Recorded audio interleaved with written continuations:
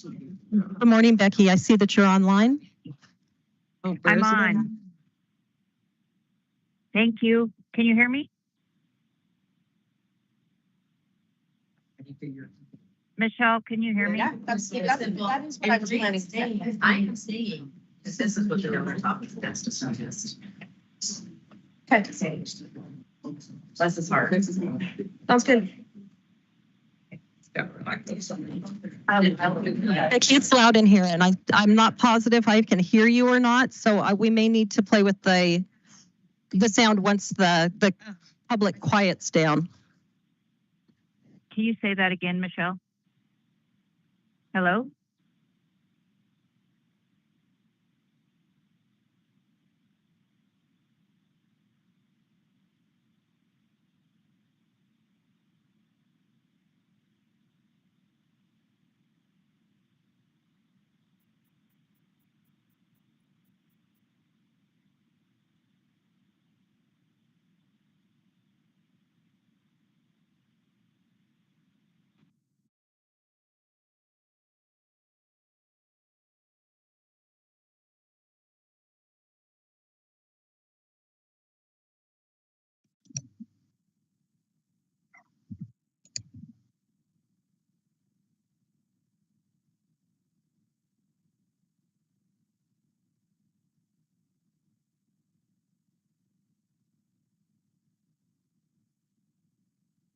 Okay, Becky, let's give it a try again.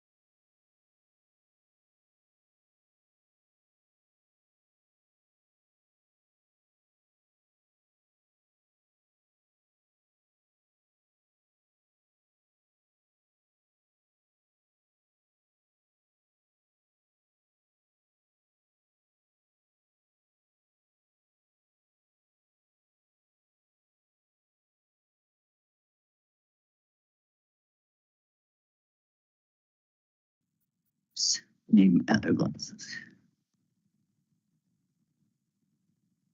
Good morning, everyone. I think we'll go ahead and get started. Thank you for waiting for us while we work through some technical issues here in Pendleton. I'd like to thank all the people that are actually here with us in the meeting room and the people who are online. I'm Mary Wall, Chair of the Oregon Fish and Wildlife Commission, and I'd like to call our Friday, June 13th, 2025 meeting to order. Before we even start with the introductions of the rest of the commission and the meeting, I would like to first introduce Corrine Sams, who is chair of the Fish and Wildlife Commission for the Confederated Tribes of the Umatilla Indian Reservation, and is here with us. It's an honor to introduce you and give you a chance to speak. Thank you, Chair Wall and members of the commission. Tatsmewi, good morning. My name is Corrine Sams, and I am a Walla Walla Cayuse Indian. I'm the 5th great-granddaughter of headman of the Walla Walla, Pio Pio Mox Mox. I'm a Board of Trustees member for the Confederated Tribes of the Umatilla Indian Reservation. I serve as the Fish and Wildlife Chair. I also serve as the Vice Chair of the Law and Order Committee. I'm a former Columbia River Intertribal Fish Commission Chair, currently the Treasurer, and I currently serve on the Oregon Tribal Consultation Task Force as the Chair. I'm extremely blessed to be here and welcome you to Pendleton and to the homelands of the Cayuse and Walla Walla and Umatilla people. The Confederated Tribes of the Umatilla Indian Reservation has called the Blue Mountains home since time immemorial. Our traditional use and usual and accustomed areas extend from Oregon to Washington to Idaho to California, Montana, Nevada, and Wyoming, where we still continue to harvest our foods today. I would like to start by acknowledging all the individuals in this room. I would like to personally thank each of you for your work, your dedication, and your willingness to come together to share information and make lasting connections. Our creation story tells us that our Creator provided all the sustenance on the landscape to sustain us: water, choosh, salmon, nasuch, big game, yamish, roots, chaush, berries, wiwanu, and medicines, patishwe. We are connected to these foods. We are connected to these lands. Our words are not our own, but the echoes of those who came before us. Our history is not written on paper, but written on the rocks. The foods gave themselves to the Natitite, the Indian people, to provide sustenance, clothing, shelter, tools, and everything we need to thrive. In return, we had to make a covenant to always be stewards of the land, to take care of everything that resides on it, to always speak up for those that cannot speak for themselves. This is our unwritten law, our Tumanwit. Our natural gifts are not just important to us, they are the lifeblood of our way of life. Before Oregon became a state in 1859, on May 29th, 1855, a council was convened at the old Indian grounds at Mill Creek, 6 miles above Wilayat-Poo. Wilayat-Poo is the Cayuse word for place of the ryegrass in the Walla Walla Valley, to discuss the situation in Eastern Oregon. That situation was the Cayuse War. It lasted from 1847 to 1855. It was an armed conflict between the Cayuse people of the Northwest United States and the settlers backed by the United States government. Free land in Oregon. The conflict was triggered by the mass settlers entering our homelands, as well as the escalating conflict at the Whitman Mission, where the attempt to convert us into Christians and farmers was failing miserably, and a massive loss of Cayuse Indians from disease, and the majority of our loss were children. We were 1,800 strong and diminished to around 500 after the arrival of settlers. Seeing that Dr. Whitman's medical practices were not healing us from measles, a group of Cayuse confronted him and an altercation occurred, resulting in the killing of Dr. Marcus and Narcissa Whitman and others in 1847. Following the battle at the Whitman Mission, for 2 years, a militia of 500 volunteer soldiers chased the Cayuse people around our territories. We were becoming outnumbered, seeing more and more settlers occupying our lands, and our immune systems were defenseless against all the foreign diseases. We gave up 5 of our men in order to make peace. These 5 Cayuse men stood up to save our people and other tribes in the region from the inevitable. They were arrested and tried by a jury in Oregon City near Willamette Falls, the place where we traveled to trade, harvest eels and other fish. The trial was held in a tavern. The judge, Orville C. Pratt, rejected defense arguments that the killings agreed with Cayuse law, as well as the attack occurred before Oregon territorial government was formed. They were hanged in 1850. Before the hanging, my ancestor Tomas said, "Much like your Savior Jesus Christ gave himself for you, we are giving ourselves up for our people in order to stop the Cayuse War."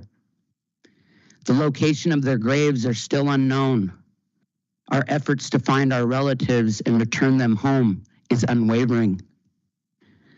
Treaty negotiations were officiated by Isaac I. Stevens, Governor and Superintendent of Indian Affairs for the Washington Territory, and Joel Palmer, the Superintendent of Indian Affairs for the Oregon Territory.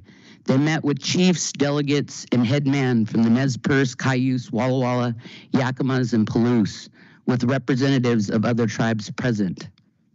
The events surrounding and the results of the Treaty Council of 1855 at Waiipo had profound impacts on the Columbia Plateau. The Treaty of June 9th, 1855 between the United States and members of the Walla Walla, Cayuse, and Umatilla tribe was signed.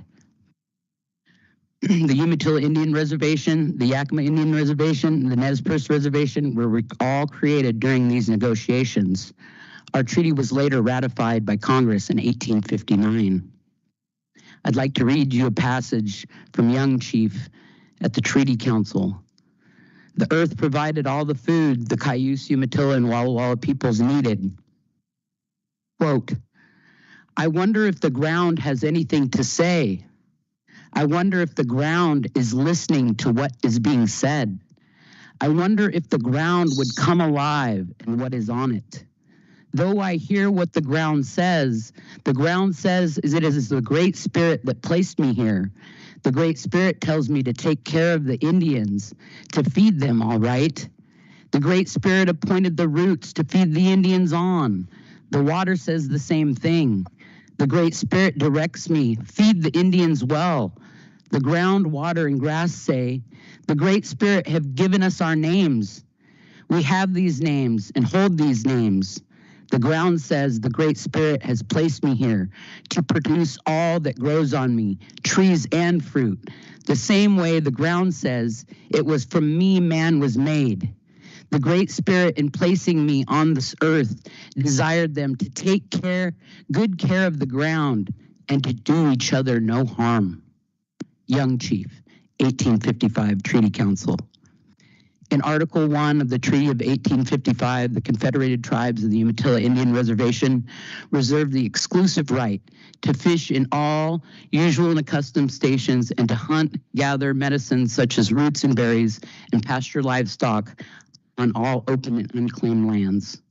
Currently, the CTUIR is 3,100 members strong. Nearly half of our tribal members live on or near the reservation. Our reservation is home to another 300 other federally recognized tribal members. About 1,500 non-tribal members also live on our reservation. We ceded 6.4 million acres in our treaty negotiations to the United States government. We retained 172,000 acres. We continue to buy back land in our original and ceded territories. The CTUIR adopted a modern constitution and bylaws in 1949 And so the governing body is consisted of 9 members of the Board of Trustees elected every 2 years by the General Council. That's members that are 18 and older. So it's been 170 years. I'm actually missing our Treaty Day celebration to be here with you all. It's been 170 years since we signed our treaty and have shared this region with the citizens of Oregon.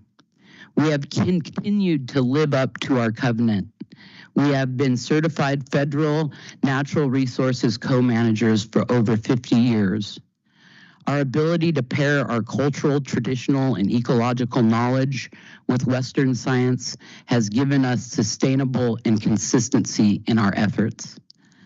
In our work to restore salmon, steelhead, lamprey, mussels, and other anadromous fish, we have also restored our relationships with the state of Oregon and its agencies through collaboration, partnerships, and a lot of open dialogue. We got to witness some of the extraordinary projects we have jointly seen come to fruition. The power of connection is abundantly clear. We cannot continue to be connected to our natural gifts without connecting to each other. Look how strong we are for Oregon together. We are facing devastating impacts to our shared interests. Yesterday's news of the Trump administration withdrawing from the Resilient Columbia Basin Agreement, paired with already elevated climate issues, water quality, predation, federal workforce cuts, funding cuts, unfolding in real time is certainly overwhelming. We must take a moment to breathe and to remain confident in accomplishing our shared priorities. We will progress with lessons learned, transparency, and partnership to mitigate and continue to move natural resources priorities forward in these times of adversity. We will not allow the current federal political climate to distract us from how far we have come and how much we have accomplished. We appreciate your time and dedication to continuing to learn and understand the Confederated Tribes, the Umatilla Indian Reservation, and our way of life. The importance of understanding the uniqueness of all 9 tribes of Oregon is imperative.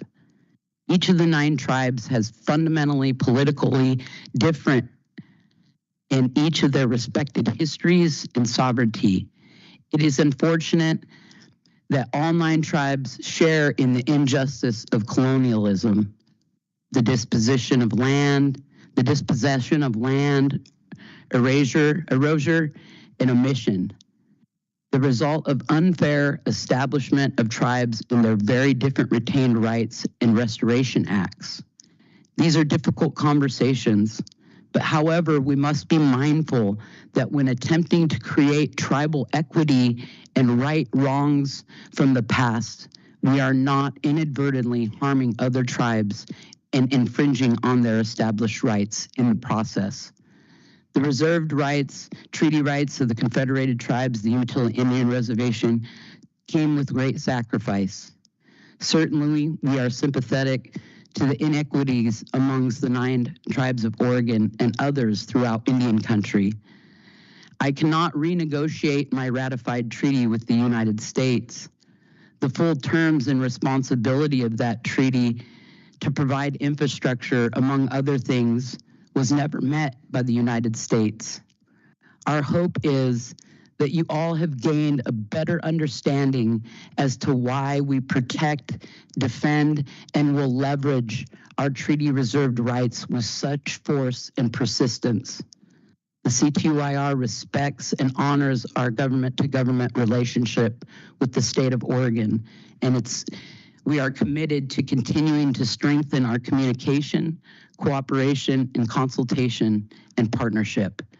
This isn't only necessary for tribal governments in Oregon, but should also occur regularly amongst tribes. As the chair of the Tribal Consultation Task Force, I'm working diligently with the 9 tribes to bring our historical consultation practices back, decolonizing, back to the 9 tribes. Tribes should be consulting with one another prior to approaching the state for any action regarding tribal affairs. Tribal conflicts are for tribes to resolve. We all have so many shared interests and common priorities. We need to focus on how we can compromise and cooperate and model and promote positive diplomatic relationships to reduce conflicts. This is our time as leaders to provide and to prove to future generations that we can and will work together to preserve, protect, and enhance all our natural resources for those yet unborn, for those shared interests and shared responsibilities of all Oregonians and its citizens. I appreciate your time today and allowing me this time to address you all. I had a wonderful morning yesterday on the tour. I hope you all enjoyed the hatchery, and I wish you nothing but the best. And it was an honor to host you all. So thank you very much. Thank you. There are multiple roles that you listed for yourself. It's hard to know even which one to start with. I would absolutely echo the collaboration remarks that you made, and thank you as well for, on behalf of all of us, for yesterday. It was, the tours are a highlight, but that one was remarkable. And for anybody who didn't get to see it, the collaboration doesn't happen everywhere, but the collaboration that's going on here with the CTUIR, with our agency, ODF&W, also Oregon Water Resources Department was with us, and the collaboration among those three and what we got to see on the ground happening as a result was a great tour. And thank you to you and to all of the other members of the tribe that were there, as well as to the Water Resources Department for putting together a lot of those pieces, and for our Eastern Region staff who did a great job of putting that together. I wouldn't want to do it, but we got to see restoration in action. We got to see a ranch with an easement on it where the tribe is going to do the restoration and put that back together. It was remarkable, and I appreciate your remarks as well as yesterday. And maybe the other commissioners, if you would, anyone like to add anything, go right ahead. I'd like to break in if I can, Chair Wall, if you can hear me. We can, of course, go ahead.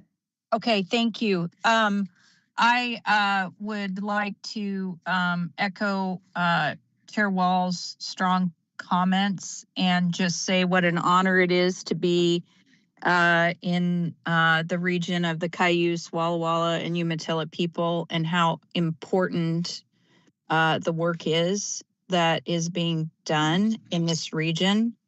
I'd also like to honor just the careful way that the tribes talk about the community and the partnerships.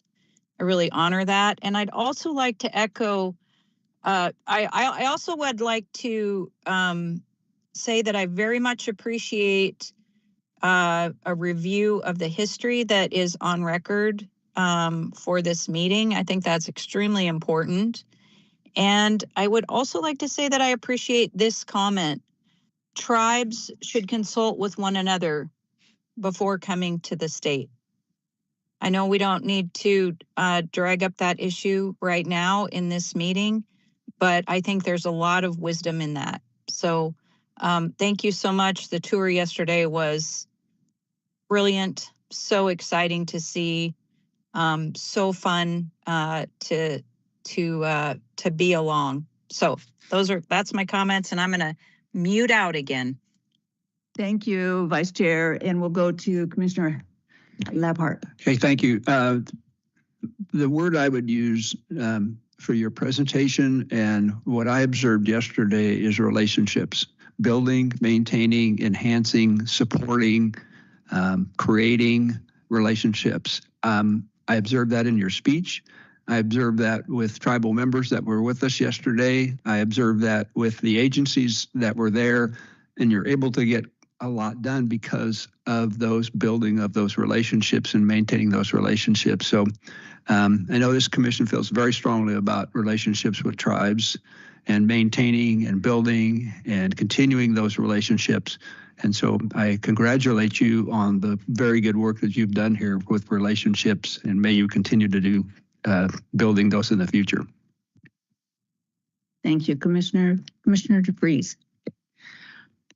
Thank you. I don't have a lot to add beyond what the other commissioners and Chair Wall and Vice Chair Hatfield-Hyde said, but I just want to echo again everything. I completely agree, and to thank you for sharing your knowledge. And it is really important for us to continue to learn, and we can't do that without communication and collaboration. So just echoing that. Thank you very much. Thank you, Commissioner DeFreeze. Director. Thank you so much for being here this morning and for hosting the tour yesterday. I just want to give a shout out to all of the staff that were at the tour yesterday, from ODFW, from Water Resources, and from CTUIR. I think that we all got a glimpse. You know, we show up for a tour, we hear about these amazing things, but we have staff that are working together almost every day, and it is truly remarkable. And I just want to express my gratitude to all of them, because that's how the work's getting done. And I think they serve as an inspiration for us all on how to work together, and just wanted to express my gratitude. Good point. Thank you. Thank you very much. Thank you. I think we will go right then to introductions. So Chair Hatfield-Hyde, if you can unmute yourself and introduce yourself. I'm here. My name is Becky Hatfield-Hyde, and I hang out a lot in the Klamath Basin as well as the high desert east of Bend, and just thrilled to be here. Thank you. Commissioner Labhart. Hey, Mark Labhart, and I live in Sisters and proud to be a member of this commission. Good morning, Bob Spellbrink, Siletz, Oregon. Was disappointed I couldn't be here yesterday, but I had a family commitment that I took a priority. But I really appreciate the history lesson this morning and your comments. Thank you. Good morning. Dr. Leslie King, Commissioner from Portland, but I've spent a lot of time in this area, and it's always good to learn more. So it is great to be back in the land of Letterbuck, and my favorite part of Roundup is the Cayuse, Walla Walla, and Umatilla tribes, how they win the wild horse relay. So it's good to be here, and it's also good to learn more and hear more from you today. So thank you. Commissioner Hall DeFreeze, I am from Baker County and happy to be here in our neck of the woods. Thank you. Thank you again, and I bet we'll be talking soon. Thank you. Let's go to introductions of the director, and then Michelle will come to you. Good morning, everyone. I'm Debbie Colbert. I'm the Director of Oregon Department of Fish and Wildlife. Good morning. I'm Michelle Tate with the Oregon Department of Fish and Wildlife. I'm here to provide support to the commission and the directors so that we can conduct this meeting in person and virtually. I want to also thank the city of Pendleton for allowing us to use this beautiful venue. A couple things about the venue. It is a little bit older of a facility, so our technology is, right now it feels like it's really good, but as everyone knows, we're kind of at the mercy of the internet. So please be patient if we have glitches. I appreciate that patience. A couple other things that I wanted to point out is that above us, they are preparing for a play and they're building their stage. We've talked to them. They have assured us that they're not going to be the loud banging that we were experiencing yesterday while we were setting up, but there will be some saws or drills, which we just heard a few minutes ago. 11 o'clock, they'll wrap that up. So we will have some minor ambient sound that we need to work around. Next, the room next door is also ours. If you have loud conversations, if you need to do work, please go ahead and help move over to the other room so that we can have the acoustics in this room are really good. So everything is loud. So and for online, I want to remind the folks that please leave your cameras and your microphones muted until Chair Wall calls upon you to speak. If you don't leave your microphones and cameras muted, I will mute them. I don't have the capabilities to unmute them for you, but I will mute you if you turn your microphone on too soon. That's all I have. Thanks. Thank you, Michelle, and thank you for living through that ordeal, the technical ordeal earlier this morning. couldn't do it myself. Let's go right to the director's report then, if you will. All right. So number of items in the director's report. You have the field report in written form.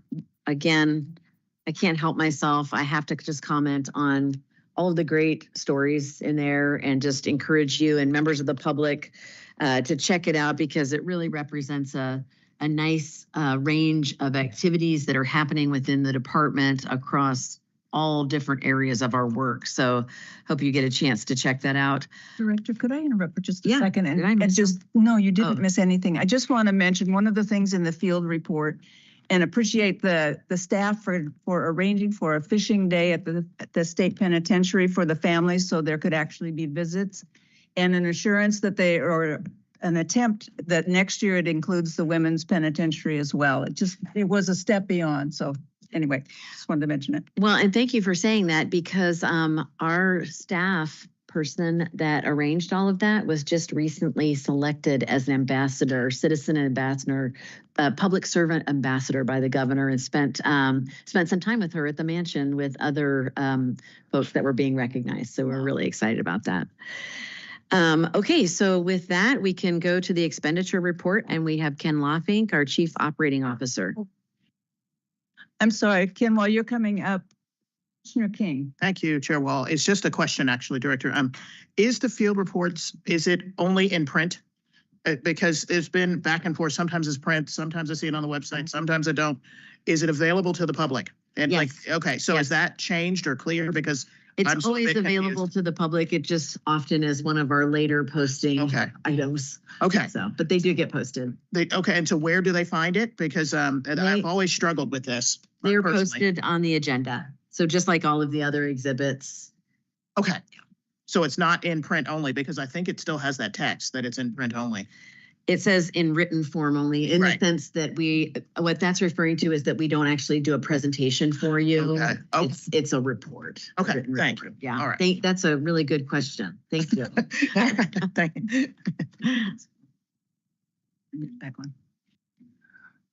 Good morning, Chair Wall, Vice Chair Hatfield Hyde, Commissioners, Director Colbert. For the record, my name is Ken Lofink. I'm the Chief Operating Officer for the Oregon Department of Fish and Wildlife. Pleased to be here this morning to deliver the agency's financial report in the great city of Pendleton. So here we go. For the month ending April 30th, 2025, the department's unrestricted cash balance finished at $69.6 million and restricted cash finished at $74.7 million for a total of $144.3 million in custody at State Treasury. As I always do in my monthly report, just a reminder that the unrestricted cash balance includes $22 million in insurance funds that are dedicated for damages incurred from the 2020 wildfires. So if you minus those insurance funds from our unrestricted cash, we have a true unrestricted cash balance of $47.6 million, which is right in line with our budget forecast pre-biennium. For the 2023-2025 biennium, all expenditures and revenues are tracking as expected. Agency expenditures through the month of April are 66% of our legislatively approved budget limitation. That 66% is reflective of some intentional cost-saving measures that the department has undertaken this biennium. And spending rates have increased here at the latter stages of the biennium, but we fully expect that expenditures will continue to remain within our approved expenditure limitation across all fund types. Looking forward a bit, so May and June are our big months for sales. We had some really exceptional sales for the controlled hunt application deadline in May, and now we're seeing really good sales associated with purchases of tags and licenses this month. So we'll likely see a slight increase in our cash balances here at month end. And then for the remainder of the year, likely see a steady decrease in those cash balances as license revenues decrease throughout the calendar year. So just to look forward to that, but we're pretty much right in line with where we expect to be. For 25-27 budget development, the agency's budget bill, House Bill 5009, had a work session and was passed out of the Joint Ways and Means Committee on Friday, 6/6/25, so a week ago today. And this budget bill includes revenue from the agency's fee bill, which is House Bill 2342, the Columbia Basin Endorsement Bill, House Bill 2343, and the Hatchery Monitoring and Maintenance Fund Bill, which is House Bill 2345. These companion bills also received work sessions at the Joint Ways and Means Committee on June 6th. and all three of those bills also passed out of that committee. Next steps for these bills are votes on the House and Senate floors.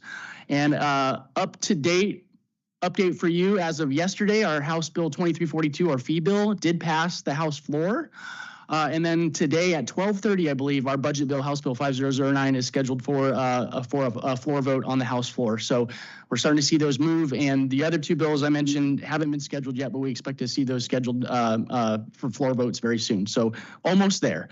And with that, I'll give a full summary of the agency's 25-27 legislatively approved budget at our August meeting. And then not written in the report, but just thanks for some heads up from a couple of commissioners on federal funding. I'll go ahead and just speak briefly on a federal funding update. So since we last met in April, the president's, we call it the skinny budget, came out in May, which is just a high-level summary of budgeted items. And since then, we have seen some additional details of what that budget entails. And we are aware of details in the proposed budget that would impact our operations and are monitoring those closely.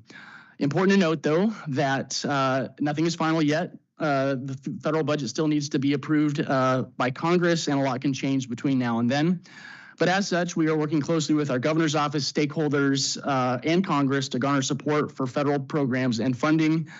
And we're going to continue to work as proactively as we can as things evolve. Happy to answer any questions.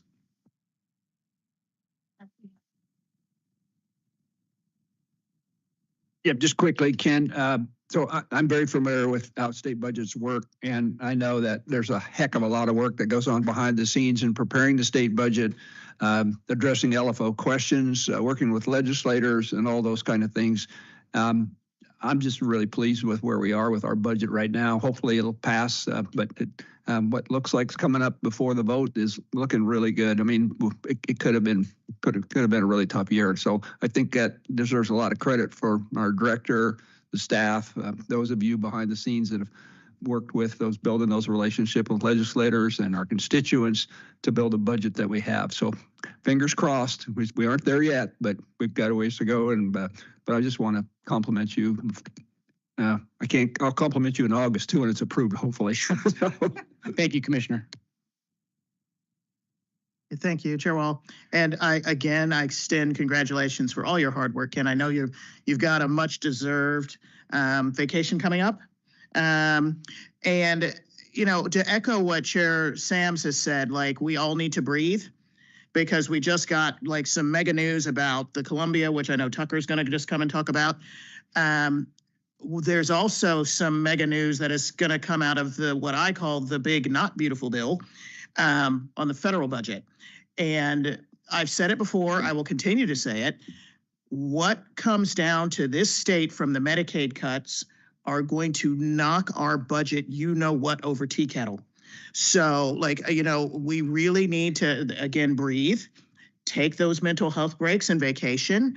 There is a lot of unknowns out there, but what is known is we will be one of the states most impacted by this current federal budget as it is written, and it will legit require a special session of the legislature to decipher all that it means. So, you know, we really need to just understand and know that this really might change a whole lot. And so everybody take their breaks, everybody breathe, everybody do our best to get through it. But we are nowhere near the end, sadly.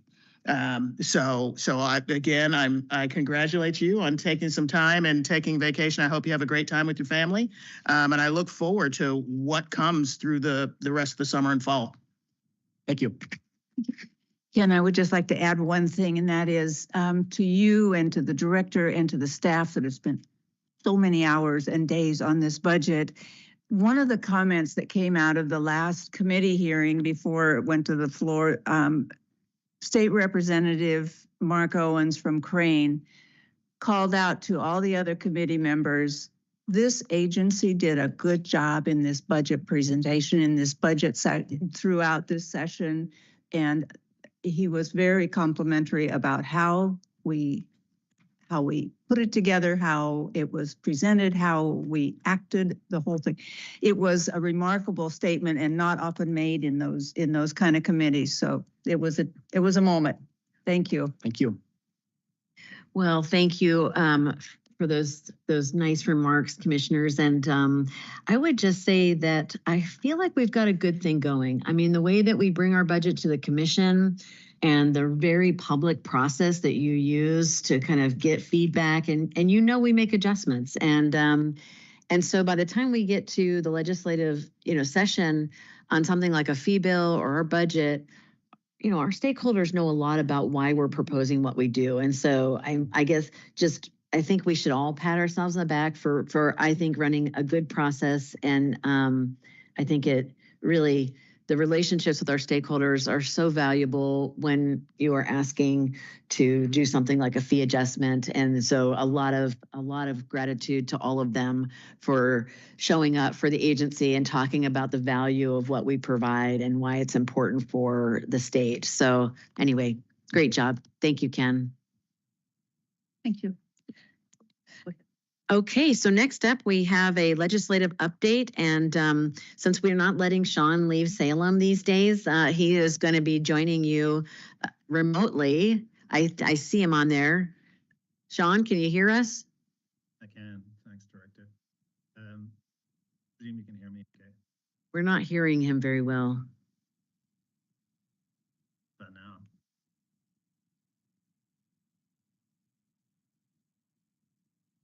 We're not hearing you yet, Sean. Sorry.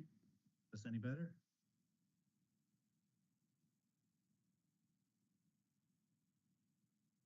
Try and call myself.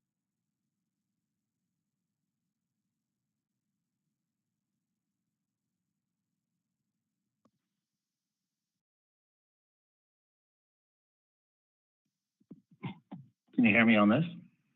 There. Okay. Cheers. Yep. Excuse me. Chair Wall, Vice Chair Hatfield Hyde, Commissioners, Sean Clements, Deputy Director here. Apologies I couldn't be with you today, but like Debbie said, they're not letting me stray very far from Salem these days. And there's actually quite a lot going on. Before I dive into the legislative update, I just want to kind of continue the round of thanks. There's been so many people engaged on this process, both in the department and outside the department.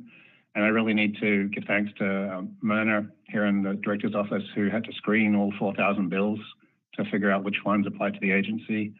And to our legislative team, Amanda Reich, Jeremy Thompson, Rod Kramer, Justin Dion, Ken Loffink, Amanda McKenzie, and then all our economists who are working kind of overtime on the weekends doing fiscals. So big team effort here in the department. And then also a shout out to a lot of our stakeholders. As Debbie said, they've been with us all the way along this process, both on department bills and testifying on other legislative bills. And it's true that if no one shows up, then things don't get done. And I really appreciate our stakeholders for showing up. And with that, I'll just dive into the session, kind of where we're at. And it was about 4,000 bills introduced, so a pretty high number. About 400 of those, or a little over 400, department was watching. And a subset of those we're watching closely. So I'm going to go through each of those and just give you a kind of snapshot of where we're at. I think we got a couple of hours here, right? I'm not. But I'm just going to go through at a high level the bills of the departments, and then ones in the 4 committees that we were tracking pretty closely, and just let you know where they're at. So Ken covered our budget bill and our fee bill, and again, both of those are on track. And again, thanks to the commission for their role in this. The public process that we go through really helps vet a lot of this before we get to the legislature and makes it smoother there. The Columbia River endorsement and the Oregon Hatchery Maintenance and Monitoring Fund, they'll be up in the Senate next week.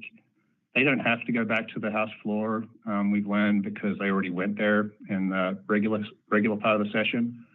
So they've had a pretty circuitous route, having been through the House and Senate committees and Ways and Means subcommittee and full committee. So they're just going to go to the Senate for a final vote there, hopefully next week. Landowner Preference Program, Senate Bill 812. This was a bill that departments run previously, and we were trying to just eliminate the sunset requirement and make the program permanent. And again, thanks to the support of a lot of our stakeholders, this bill went through without any real hiccups, both the Senate and the House, and is now into law. So that program's permanent now. A big thanks to the Staff and Wildlife Division for that. So I'm just going to go through each of the 4 committees that we were tracking this session pretty closely, starting off with the House Ag, Land Use, Natural Resources and Water Committee. There was a lot of bills up in this committee early on. They had a pretty ambitious schedule. Some of the things we were tracking pretty closely was aquatic invasive species. A lot of emphasis on this topic this session, really driven by Rep. Helm, Rep. Levy, and their involvement in some of the interstate task forces here. So there's 3 bills up related to aquatic invasive species, and I have to recognize Keith DeHart, who I think you're going to hear from later today. He must have put on about 5 or 6 presentations to various committees, just educating them on the topic, kind of providing background on a lot of the bills, and I think he did a phenomenal job.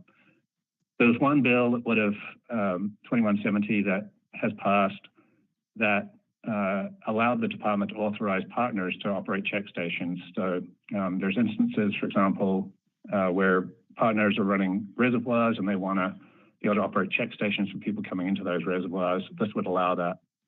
It would also allow tribes to run check stations. So that just potentially increases our capacity to have prevention throughout the state. There was a bill 2982 that increases the fees on motorboats and recreational vessels that is paid into the Aquatic Invasive Species Fund at State Marine Board, and it lowers the length threshold at which you have to obtain that permit. So it's essentially going to provide more revenue for aquatic invasive species control and prevention in the state. That's passed the Senate yesterday, so it's heading to the governor for signature. And then there was a third bill that was around implementing the work group priorities, the interstate work group priorities. It's a funding bill. It's currently in Ways and Means. It would provide funding for monitoring, vulnerability assessment, and response preparedness. And we'll see where that goes in Ways and Means. So that was aquatic invasive species. Wildlife crossings was another topic, priority topic in that committee. And got to recognize Rachel Wheat and Bernadette for their help on these bills. There was one bill, 2978, which has passed and been signed. And that bill is a policy bill. And it's really around the partnership between ODFW and ODOT and then the interested stakeholders. What it does is direct ODOT to incorporate wildlife crossing and collision reduction features into their any projects related to highway system. It establishes a training program within ODOT, and ODFW will be involved in helping set up that training program for ODOT. And we found that these training programs, where they're implemented, they really help engineers understand both the value of passage and crossings, as well as how to implement them in project design, and really kind of ingrains it in the culture going forward. So that's a really big step. And then another piece is to develop a list of priority projects with ODFW, and then it establishes an advisory group that will also help in that priority setting process. And the goal here really is to make sure that ODFW, ODOT, and our stakeholders are all aligned in what the priorities are in the state. Given there's limited resources, we want to make sure that we're all rowing in the same direction. So this bill kind of sets up a framework to do that. And it also establishes some reporting requirements for ODOT. So that's the policy side of things. Currently, not a lot of funding, as you know, to implement crossings. So House Bill 2025, the transportation package that you might have heard about, that has $10 million per biennium for wildlife crossings currently. And I think we feel pretty fortunate that that is in there, given how few call-outs there are for these kind of projects. So we'll see where that goes. We expect that transportation bill to probably have a work session next week, and we'll see where it goes. Water has always been a big topic in the House Ag Committee, with co-chairs Helm and Owens having a specific interest in water. So there were several bills related to water this session. There was one related to transfers in this committee, and then there was another 2 in the Senate committee.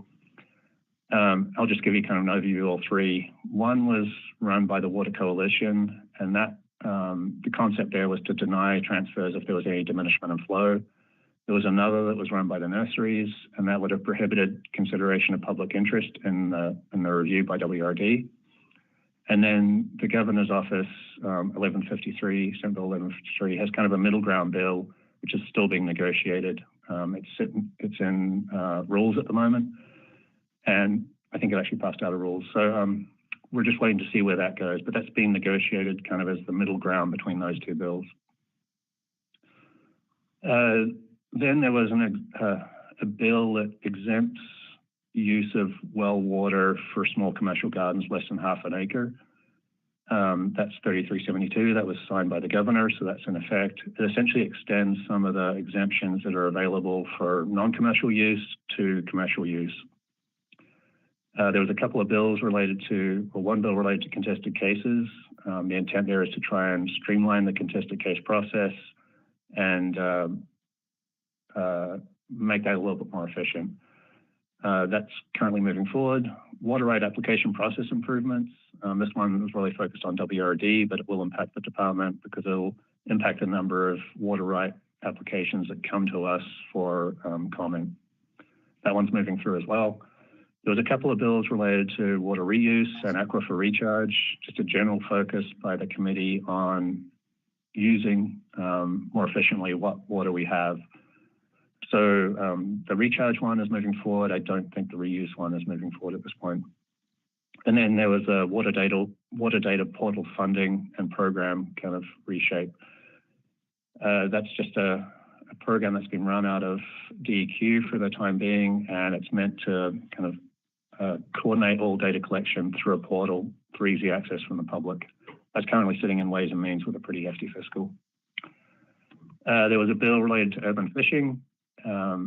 Rip Evans really wants to focus on getting youth and others into fishing, particularly in urban areas. That has a $2 million lottery bond ask, so it's sitting in Ways and Means again. There was a study bill related to mule deer. So the state ODFW has 2 studies ongoing in Eastern Oregon looking at what is limiting factors for mule deer habitat predation. This would have extended that to a 3rd study area in the Malheur. That is also sitting in Ways and Means at the moment. And there was a bill related to wildlife damage. We've seen several of these bills in the past. This one was a $600,000 pilot program to establish 10 pilot areas in the state and implement wildlife damage compensation. That one's also sitting in Ways and Means. And then there's one you're probably familiar with. They're calling it the 1% for Wildlife. This is the State Wildlife Action Plan implementation funding, 2977. That got passed out of House Ag onto revenue and it had a public hearing in revenue, and we're waiting to see if they'll get a work session. And then there was another bill introduced by Rep. Helm and Senator Weber that would have funded the department through an increase in the general income tax of 0.013%. Would have generated about $250 million per biennium for the department. That one hasn't proceeded, and for all intents and purposes, it's dead for now. And then there was 2 bills related to aquaculture, one that would have banned net pan aquaculture in the state, and one that would have banned farming of octopus in the state. Both of those had public hearings but haven't proceeded. I think you're going to hear later from some folks that are interested in adding octopus to the prohibited species list. So that's House Ag, or a high level of House Ag, and what was going on there. I'm going to switch over to House Climate and Energy Committee. This is one where there hasn't historically been a lot going on for the department, but this session, just given how much was in House Ag, there was a lot of spillover. And so the Wildlife Stewardship Bill, if you recall, in our ARB, we had a policy option package for wildlife stewardship that would have had bios in the urban areas in Willamette Valley, as well as funding for rehab. That wasn't included in the GRB, but the supporters of that effort introduced a bill that went through this committee that would have essentially mirrored that policy option package. That's sitting in Ways and Means for now. There was a bill on eelgrass that would have established a task force out of DLCD to essentially develop recommendations for the protection and conservation of eelgrass. That too is sitting in Ways and Means. Another bill on rocky shores that funds a position at DLCD to work with other agencies and partners on implementing rocky shore management plans. That too is sitting in Ways and Means. And then there was that third bill on aquatic invasive species to fund the task force recommendations that I mentioned. And then there was a bill on beaver harvest on public lands, which I think many of you have heard about. This bill was introduced by Rep Marsh late in the game in that first part of the session, and it proposed to ban harvest on public lands in areas that are categorized as 4 or 5 water quality impaired by DEQ. So it's a portion of public lands. That bill passed out of committee, went to the Senate, passed out of the Senate, and it's waiting a Senate floor hearing probably on Monday. Department did engage on that one and provided testimony. We can talk more about that if you want. So I know the commission spent a lot of time considering that in the past few years. And then there was 2 other bills related to light mitigation and wind energy permitting. Light mitigation bill run by Rep Levy. It's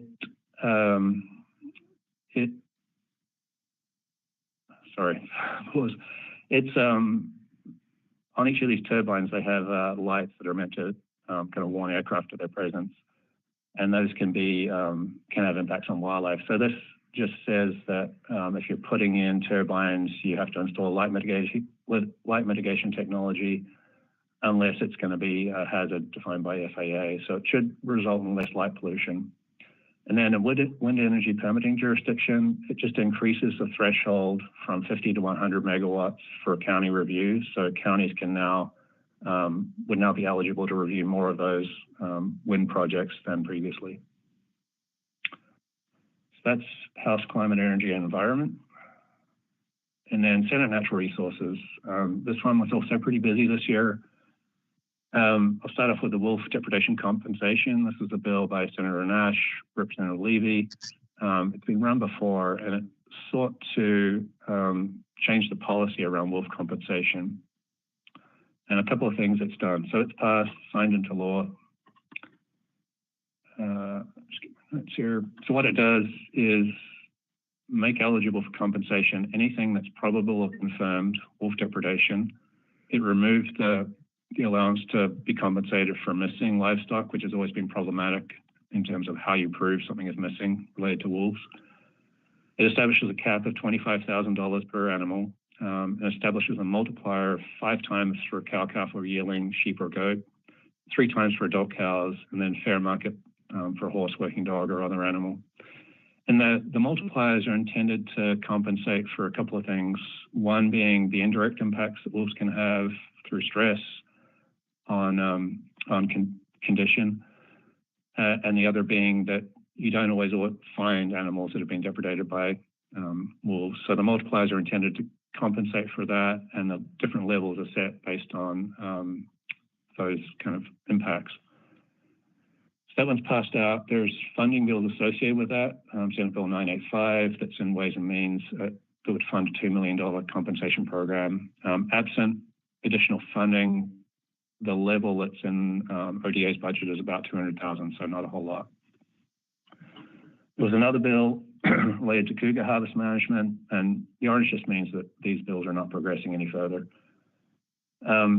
This is a bill that was run by Senator Nash that would have allowed a county to consider and approve a measure that's exempt from ORS 498164, which was the statute that banned the use of hounds based on those public ballot initiatives back in 2017. If a county adopted that measure, then the commission could consider the use of hounds in that county for hunting cougars. This bill had a public hearing, generated a lot of testimony, over 800 pieces, but in the end, it didn't progress to a work session, and so it's not going any further this session. I mentioned there was a couple of bills on water transfers. 2 of them went through this committee, the Water Coalition bill and the governor's bill. There was a bill related to Rock Creek Hatchery. Started out as a bill to restore the summer steelhead program that the commission ended back in 2022. It got amended to be a study bill that would look at the impacts of predation and try and improve the homing of the spring chinook program down there, and would have provided funding for the ongoing operation of those existing programs. That one is sitting in Ways and Means. There's another bill around navigable waterways that was run by DSL. And what this does is there's two kinds of ways waterways can be designated as navigable. One where there's slow movement and one where there's rapid movement of the waterway.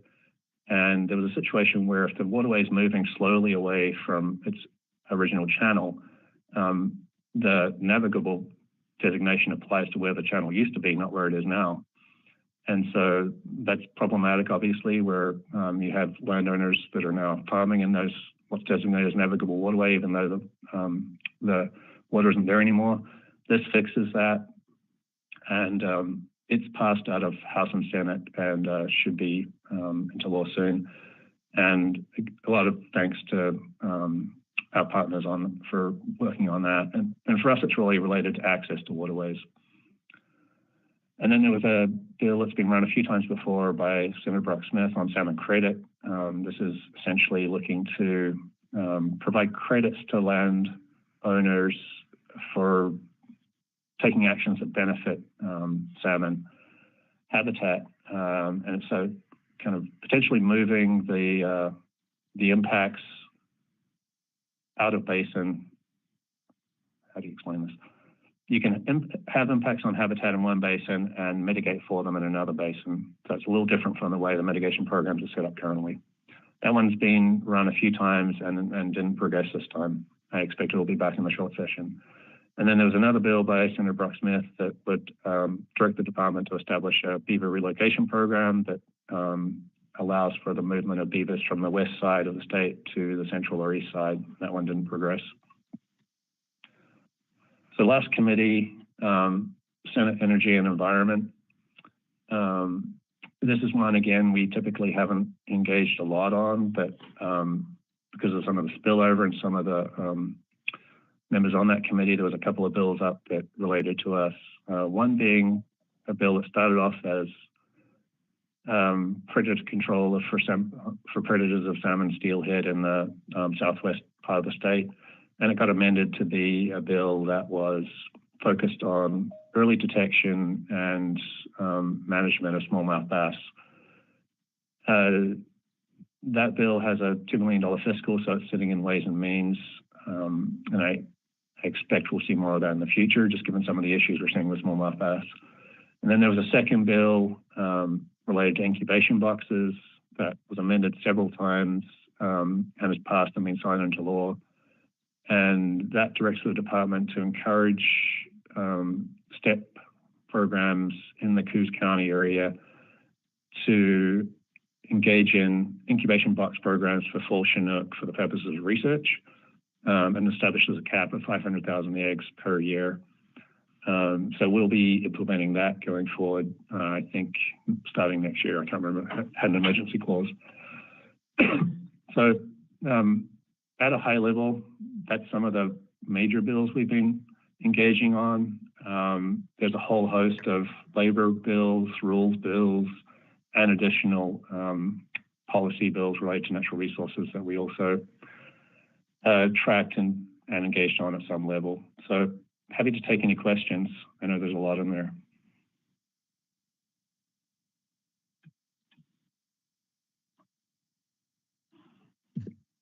First, just a second, first Commissioner King and then Commissioner Labhart. Thank you, Chair Wall. Thank you, Sean. Is there any way you can send us a list or some kind of summary of this? It's kind of hard to keep track of how many there are. Maybe it's easy for you, but that was just not easy to follow. Yeah. Yeah, I'll be doing, at the end of session, I'll be doing a wrap-up email to you all about kind of where things landed on everything. And I can certainly send you this list that I shared today. There's still a lot in play and it's kind of changing daily on some of these.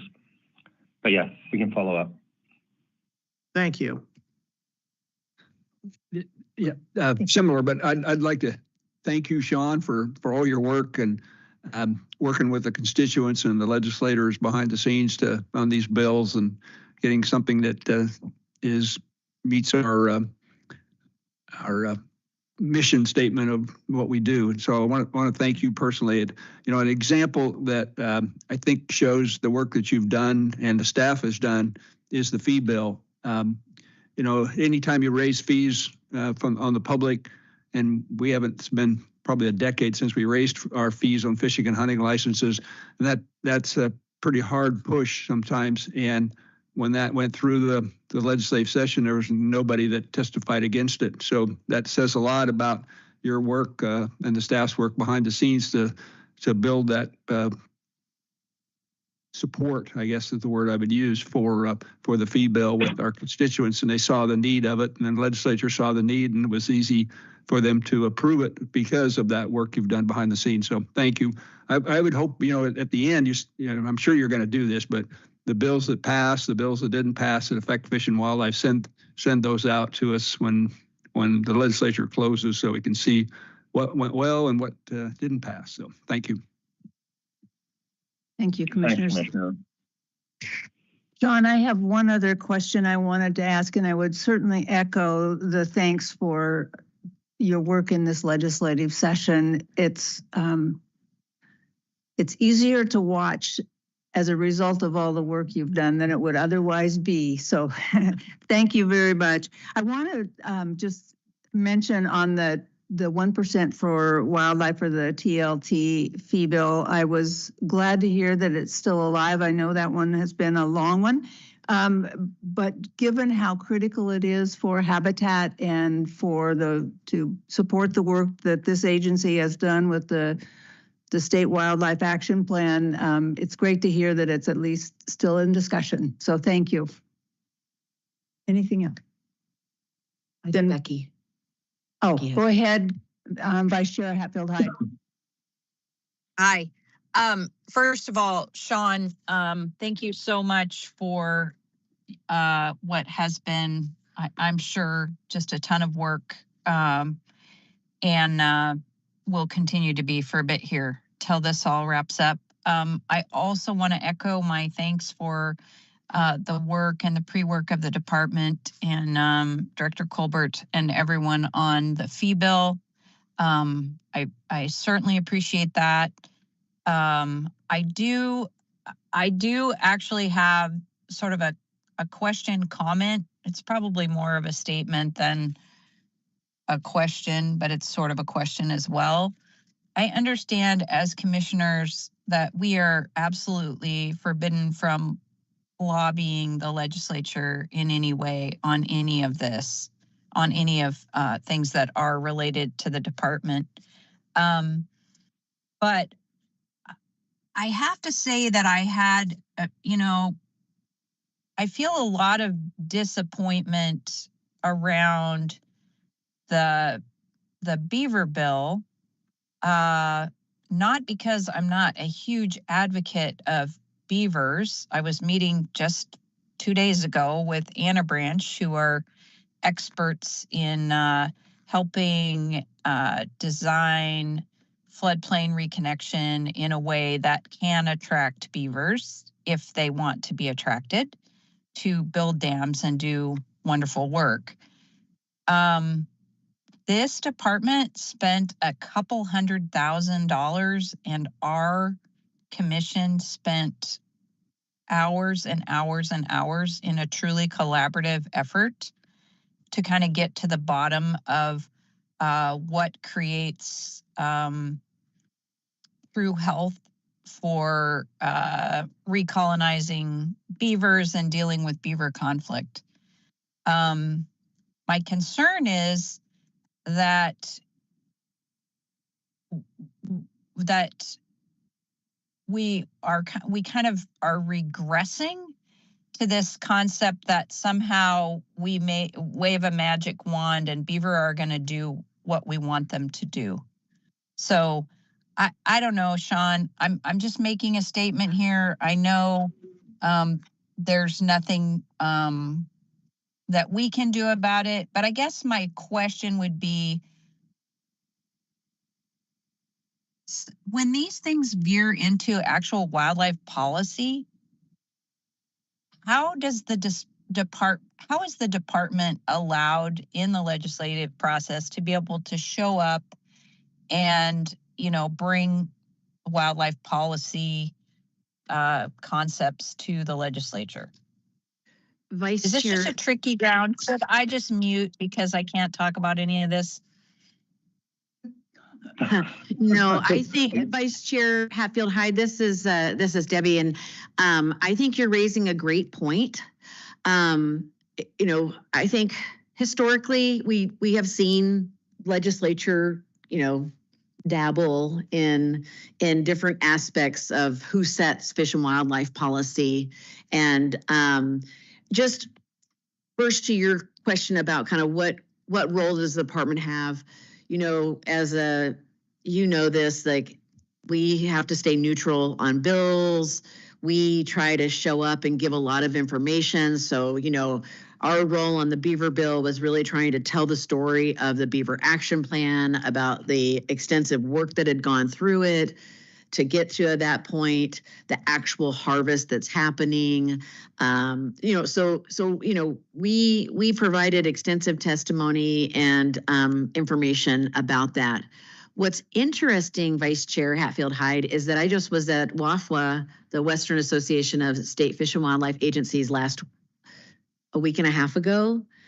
And the directors had a discussion about some of the trends that we're seeing across the Western states of legislatures actually reaching in and taking authority away from state fish and wildlife commissions.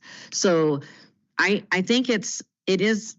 I'm not taking a position on this bill, but I do think it is concerning and something that we're going to want to continue to raise awareness with our governor's office, to just really call the question around, we have a Fish and Wildlife Commission that has this authority, and it is a worrisome trend when you hear other directors talk about what's happening in their states as well. So I don't know if that answers your question, Vice Chair, but just a couple thoughts. Director Colbert, I really appreciate you just bringing awareness to that. I am concerned that this will become a bigger trend.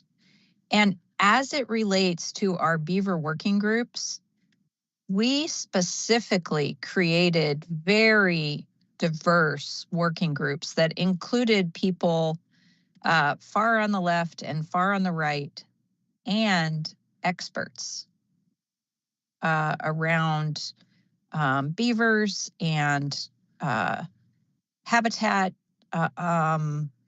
So I feel like what we did was a very common sense process. And what we came to was that we really don't fix these systems when we don't look at them from a landscape scale. And when we pretend that one animal will just magically be a tool for us without doing a whole lot of work and collaboration, like we saw yesterday in the systems that we were so blessed to get to see, we're being foolish. And I'm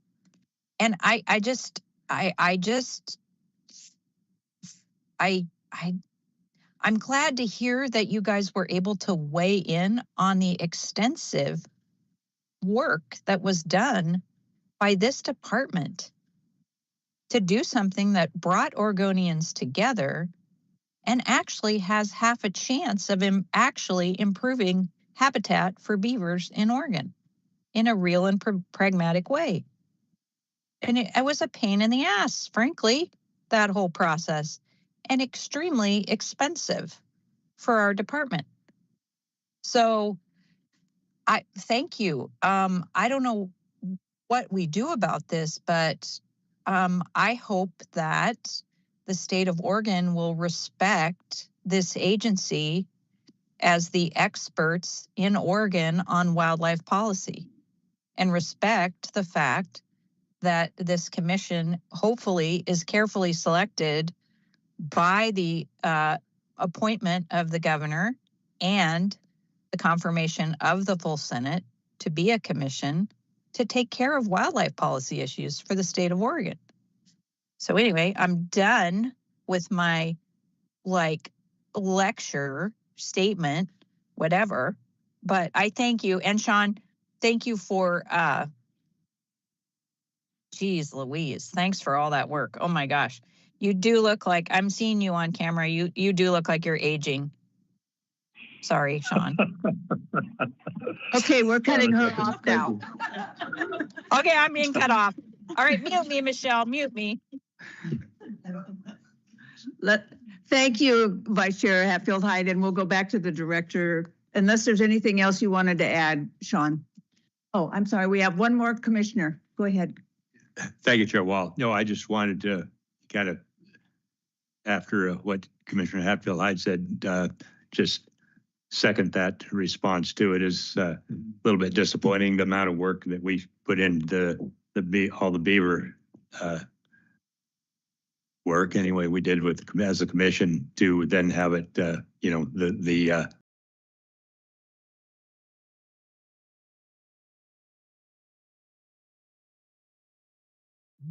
and second that.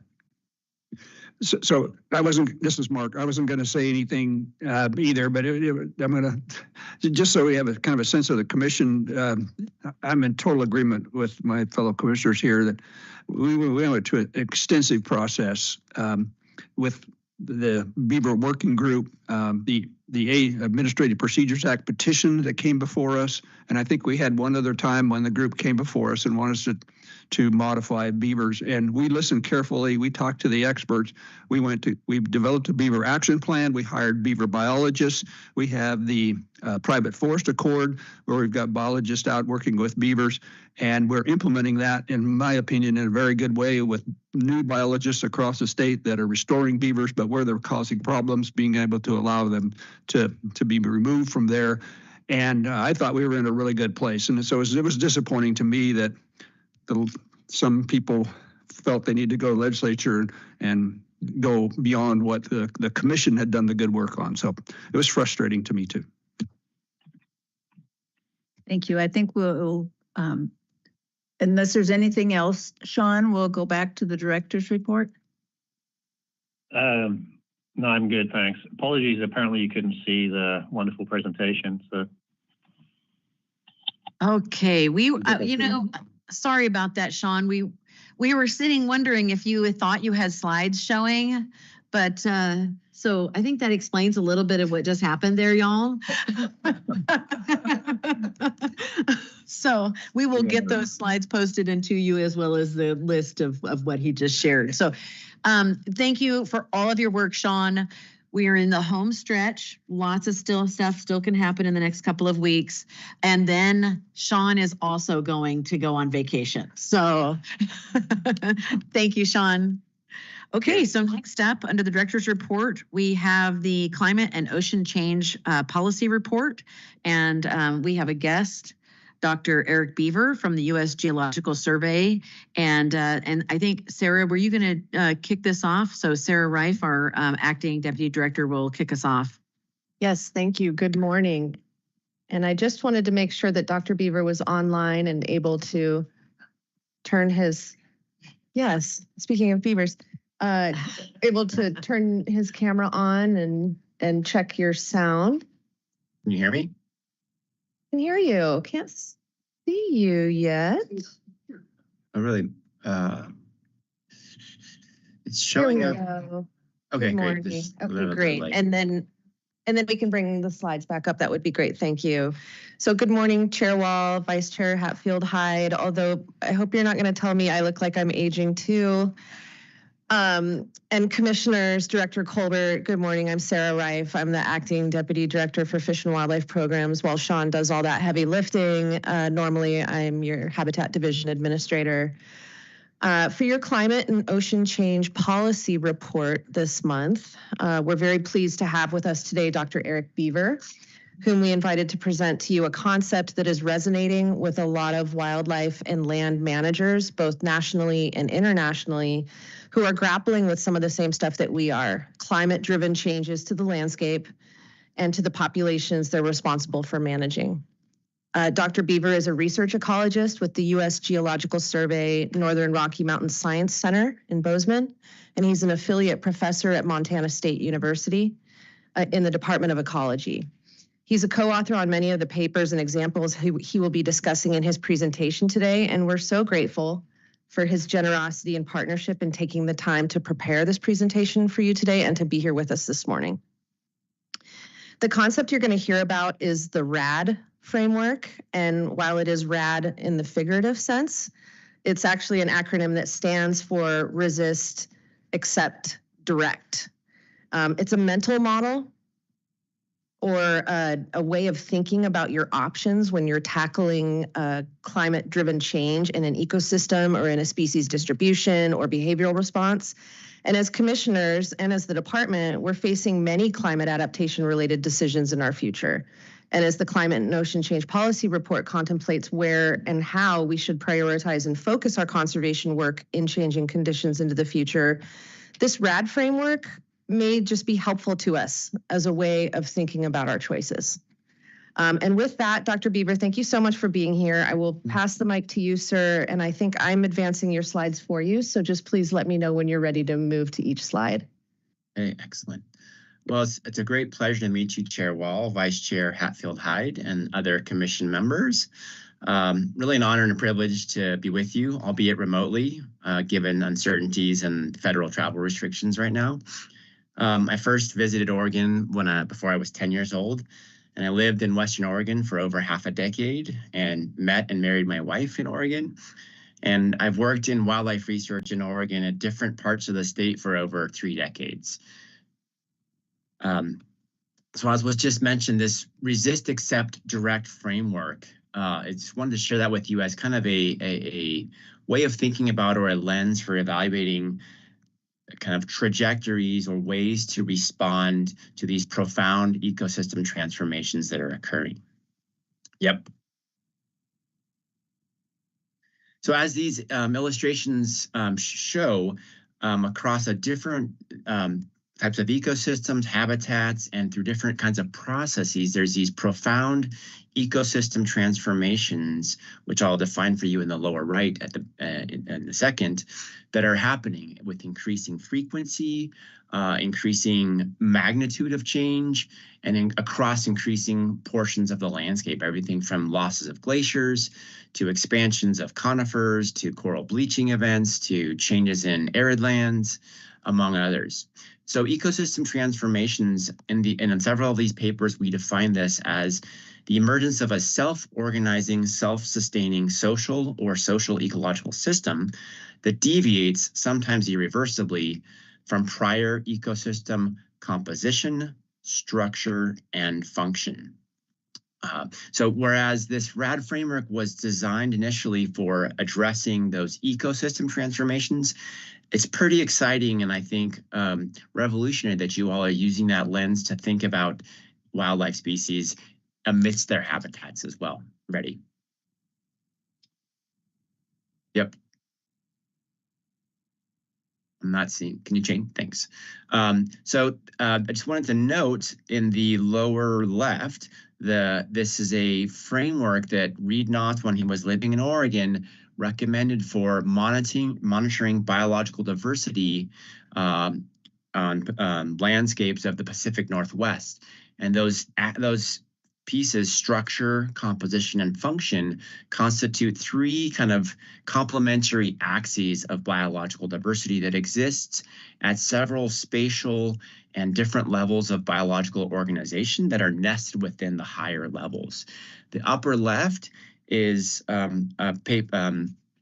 graph of temperatures at around 7,600 feet across the entire Great Basin ecoregion between the Sierra Nevada and Rocky Mountains. This is from work that I've done for a long time in southeastern Oregon. On the right is a map of a kind of a biome map.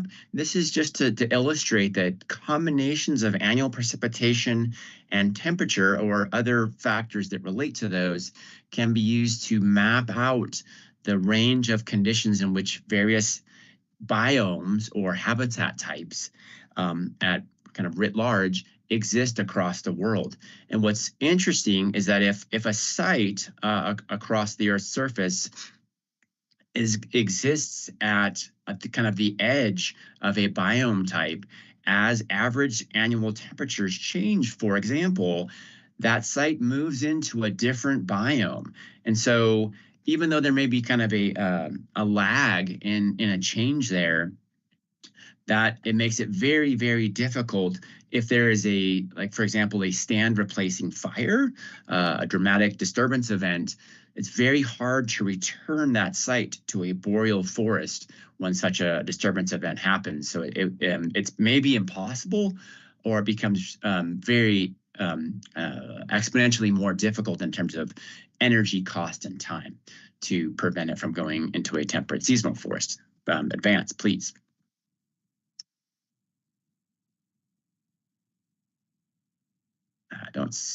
Ready. Oh, yeah, excellent. And one of the impetuses for thinking about these kinds of decisions is that, as you can see, from beginning millennia before the present to the current time and into the future, there's been kind of some variability. This is just a heuristic diagram, not specific levels, but kind of a different mix of levels of natural climate variability that can be combined synergistically with different levels of land conversion and habitat degradation, the influence of introduced species, harvest, and then added on top of that is the human-driven climate change, and then potentially even synergistic effects of all these things happening together. So that's kind of one of the impetuses for thinking about this. Next slide, please. There we go. Just one. So one piece that's really important, if you can go back one, please, that's important to remember here is climate change refugia. And these are really important for conservation and management strategies. And these exist at various spatial and temporal resolutions. So on the right, you can see that this is from a network of sensors and remotely sensed information, that you can see this characterization of the landscape. And you can see here when there's like an actual temperature map of what temperatures are on the surface of the Earth, the bottoms of drainages of creeks and rivers are significantly cooler than some of the other parts of those landscapes.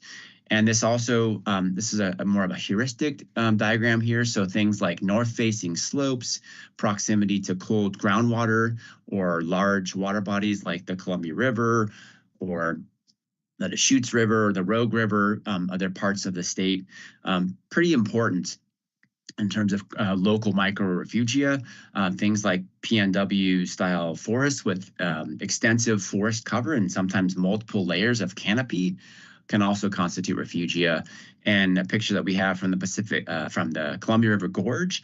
And I've talked to folks in the gorge that, yeah, you know, back when I was a kid, we used to roll down the slopes that was like 15 or 18 inches thick of moss. And I'm like, wow, that's kind of amazing to imagine that. But just strongly decouple conditions that exist in the region from what things below the moss experience. So we've put temperature sensors underneath that moss, and it doesn't even vary 1 Celsius degree. So less than 2 degrees Fahrenheit within a day. So also things like caves. Next slide, please. And so these refugia have also been important for kind of key foundational or keystone species on the landscapes of the PNW. So for example, the Western red cedar, going backwards through glacial, interglacial cycles, that Western red cedar existed only kind of on coastal areas of Northern California, Oregon, and Washington 21,000 years ago. But through time, that's expanded its distribution to across a much broader swath of the PNW. Similarly, on the ponderosa pine, refugia there back across different time periods have led to that species' current distribution today. Next slide, please. Another important piece that I think is really relevant to this discussion, kind of as a precursor, is we performed with other researchers from Washington, Oregon, and around the country, experts in specific animal groups. We performed a global review of the contexts in which animal species specifically have exhibited flexibility in their behaviors with respect to challenging conditions, either weather or climate conditions over different timescales. And so I just wanted to briefly summarize those. The behavior that was most exhibited to be flexible was the timing of life history events like mating or birthing timing, or timing of migration or habitat use, and other behaviors less so. Animals responded flexibly most commonly with respect to temperature variability, most commonly reported in the literature in terms of invertebrates, insects, crustaceans, etc. Secondarily with respect to birds, and then in mammals and reptiles. Most commonly observed, not surprisingly perhaps, in species that live 3 to 100 years long lifespan, and in most commonly exhibited flexible behavior with respect to chronic stimuli. Next slide, please.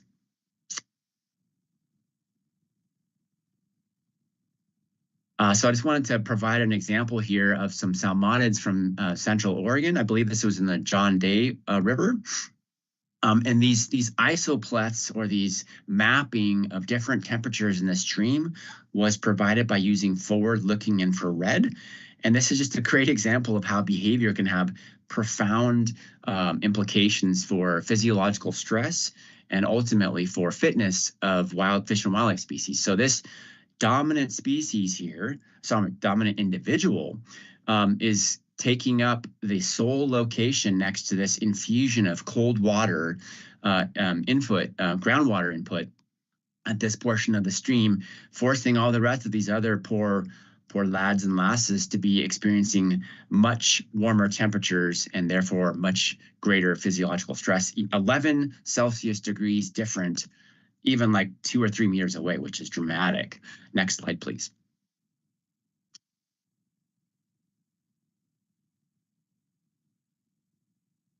So getting into ecosystem transformations. So the occurrence of these is really nothing new.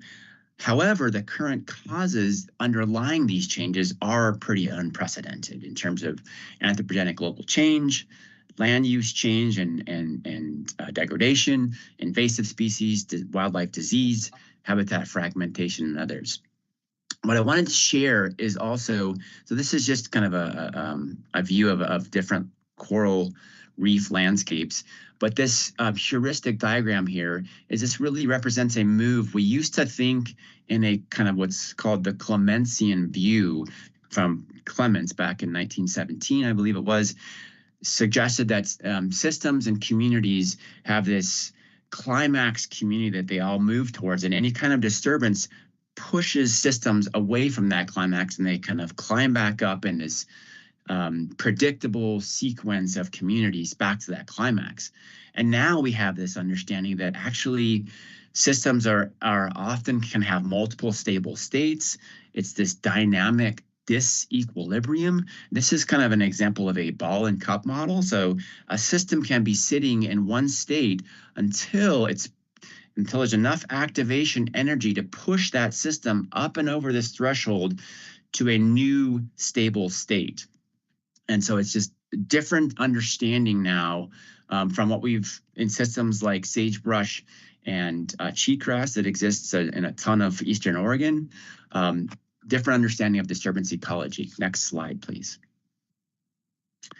So that brings us to the RAD framework. I wanted to note that these 3 options are mutually exclusive and are meant to comprise the entire decision space for responding to these profound ecological changes. And I'm going to get into each of those next. Next slide, please.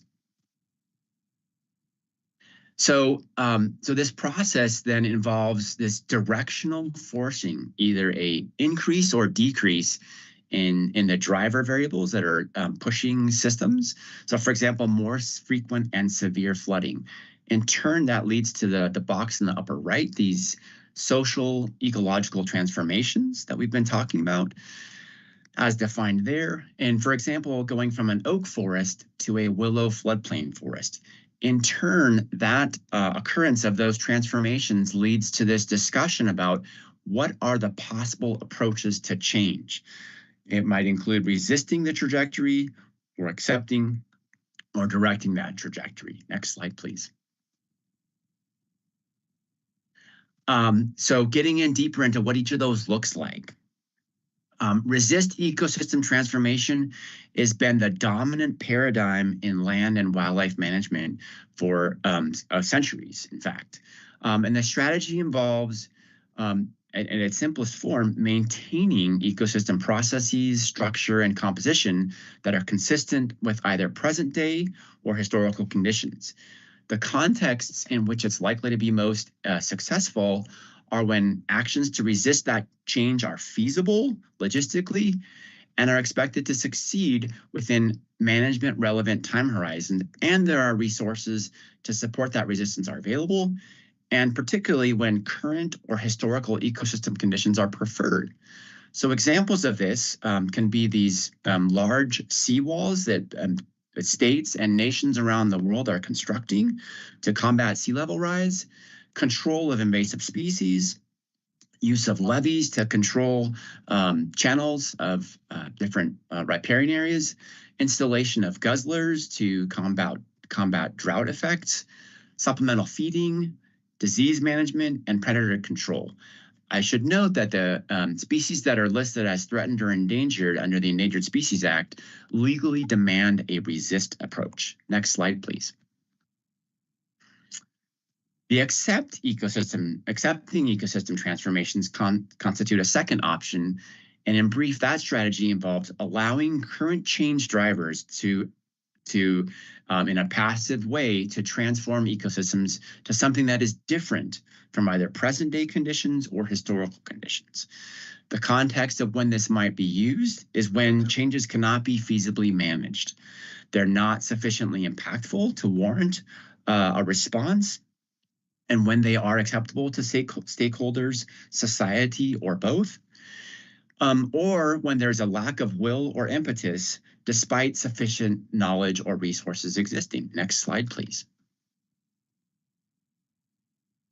The final one is directing ecosystem transformations, and that strategy, simply put, involves stewarding ecosystems to a dramatically different conditions that are more desirable, particularly with respect to the provision of ecosystem services, than what would be achieved by simply accepting change.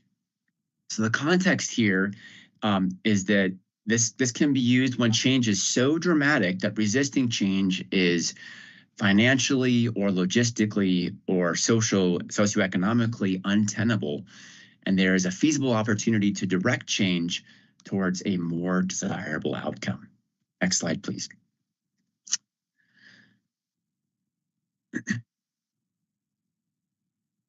So when can we go back one? Yep. So when deciding among these three options, in a lot of our early work going back to 2017, when we started in 2017 and 2018, this was kind of a diverse amalgamation of folks across state agencies, federal agencies, NGOs across the country.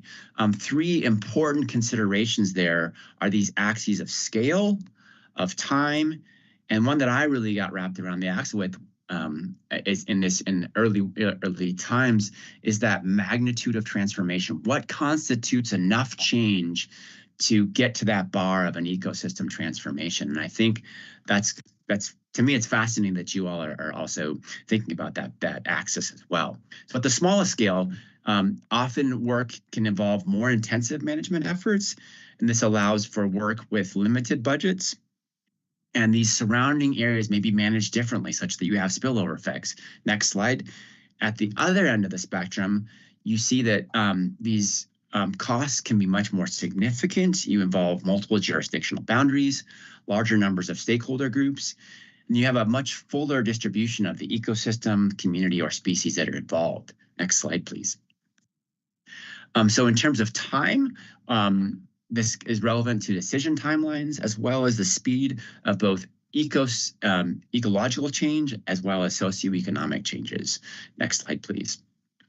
With respect to the comprehensiveness of ecological change or the magnitude, as I've noted that not only ecosystem transformations, but the species, the wildlife species that depend on those habitats and ecosystems can be at the level of a single species. And as a person whose last name is Beaver, myself, as an eager beaver, I was excited to hear you all talking about ecosystem engineers and keystone species of beavers can be pretty critically important for what an ecosystem looks like. So in cases like that, or foundation species as well, moving upward in comprehensiveness, multiple species within a guild, either an addition or a loss or a change in their abundance, changes to multiple functional groups simultaneously. At the most extensive is the disappearance of an entire ecosystem, going from a forest to a savanna system. Next slide, please.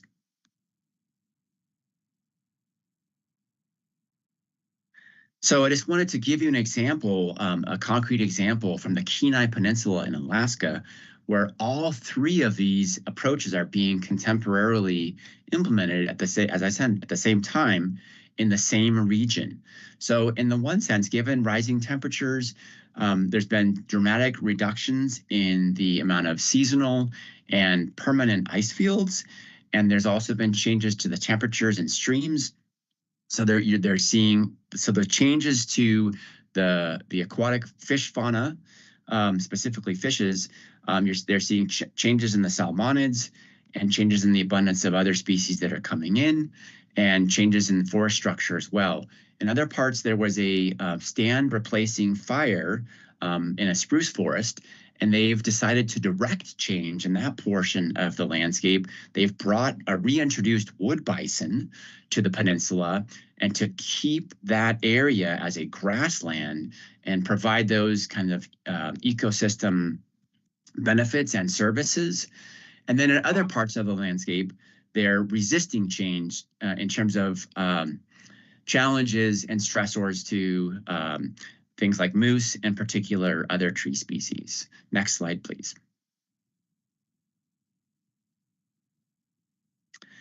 So I just wanted to really tie this in also to the adaptive management cycle. And as you know, that's essentially trying to iteratively learn from the management actions that are implemented and put in place. So one implements those actions, you have targeted monitoring, maybe use experiments or pilot studies, you evaluate those, you accordingly adjust those management actions as necessary. And then you stay in that loop when the objectives are still feasible. However, then you ask yourself, is that current RAD management pathway still viable? Next slide, please. So you get to this RAD pathway decision. Next slide, please. When it's not, when that RAD management pathway is not viable, you go in and you have this, in terms of the system variability, it begins to start to have this increasing level of variability. And then you see that you, at this pathway decision, you move into accepting change. And when the system variability begins to increase even more so, one may move to resisting change, actively resisting change, until it moves again to a different situation where you may go into, in the same portion of the landscape, directing change. And so this, once you have that current pathway is no longer viable, you move into different types of monitoring, surveillance monitoring, and this pathway deliberation of the RAD framework, and then selecting that RAD pathway, and then feeding back into that adaptive management cycle. Next slide, please.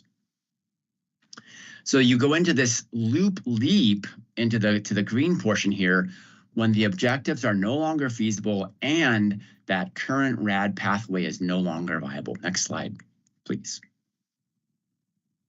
So at the simplest level, in terms of, I wanted to also weave in at the end here, the framework that we put together for understanding climate change vulnerability of species and populations around the world. And I think it's really relevant to this discussion here. So at the simplest level, populations and species in response to climate change can either move their distribution kind of at the macro scale, or at the micro scale, individuals and populations can use different portions of the day.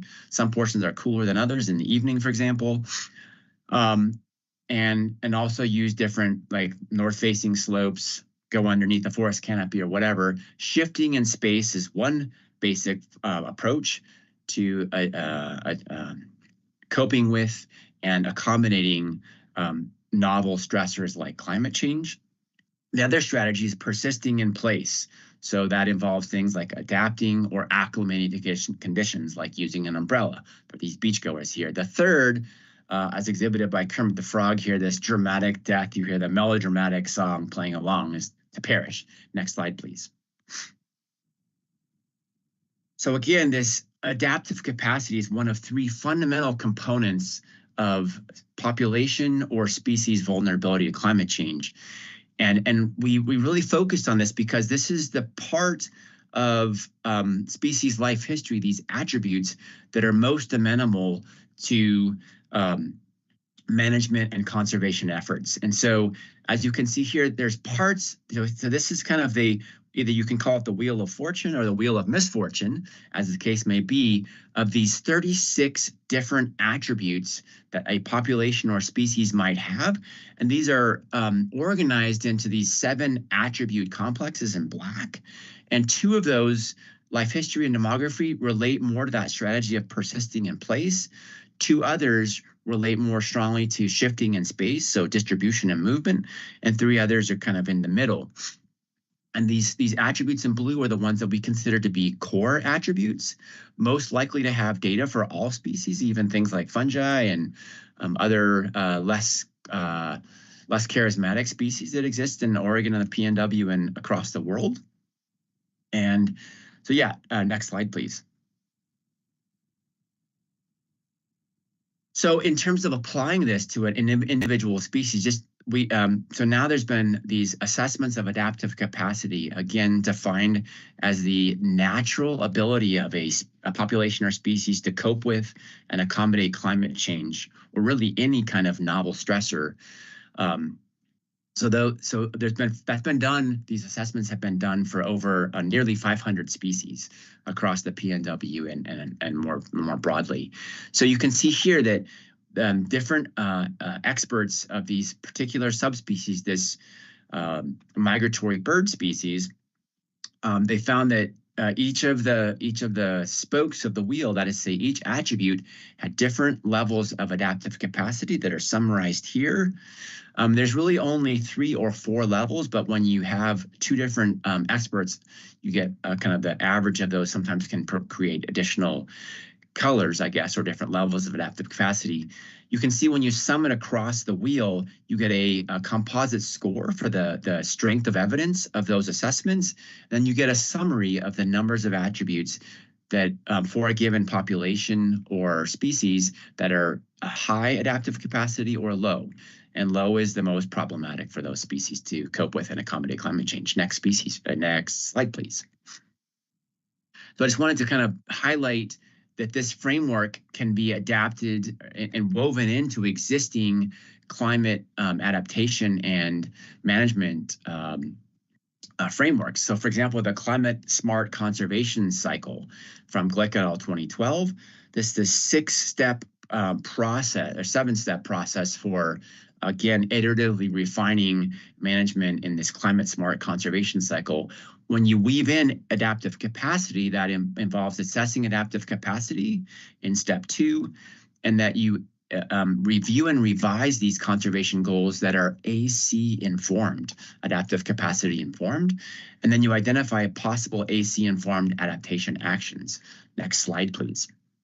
So in this number 4 here, in a paper that we put together in 2022, here we really wove that in and said it's really important to understand those pathways by which species and populations are being influenced. But we provided a flow of how that would look like. After these assessments, you go in and you assess these potential pathways, evaluate adaptation approaches, selecting from this menu of AC-informed adaptation actions that we created, not only from looking at the literature, what had been already implemented or suggested as possible, as well as some things that came to our minds collectively. And then again, you implement those actions and track that response. So what's interesting is that many of these actions are actually in traditional wildlife management toolboxes. The key here is to understand the objective in implementing those and which parts, whether you're trying to manage exposure or sensitivity or adaptive capacity. Next slide, please. And I think, can you go back one maybe? So we applied this to the 4 different groups just to show that this is really important. Ectothermic vertebrates, migratory species, species with complex life histories, and sessile species. Next slide.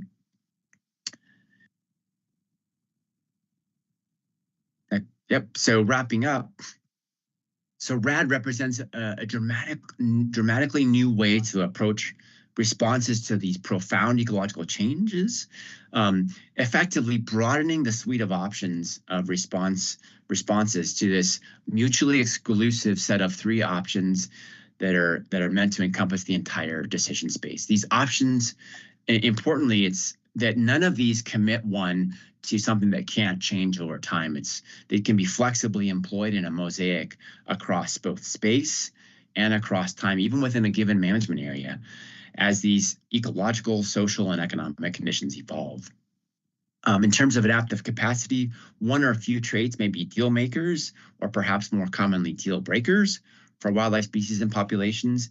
We don't always know the relative importance of those individual attributes. And important to remember that unfortunately, nature is very complex, and the answer to most questions is that the answer is it depends. So these limiting attributes may be different across different populations or contexts. Just wanted to remind you all of the importance of that structure, composition, function, tripartite framework as a framework for conserving biodiversity. So with that, happy to welcome any questions. Thanks again for the opportunity to chat with you all.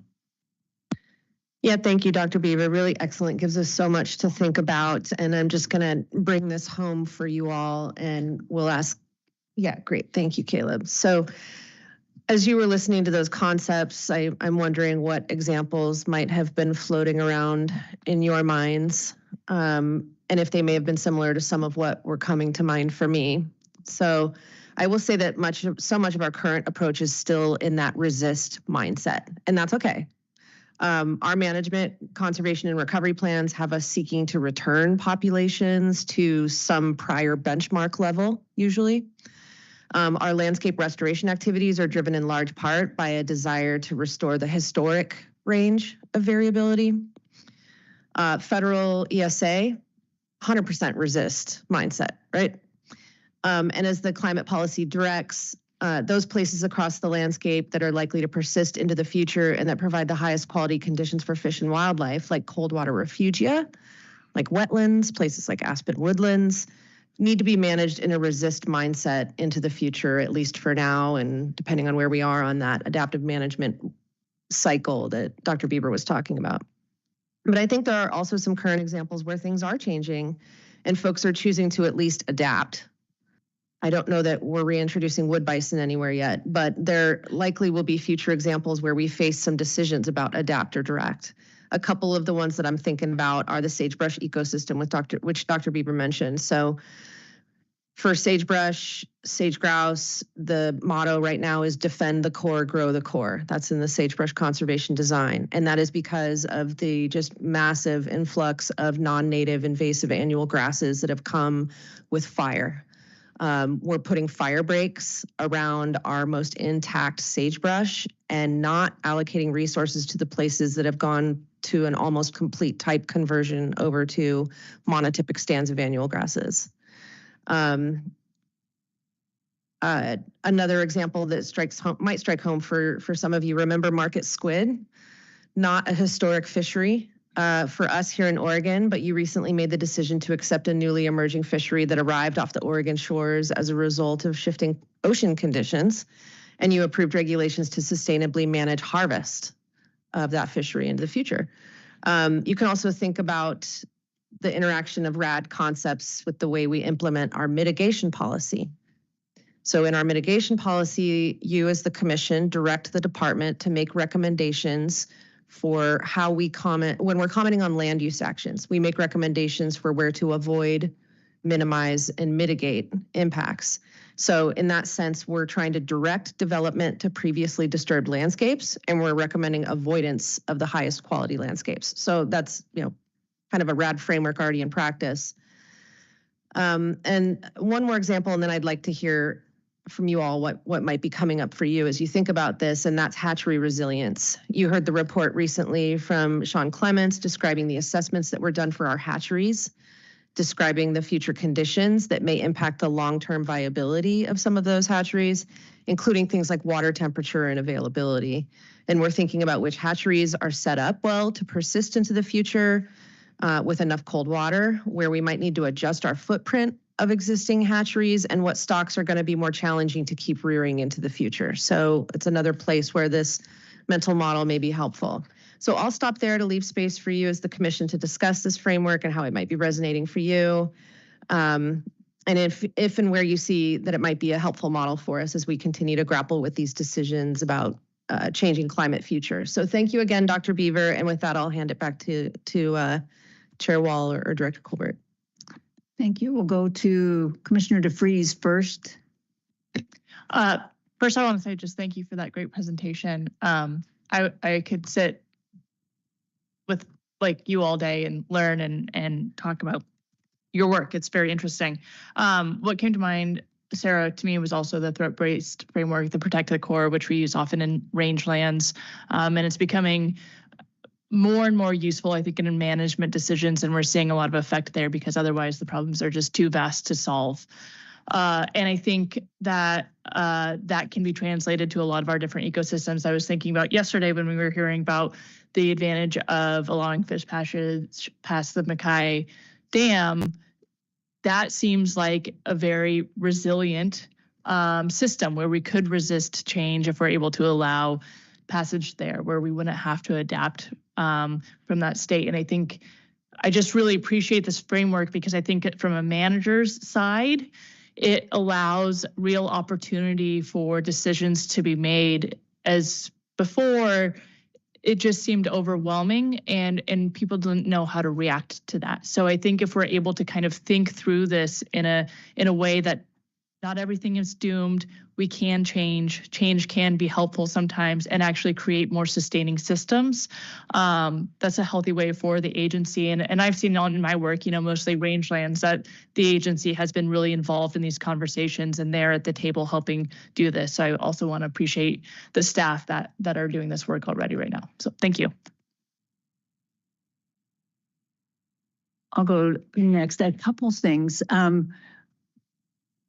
The first one is that it seems like in order to use this, and I'd be curious if this is your immediate response as well, Sarah, when you heard it, is that in order to be good at adaptive capacity, to use adaptive capacity and know what it is, it puts some pressure on more information. We really have a lot of information you're going to have to know about these different species in order to know what's the core, what's the edge, those kinds of things.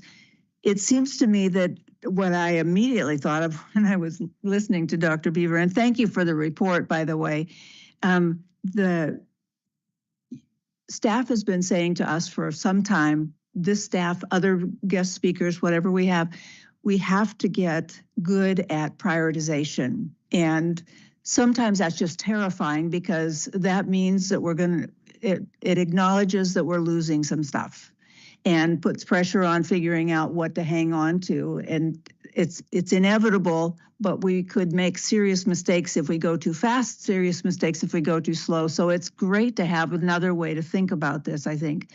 The other one, as Oregon tries to figure out how to be as resilient as we can possibly be to what's coming at us, this seems like another tool to think about those things and figure out how to actually, there's not a sun umbrella to figure all this out for us like the Beachcombers got, but there are things we're not a bunch of helpless victims. I guess that's my takeaway, is that there are things we can do, things we can act on. And what this tells me is that the sooner you act, I mean, I think about that timeline, the sooner you act with as much information as we can gather, we're smart enough to figure out how to adapt, but we have to act and recognize it and take a choice and then adapt. So those were my immediate thoughts. I would be really curious if those respond or, sort of hit with you as well. Chair Wall, I just would say I completely agree with everything that you said. The data needs in particular, I think, was a well-made point in that, and it continues to be a struggle for us, in that a lot of the species that are going to be exhibiting these changes are not, we're having a hard time having the capacity to keep track of them. But it's absolutely critical, and also why the work that's done, for example, by U.S. Geological Survey and by our partners to be doing that research and monitoring, it continues to be so important for us and our ability to manage into the future. If I could just add a couple thoughts as well. Thank you, Dr. Beaver. That was really helpful framework. And what I like about it is, and I hope that it resonates with you in terms of some of the things that you've been saying to us about really leaning into landscape scale work, and also kind of multi-species, like, just rather than it's kind of like one-off management. And I'm not, criticizing that, but just you've been kind of pushing for us to be thinking along those kinds of things. I would say one of the things I like about this framework is that we'll never have perfect data. So while data is important, I also think that it gives you some room to go ahead and act, like with these pilots and experimenting and then regrouping and then, kind of continuing down that pathway. And for me, where this resonates is some of what we heard in terms of elk in this area. And it's part of kind of what we've been talking about with our wildlife division and our field is like every conflict that we have with wildlife on the ground is a data point. It's telling us something about what wildlife are doing. And sometimes we go, oh my gosh, we've got all this wildlife conflict. It's, it's eating our lunch. It's telling us something about wildlife and what they're doing in response to some of the landscape scale changes. And so, I really think this is a great way for all of us to be thinking about the work and prioritizing, like you said, Chair. But also, like really seeing things for what they are. Yeah. We are getting data. Yeah. So. Good point. Vice Chair, go ahead. Thank you. I am kind of like Commissioner Hall DeVries, where I'm just like, oh my gosh, I just want to nerd out with this stuff for like weeks on end. Having said that, Sarah, is there any way that you guys can forward just some more background information from Eric Beaver on this concept so that I can just quietly review it and read it again? Because I think it's super important concepts to think about in terms of this commission and the work we do, which is cool that you're bringing it to us. But sometimes I feel like we get these presentations and I just would love to go a little deeper in understanding this framework, if that's possible.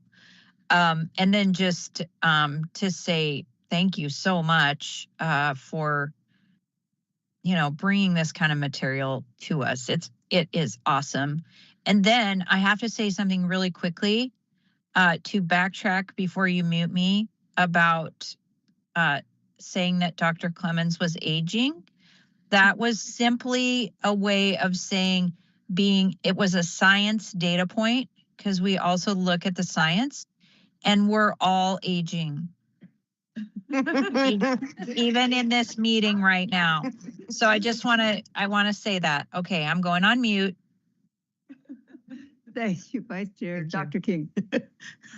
Thank you, Chair Wall. I think also, and also thank you, Dr. Beaver. I agree. I would like to see the presentation. It was a little small and a little blurry, and a lot of that stuff I couldn't quite see. And speaking of aging, you know, I was thinking, God, do I need better glasses? But because some of those graphs in particular were really complex and there were lots of colors. So like being able to see that, or maybe on a larger screen that isn't blurry, would I think be helpful. But also something that we talked about quite a bit on the tour yesterday, and what we're talking about, particularly in wildlife conflict, this gives us a framework, but it also gives us a way to pivot to the human dimension that we need to keep talking about over and over and over, because as we are having to make these hard decisions about like this rank order, this prioritization, that means somebody, something loses. And that tends to create a whole maelstrom that, you know, very similar to the maelstrom we're going to deal with in some of the upcoming exhibit items of today. And like that comes to hard choices. And what does that mean? And how do we begin to frame it and like show people this is what we're doing? And if we pivot this way, we save this, but we lose that. And like, how do we get people on board and understand that? Because that is really hard. And that is that human dimension that always comes up with conflict. Like, and you know, we always want to win, you know, and it's just sort of like, no, maybe that's not what you want to do. Maybe you want to compromise, and what does that do? And like, it just gives you another way to speak to people and maybe diffuse some of these really hot button issues, because we're going to have more and more and more of those coming at us. So that's what I got from this, that I thought was actually really quite useful, because it does give you yet another tool in the toolbox, which is what we say all the time. Well stated. Thanks. Thank you all. Anything you wanted to add, Sarah, before we? Chair Wall, and at the request for the materials that were referenced, I'm happy to provide that. We do have the slides, which will be posted online soon if they aren't already. We will also happy to create a literature cited with links to the papers for the commission, and we'll post that publicly as well for those listening that would like to learn more. That would be helpful. Thank you. And thank you again to Dr. Beaver. And I think we'll take a 5-minute break, and then we will go. We have a really important and difficult item next. And so we'll be back in 5 minutes.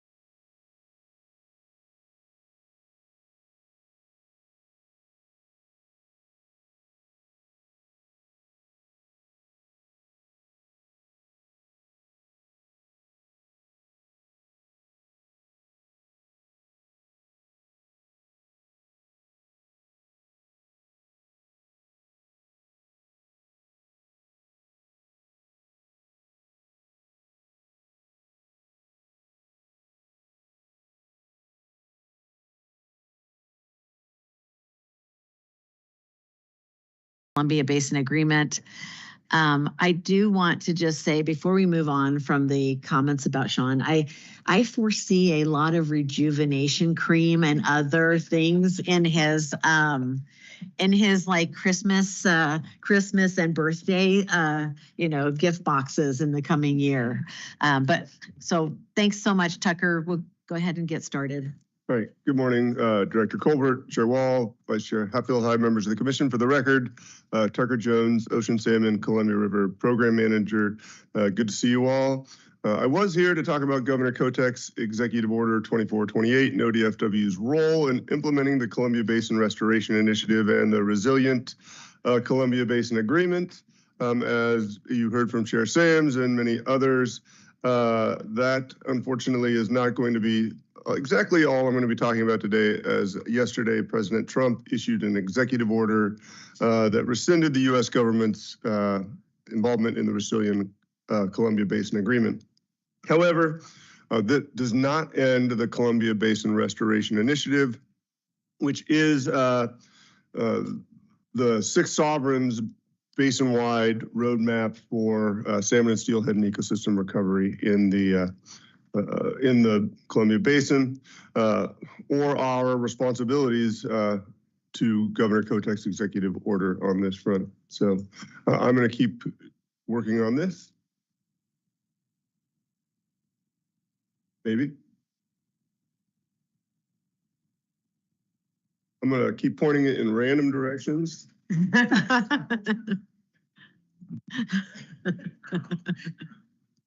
Sure. It's like the faucet dance.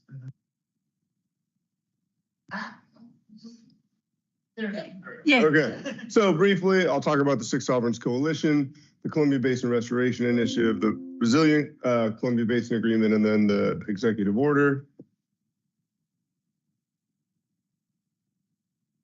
This is a short presentation if we go.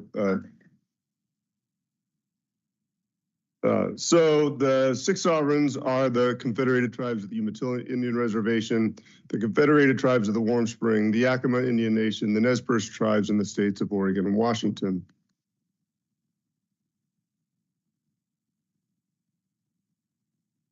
For years, the Six Sovereigns have each advocated for a comprehensive approach for addressing Columbia Basin salmon restoration and related energy, water, and development-related issues. Building on our shared perspectives, the Six Sovereigns have developed and advanced recommendations to the U.S. government on what a comprehensive strategy should include. This comprehensive strategy of what the tribes and states is, I might add, completely consistent with the U.S. government's own science, which converges and clarifies actions and urgency related to and how to rebuild runs in the basin.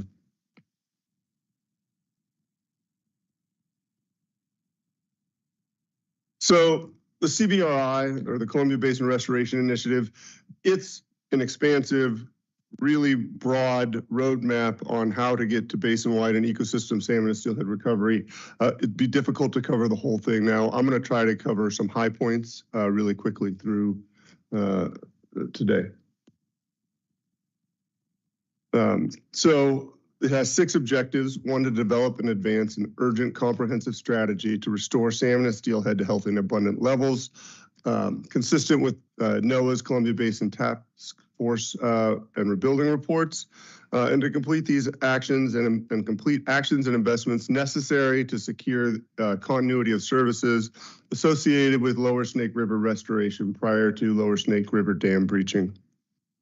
We want to ensure that all native species, regardless of Endangered Species Act listing status, are considered in a comprehensive strategy in a way that improves ecosystem function in the Columbia River and its tributaries. Ensure that interim fish measures minimize additional generation decline of fish populations.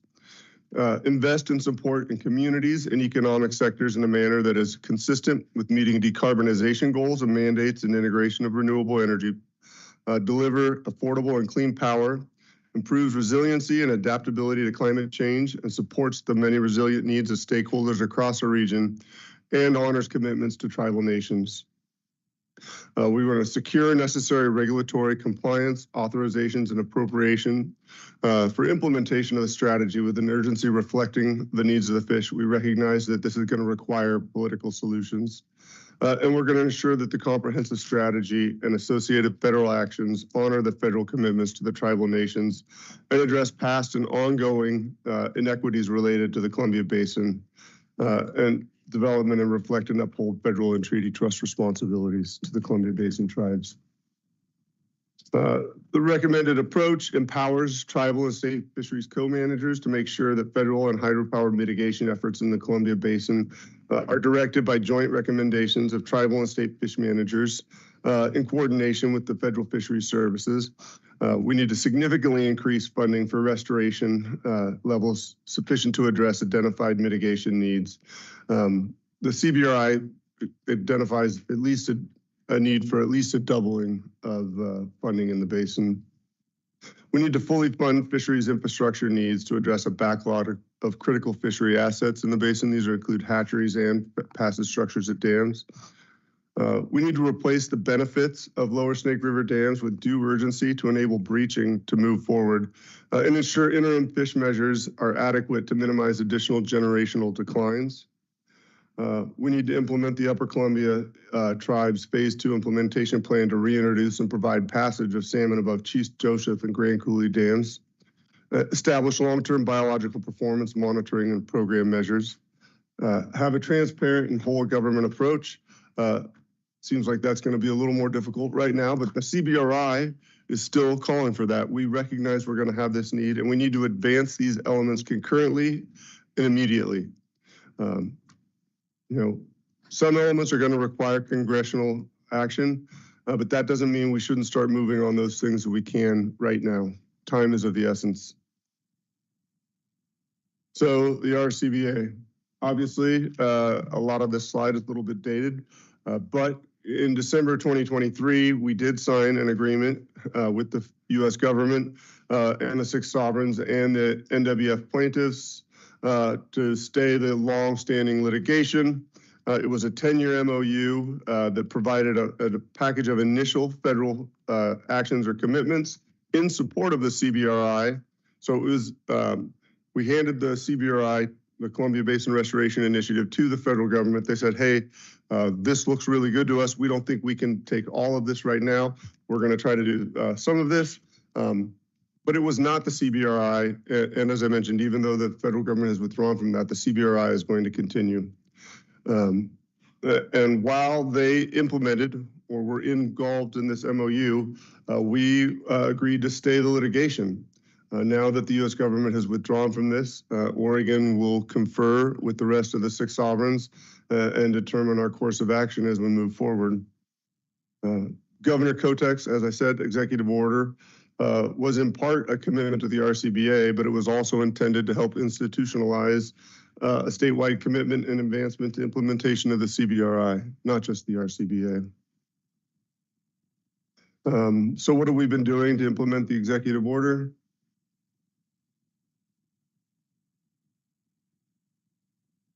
Have been working so well. All right. Well, ODFW was instrumental in the creation of the 6 Sovereigns Coalition. We were there at the beginning and in crafting the CBRI.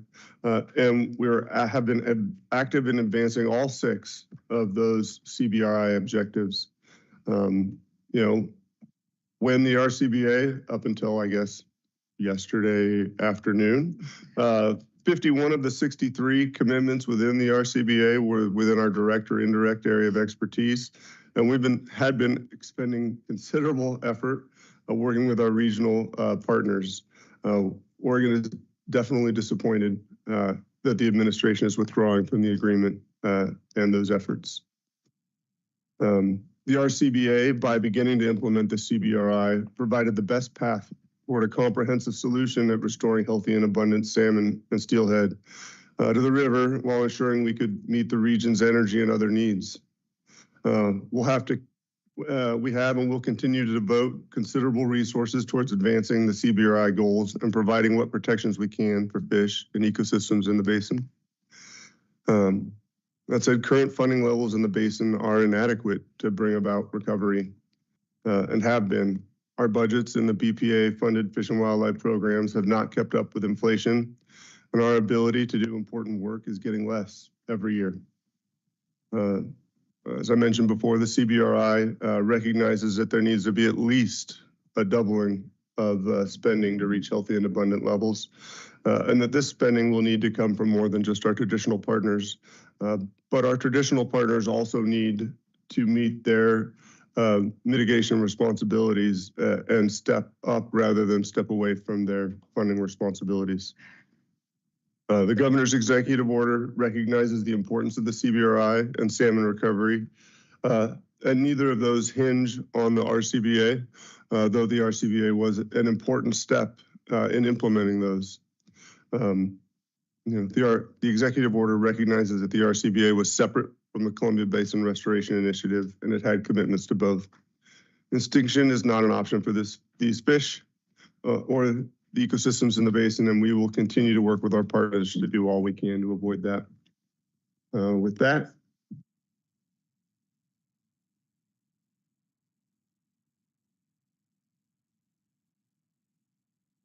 thank you, and I'm happy to take any questions you might have time with.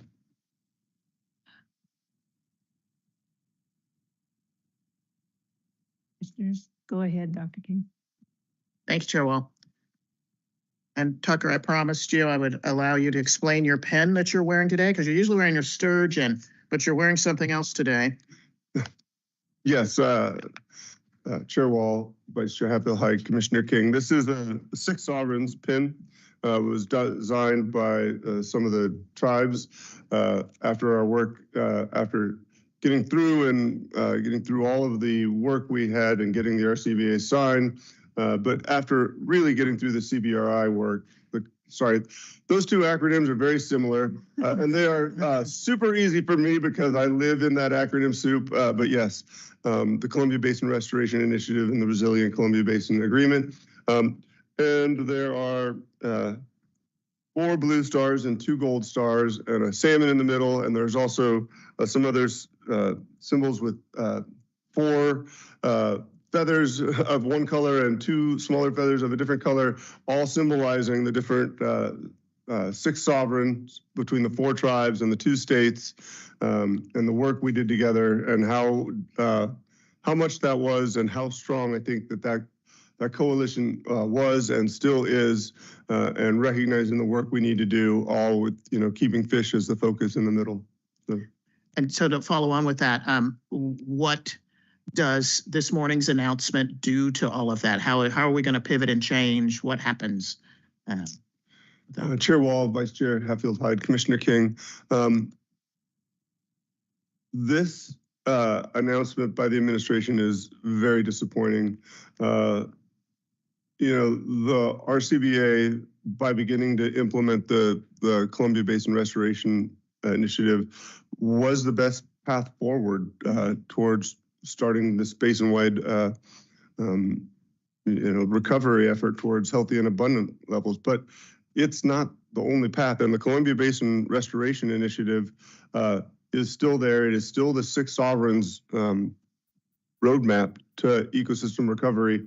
It is an expansive and holistic approach towards this, and it is a document that talks about not just ecosystem recovery, but it also looks at looking at meeting our decarbonization goals and energy needs and tribal sovereignty. It is, I believe, a really important document, and it is not ending the 6 sovereigns' commitment towards that document, nor our work together. I believe our coalition is strong. I believe we will continue to work. It recognizes again that we need that significant increase in funding. That funding cannot come from traditional partners. It's going to require going to Congress and looking for those funds. It was always going to require, political solutions. This is, it's still going to require that work. It's going to take time and effort, and I believe everyone is still committed to that work. We're definitely going to have to take stock, talk amongst our sovereign group and figure out next steps. definitely disappointing, but it is not the end of the work that we're doing together, and it is certainly not the end of Oregon's, nor do I believe the other 6 sovereigns' commitment to basin-wide recovery. And just one final question. I see other folks have questions. What does this impact? Funding? What exactly does this mean that the feds are now not in the game? Chair Wall, Vice Chair Hatfield-Hyde, Commissioner King. Well, there were 63 commitments associated with the Resilient Columbia Basin Agreement. Some of those commitments had already been completed. There were some financial commitments within the RCBA. Some of those, unfortunately, we have actually not seen any of the money from those financial commitments yet.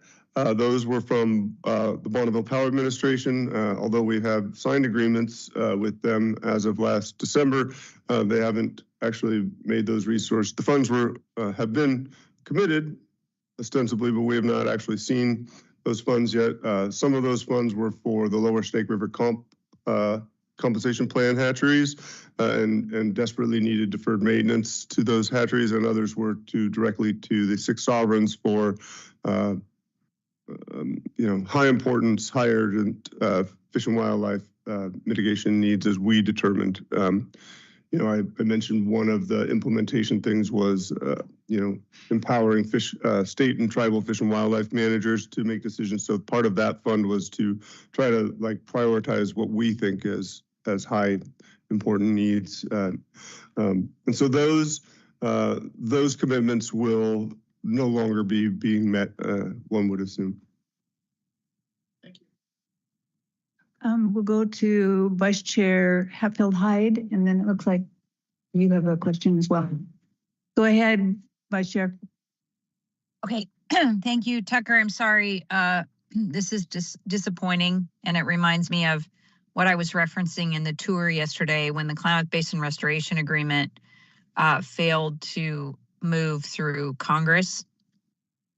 What I am hoping is that the sovereigns that are left and are engaged in this agreement do stay committed to one another in this time, because in the Klamath Basin, what we saw is the tribes then also moving away from being on the same page with one another, which is something that I think we're slowly recovering from right now in the Klamath Basin, but we still have not recovered.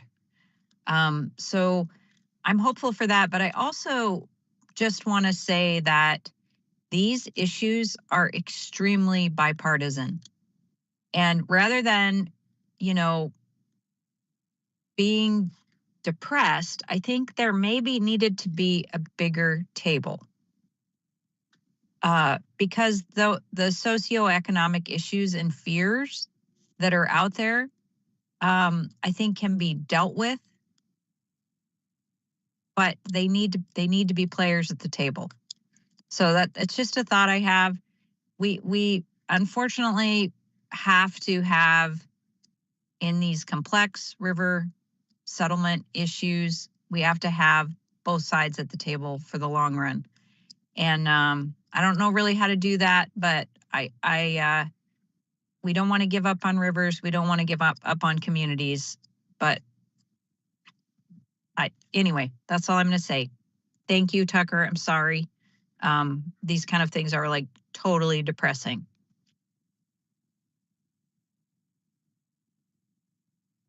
You want to respond?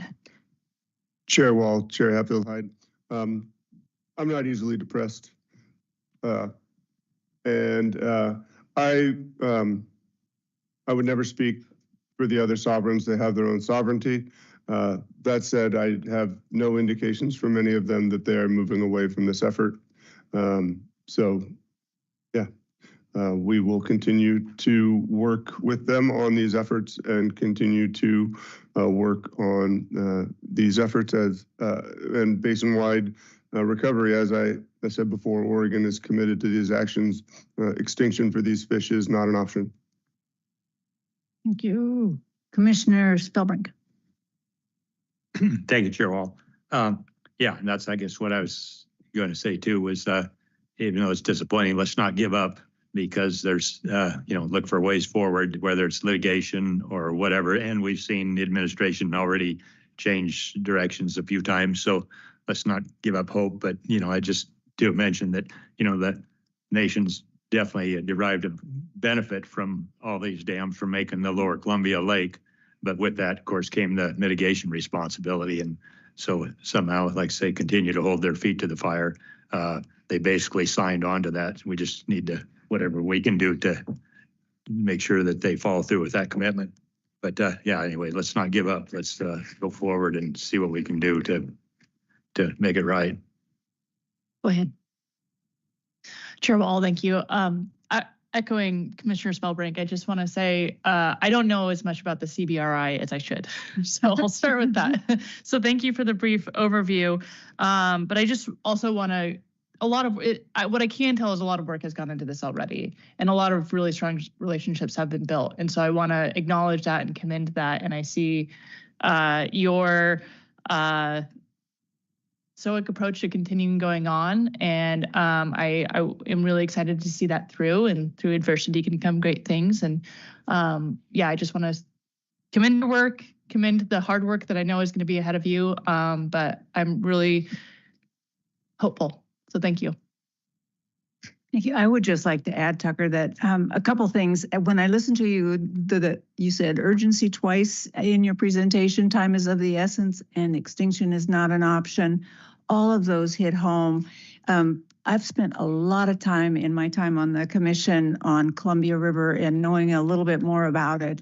A lot of that has come from listening to you make these presentations or getting the chance to just follow up with you afterwards, including things like how do we measure progress, and how many of the smolts that go out come back as adults, and that's a key measure, and that sort of thing. I appreciate very much your outlook that we can keep going. We'll figure this out. I would look forward to hearing from you once in a while on this one, just to keep track of it, because it seems like when things get this tense, this is kind of a big deal, then options sometimes come up, and it would be useful to stay in touch on those if we can. So I can't imagine how difficult it was to hear this, but I look forward to keep moving on this one. So thank you. Certainly, Chair Wall, Vice Chair Applehide, you're welcome. Thank you, Tucker. And I'll pile on and just say that there's so much work, Tucker and his team, and you all know that that's on top of some of the most intensely managed fisheries that this team is doing on a day-to-day basis. And so just really appreciate your work and keeping us all fired up on this front. Thank you. That concludes the director's report. Thank you all for your patience. A lot of stuff to cover. So really appreciate you all and your attention. Thank you. So should we go right on with your next item, which is temporary rules? Absolutely. Commissioners, you have 8 temporary rules. 9. There was one more added, sorry. 9 temporary rules. You'll see that the vast majority of them are related to the Columbia River, just kind of like what I just mentioned, the in-season management. We do have 2 that were, one was a correction just to kind of bring some ground fish regs into consistency with the federal regs. And then similarly, another that was related to the halibut fishery, kind of aligning it with the federal regs. And then the last one I would note is modifying Willamette Falls lamprey harvest and, just kind of tweaking a little bit about how we're doing that process. So happy to answer any questions. I don't see questions, but I do have just one comment that I want to make, and just to let the other commissioners know on one of these, the one about lamprey and increasing the harvest, the number of days per week. I was able to follow up with John North about that one and what it meant, and especially since we would be increasing the number of harvest days, it's tough to know what our population run size is with the lamprey. And of course, what John is looking at is what do we need to do to rebuild the run? today, what's in front of us is what do we do with this immediate question of increasing the harvest days? But what came of the conversations, and Director Colbert and I have talked about this a little bit, but we'll keep talking about it. We will hear back from John more because though we have to deal with this issue today, the bigger issue of looking at how to rebuild the run, we will hear more about that and what he sees as what are the actions what are the priority actions. So no immediate question. I'm going to vote for these, but I just wanted you to know that I had that conversation, that there's more to come, and that this is the bigger picture beyond just how many harvest days is what do we do for this run. So more to come, hopefully in August or September on that one. So then if there aren't any other comments or questions, let's go ahead and if there is a motion. I move to ratify the 9 temporary rules set forth on the June 13th, 2025 agenda. No other questions or comments, so it's been moved and seconded to ratify the 9 temporary rules as set forth on the June 13th, 2025 agenda. Those in favor, let's do a thumbs up or down vote on this one. Commissioner Hatfield-Hyde, what's your vote since we can't see yourself? Yes. Okay. Thank you. Michelle, it's unanimous on that one, so that passes. And with that, we will go to commission updates, and we do have one from Commissioner Labhart. So Chair Wall, I'm willing to just pause my report if it's okay with you. We've got a couple people that would like to do public forum, or at least one that's got to leave by 11. With that, and I'd be willing to do public, because we don't have a time certain on our public forum, but I know there's one here that's got to leave pretty soon, and I don't want to, if that's okay with you. Any objections, commissioners, to taking one of the public forum people who needs to leave? Then I believe that's Kevin Martin. Yes. And what we do with public forum, just in case haven't been through this 100 times, is 3 minutes each, if you will. And these are all topics that we don't have on our regular agenda. So go ahead. Hey. There you go. I've only done it on that thing, so I haven't done it here. So, all right. Good morning, Director Colbert and commissioners. My name is Kevin Martin, and I'm the president of the Oregon Wild Sheep Foundation. The purpose of the Oregon Wild Sheep Foundation is to promote and enhance populations of indigenous wild sheep and Rocky Mountain goats. I would like to take the time to share some thoughts with you specific to the 2003 Oregon Bighorn Sheep and Rocky Mountain Goat Plan. It's been 21 years since this plan's been updated. There has been significant advances in both species abundance and distribution, as well as the science available to biologists. Most of the tables are out of date, as well as the cost of management actions. There is no mention of the cooperative program the department has developed with the tribes and the role they play in management. Updates specific to bighorn sheep, there is a need to show range expansion and contractions. Interstate movements of California bighorn sheep in Malheur Lake and Harney County populations are not shown. This is the basis for the ION, or the Idaho, Oregon, and Nevada Partnership. The interstate movements of Rocky Mountain bighorn sheep in Wallowa and Baker County populations are also not shown. And this is the basis for the 26-year-old Hells Canyon Tri-State Initiative between Idaho, Oregon, and Washington. Rocky Mountain bighorn sheep populations have changed due to disease outbreaks. The existing maps are incorrect, and there is habitat available for transplants. Since 2003, there's been significant research and publication on the impacts of cougars. There is no mention of bighorn sheep status in federal and state land management or the need to work with the Oregon Department of Agriculture, private landowners, and small flocks. There is a need to define current and future program direction. There should include a discussion related to some of the new uses for domestic sheep and goats. For example, fuels reduction, non-native vegetation management, solar farms, and recreational uses such as pack animals. The whole disease management world has changed with the identification of Mycoplasma avium pneumonia, which is a causative factor, and the advances in management actions need to be recognized and updated. Habitat management needs to recognize options to help ensure separation from domestic, exotic, and carrier populations. The plan should identify all potential habitat opportunities regardless of the issues. Update specific for Rocky Mountain goats. The population and herd update, there's only 3 recognized populations in 2003. There's quite a few more now. There's no mention of natural dispersal and what that means for management. For example, expansion into the Vinegar Hills and the strawberries has resulted into establishment of new populations. Dispersal along I-84 and Horse Ranch Hill outside Bend have resulted in conflict. And I think that was just in the paper the other day, a little bit of conflict with goats. As you can see, a lot has changed since 2003. And in the interest of time, I've left out many items that could be addressed in a new plan, but I've included those in a document you should have all gotten.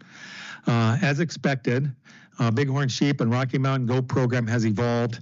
A lot has been learned, and the management priorities for each species have changed.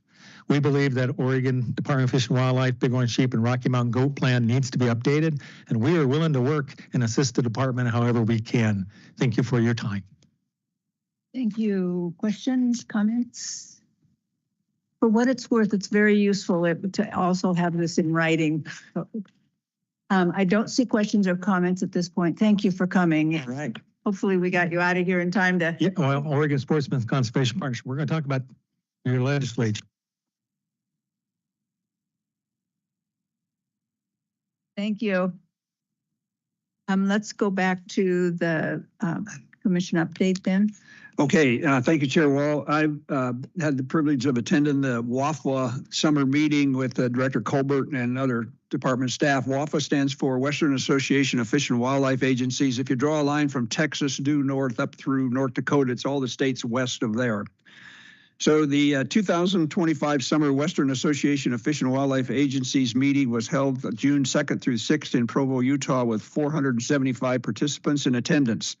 This year's event was a joint conference with the Conservation Business Managers Association, bringing together fish and wildlife professionals from across predominantly Western United States and Canada. Attendees included commissioners, directors, biologists, administrators, representatives from federal agencies, NGOs, and other state stakeholders in fish and wildlife field.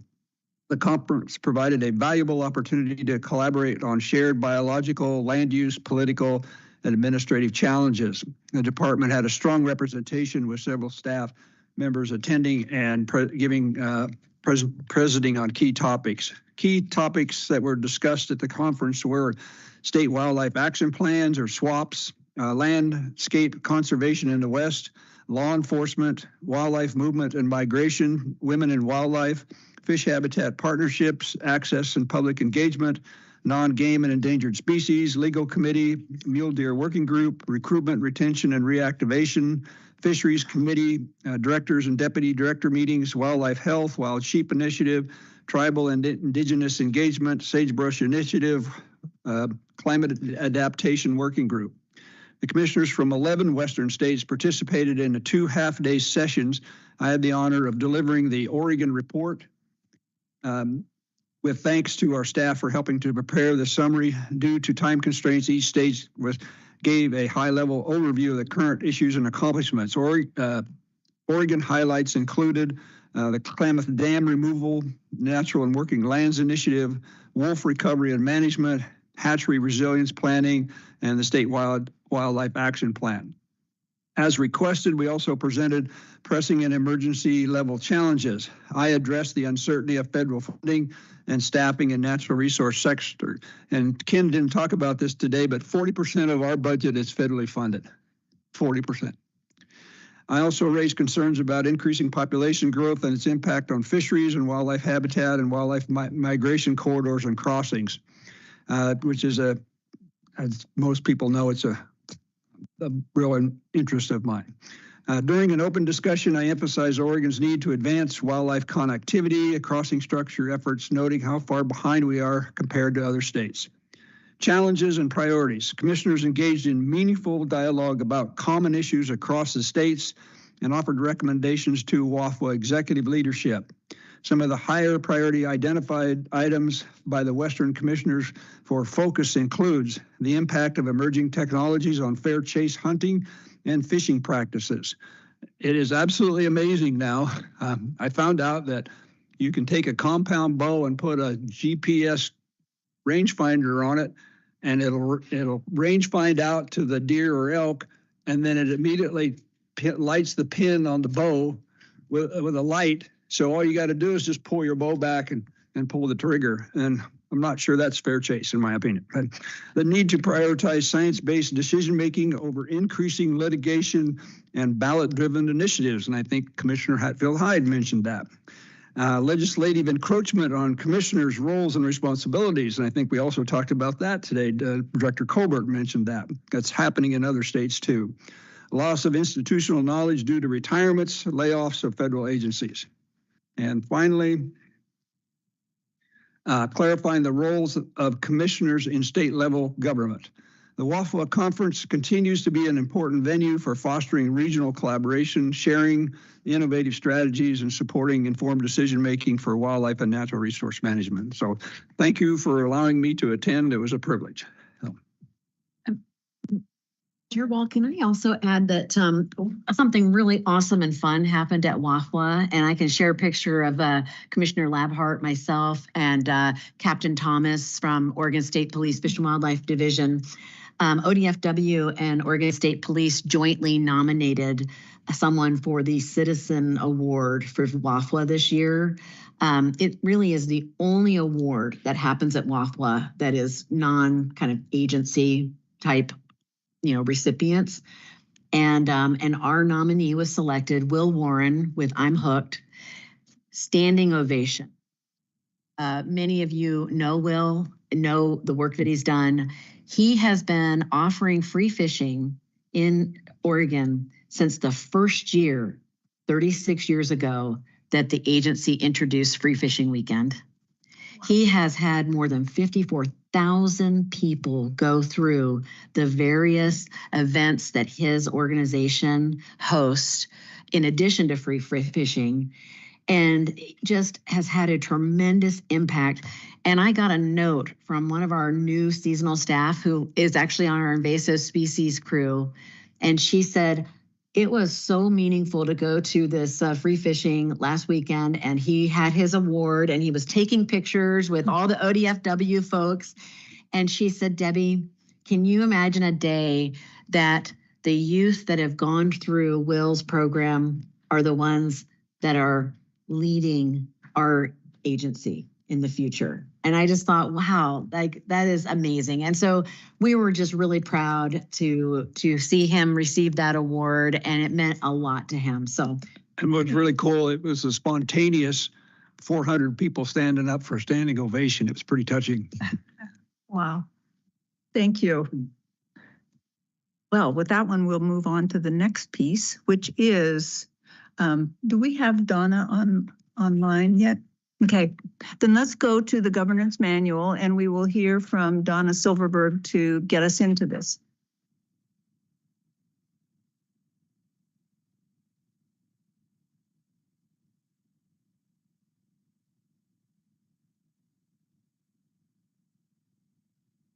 Yeah.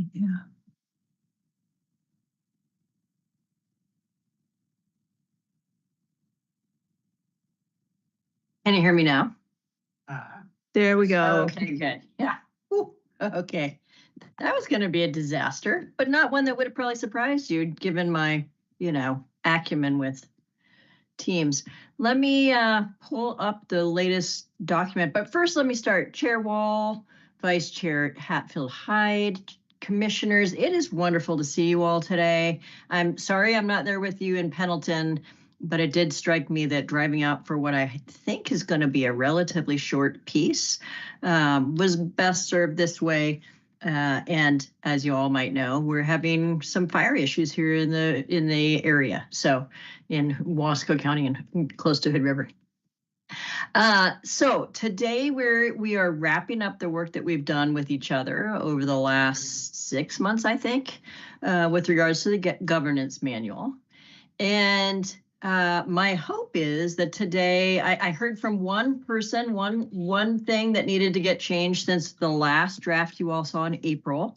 And so what I'm going to share with you in just a moment here is the draft with that one change, and hope that the silence from everyone was good news and not a surprise. So that is my hope for you and for us. Before I share the document, does anybody want to say anything? Anybody, is there discussion that we do need to have? Nobody is raising their hands, Donna, so I think we can keep going. I see they're just staring over at the screen that I assume I'm on. Yes. Yes. All right, let's see if we can do this the right way. Share this window.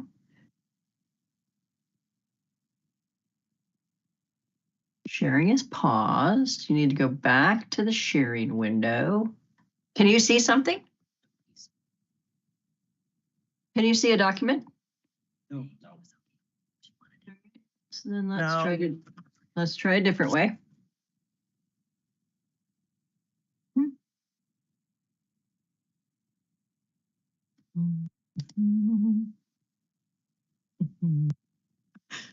Wait, it's okay. It's trying. Is it there? We see the cover page, Donna. It's not. Okay, great. That's what I wanted to know. You've got the cover page. Great, thanks. Sorry about that. And so here we have it. And the one change, what I think that, I don't know if we'd had this in there before, but we did try and make this easier for you to read. And hopefully it is easier for you to read. We talked about why is this needed, given the conversations you had. And you might remember in April, we were trying to figure out, well, we weren't trying to figure out, but we had identified that in the appendices, there was a space that included additional resources and that we were going to link those eventually. And so we needed to find a place to put it. Where we put it originally was on page 8. And then some feedback that I got from Commissioner King led me to move it right up here because, this is all about, why this manual was created, the relevant laws, rules, and policies referenced so that you can delve deeper. And then in addition to the manual, the director's office is going to maintain that central location for these different things that you all have identified and other things, right? So there's that commission space. So that's the only change on here since the document that you all received for today's meeting. I was not planning to walk through this completely, but I can if you would like me to, Chair Wall, or anyone else. So that's what we got here. Should I keep scrolling or shall I turn the document off or just put it back to where this one change was? So you got rid of the appendix that had this list, had this mentioned, and then a list of some documents, and move that right here. Commissioner King? Yeah, thank you, Chair Wall. And thank you, Donna. That is awfully small. So what did you move? There was something on page 8 that was buried somewhere. And you moved what exactly? Can you not see what's in red on the screen right now? Not really. It's tiny. Maybe just read it. Is it tiny on my spot, on my end, or your end? Our end. Yeah, I guess both. Both. I don't know how to make it bigger for the. I think just zoom in on your screen and it'll hopefully make it bigger for us. So bottom right-hand corner where you were just a second ago. Yeah, it's not moving. Why don't you just read it? Just read it. I'm going to read it. Let's just read it, right? Let's just chat with each other. It says, in addition to this governance manual, the director's office will maintain a central location for resources to support commissioners, including links to DAS, DOJ, and Oregon ethics guidance, basic information about the department's programs, and information to support IT needs of commissioners with department-assigned phones, emails, and equipment. Thank you. So yeah, so you moved essentially that first paragraph that was on page 8 with working with department staff, and you moved it to there. And so, are you doing? So I get you abandoned kind of that appendix model, which is fine. Is it just this, or is there links like you say this, but then what? Like, how do you go to Oregon Ethics or DOJ? Do you just go and ask somebody, and you ask who? Or is it linked somehow? Is that, do you understand? Is it kind of a living document that like DHG could go and look and say, hey, I want this? Yeah, I think that what I can do is I'm going to let, Commissioner King, Chair Wall, I'm going to let you ask that of Debbie. But I think what Debbie and I had talked about is that, and what we had talked about, Commissioner King, is that, adding live links right there. Just like, I think there's already a web page that commissioners have. And so this is a commitment to keep these things there and add things to it so that, the including doesn't mean this is all that will be there, but anything that seems like it'll be useful to you to serve as a commissioner is what Director Colbert is planning to do for you all. Yeah, I get that. But what I also get is if you handed somebody this document, yes, and you did that, you still wouldn't quite really know where to go. Like, for example, when Dallas joined, you could have handed her this document, but she still didn't know we had a commission website. I sent her the link. That's what I'm saying. Like, is there something that actually is tangible and helps somebody kind of really like, if I have this document, this helps me do blank. That's what I'm saying. I think that's what I've always been saying, but I just think it just needs to be more like barn door obvious. Like, this is a tool that helps me achieve, like a link to whatever, or call this number or this person, or just something that is direct and not vague. Am I making sense? You are, and I think the plan is to have that on the website, and because this is going to be a public facing document, this whole governance manual, having actual links right to your commission based website doesn't work. So. All right, no, that answers the question. Okay, so there will be some other way for you to actually get that actual tangible information that you need. Is that what you're saying? Yep, one place. Okay. Yes. Okay. Thank you. That one. Yeah, thank you. Thank you. And thank you for rearranging that and making that more obvious, because I literally read through it and I didn't see it. So thank you for making that clearer. Yeah, you're welcome. And I did, you all might have been talking and I was talking over you, which, and probably Director Colbert was saying what I was saying.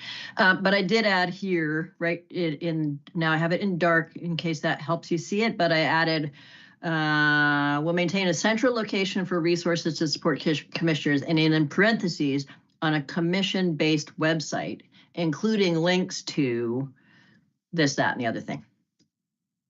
So hopefully that's a little bit clearer for the new commissioner coming on that might not know where those things are. Devin, would that have helped you? Let's ask Devin. Yeah, I think that's a great addition. And I think, this is the commitment. This is like trying to get at what are the things that you're already, you're interested in, and putting it in one place for you. Yeah. No, thank you. Yeah, that does make it a whole lot clearer. Thank you. Okay. Anything else anyone wants to see on this that apparently you can't see anyway? So only the people online can see it. In that case, the answer is no. And seriously, we don't have other hands up. So I think we're satisfied with you don't need to show us more of that. And people have gone through it several times. So I think we're ready to put a bow around this for now. Wonderful. I see Becky's Commissioner Hatfield Hyde up there. Soon. I spoke too soon. No, go ahead. I was just, Becky's on there. Oh, I'm sorry. Go ahead, Vice Chair. No, I was just prepared to make a motion, although I do not have motion language that I can find in my remote location. I think Hyde, I can make a motion. My only question was, do I need to include any language about the changes just made, or are we assuming that that's the final document? Good question. Yes, you will want to say incorporating the changes just agreed to and discussed at the meeting. Right? Actually, I think there's a lawyer sitting there. Sorry about that. Commissioner Halter-Freeze. If you look at your draft motion, you would just add at the very end as just modified on the screen. And discuss any of those variations, we will understand what the intent was. If you want to just hold that for 1 second, I do want to add one thing. There have been a couple other issues that have been hanging out there that we will get to We'll be working with the department. We'll bring those. This governance document calls for trying it for 6 months and then having another look at it. There are a few other things that we would like to address and deal with, working with the department, and we will do those. So what we have is we're ready to put a bow around it for now, and we will do those others later, just so people know. This is the 2025 manual. We're halfway through 2025. Okay. I move to adopt the Fish and Wildlife 2025 Governance Manual, incorporating the language and changes just discussed and agreed upon. It's been moved and seconded to adopt the Fish and Wildlife 2025 Governance Manual, including the changes just agreed upon on screen. Okay, strike those last two words since they weren't exactly the same as yours. Any other comments, questions? I would just agree with Mary, your comments that there are a couple of issues that we will be working through within the next 6 months, but I don't think that should stop us from moving forward today. Okay, let's take a voice vote on this one, if you will, Michelle. Labhart, Yes. Spellbrink, Yes. King, Yes. Haldefreeze, Yes. Hatfield Hyde, Yes. Wall. Yes, and thank you to you, Donna, for taking us through this, to staff who helped immensely get us through this long process, and for the commissioners for sticking with it. So we have it Absolutely. now in place. So And you know that Thank if you, I were there, I'd be jumping up and giving you all a big high five, each of you individually. So let's just do a virtual high five, and thanks very much. Good luck on the rest of your meeting, and great to see you all. Thank you. thank you, Donna. Then let's take the easy item on our agenda. Do I hear a motion on the minutes for the last meeting?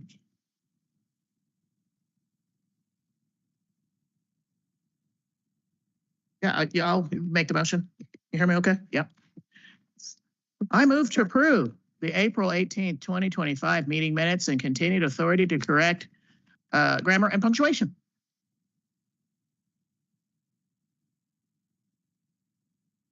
Been moved and seconded to adopt the April 18th, 2025 meeting minutes as was just read into the record. For everyone in the room, let's do a voice vote, and Hatfield, Commissioner Hatfield Hyde, could you do a voice vote? Yes. You said voice vote. Oh, some vote is what I meant for us. Yes, thank you. It's unanimous, and I believe that did I skip the other public forum person? They haven't gone yet. I don't know if you skipped them. Mr. Reynolds had a family emergency there to deal with, and so he sent me some message that he wanted to share. So this is from Colin Reynolds, Defenders of Wildlife.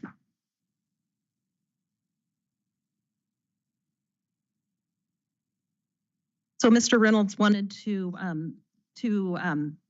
offer some comments that says his comments are on the ORCA. And he says, all of the team at the NGO side appreciate the collaboration with ODFW ORCA team as Howard Takati, Michael Brown, and John North have been great to work with. We need some more of those messages. That's great. Thank you. Thanks for reading it. So that's public forum, unless I miss them. And we will go on to Exhibit B, fishing regulation changes for 2025 Oregon coastal fall Chinook salmon, and Tom Stahl will take us through this one. Yeah. That's perfect.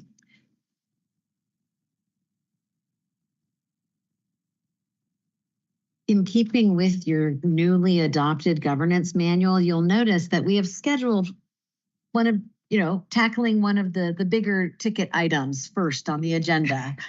It is every bit of that. Thank you. Good morning, Chair Wall, Vice Chair Hatfield Hyde, Commissioners, Director Colbert. For the record, my name is Tom Stahl. I'm the Deputy Administrator for Inland Fish. and I'm pleased to be here today to talk about fishing regulations for wild Chinook salmon this fall on the coast. Christine Millat was supposed to be presenting this today, but she has been diverted on some urgent and unexpected matters with a deadline, so I'm here today to present this item.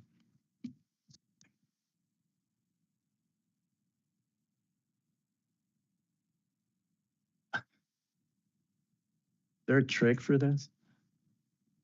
There is, but we don't tell people. We don't know what it is.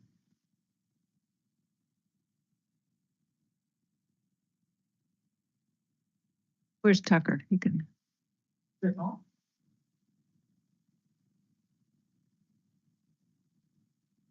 Double check it here for you. Yeah.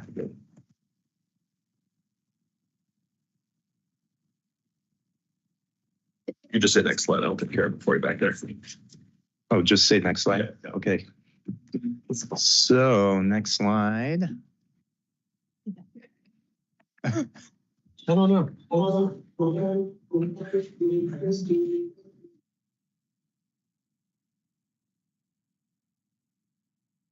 Good start to this challenging presentation. There we go. Good. Thank you. So management of coastal Chinook populations is guided by the Coastal Multi-Species Conservation and Management Plan for populations from the Nicanagum down to the Elk River, and by the Rogue Falls Chinook Conservation Plan for populations south of the Elk River. These plans are slightly different in their approaches, but they both scale harvest levels to the health of populations. Next. In 2023, ODFW evaluated how the CMP sliding scale has been working and determined that some adjustments were warranted. First, we identified several populations where we have concerns over abundance trends and other factors. The CMP set up a stratum-based approach to making regulation decisions predicated on the notion that returns would generally be correlated for populations within a stratum. But we've observed some breakdowns of this, especially with particular populations of concern. We've also observed increasing freshwater harvest rates in some populations over the long term. This is not to say that these rates are unsustainable necessarily, but they do indicate that we need to pay close attention.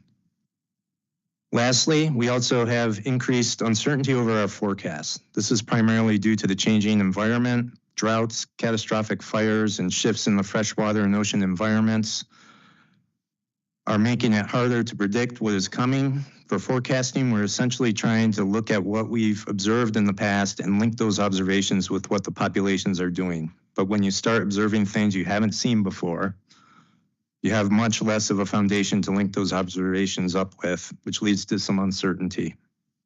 Next. What was that?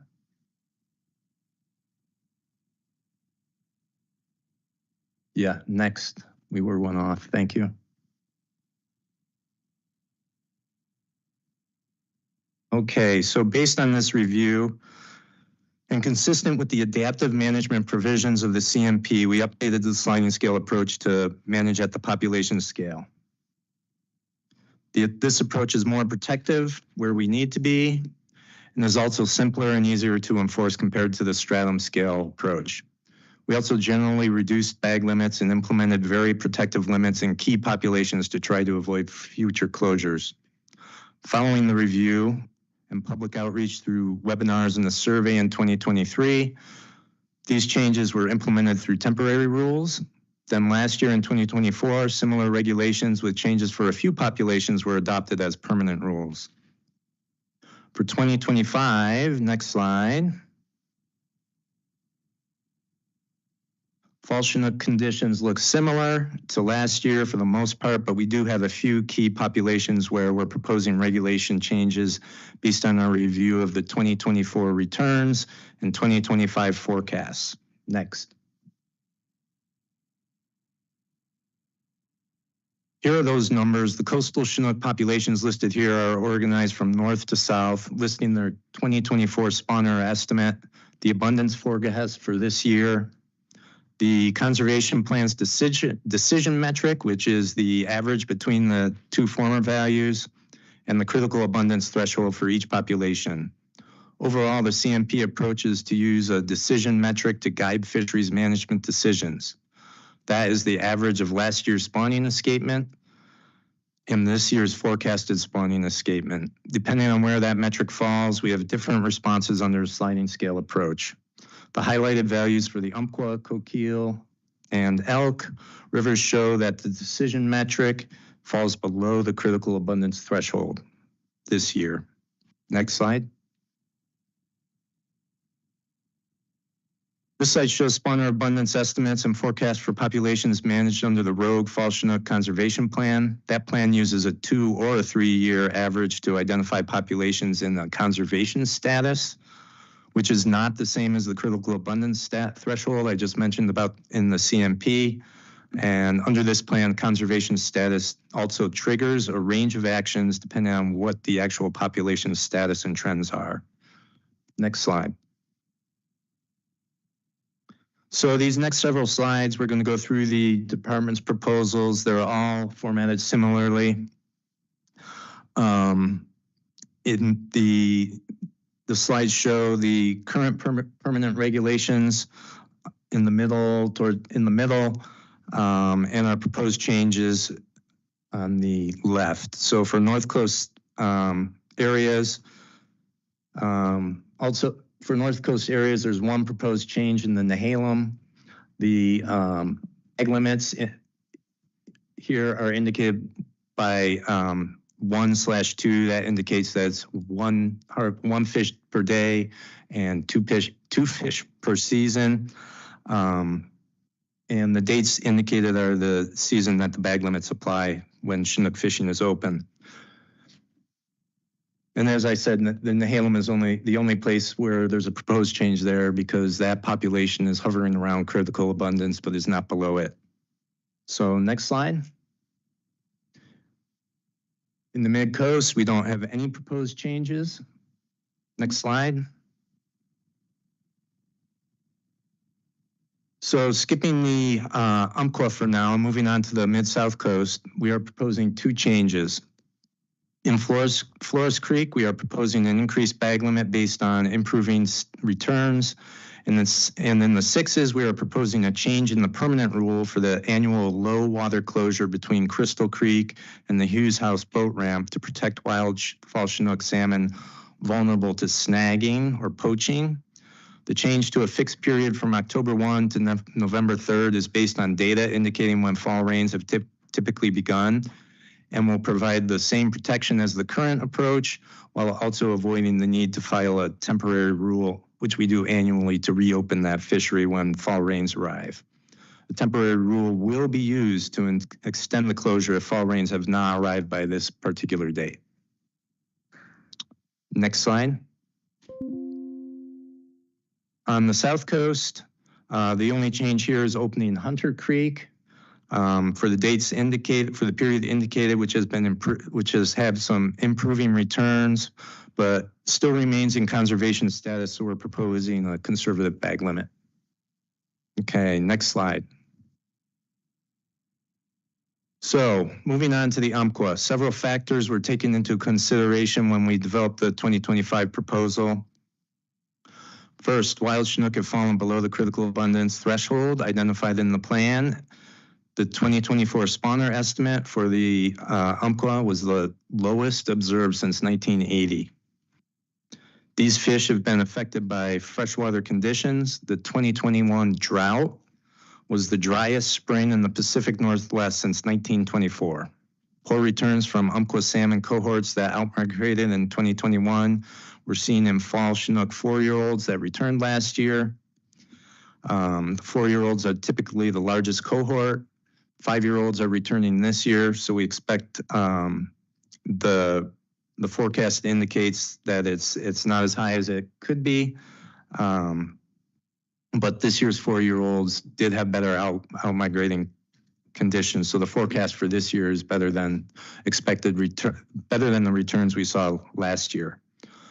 The warming water in the Umpqua is also, and low flows are also exacerbating the impacts of non-native bass, which is another cause we feel of the low returns.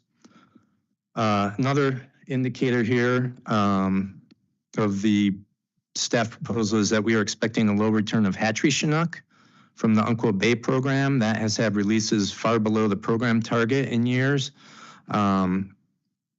In recent years, water quantity and quality has been a limiting factor there, as well as broodstock shortages. Relative to the fishery opportunity, a wild Chinook closure has not happened in my memory for sure, definitely not since the CMP was adopted. So we know this would be a drastic change. We also aren't expecting any adult coho returns from the South Umpqua hatchery program this year, which had a failure. This is a continuing effect of the Archery Creek fire from 2020, which resulted in the loss of that cohort. Finally, staff will not be proposing a wild coho fishery this year due to the low returns observed in the basin in 2022. The parents of the adults, which were the parents of the adults returning this year. And that's just a preview for coho regulations, which will be brought to you and before you in August. So next slide.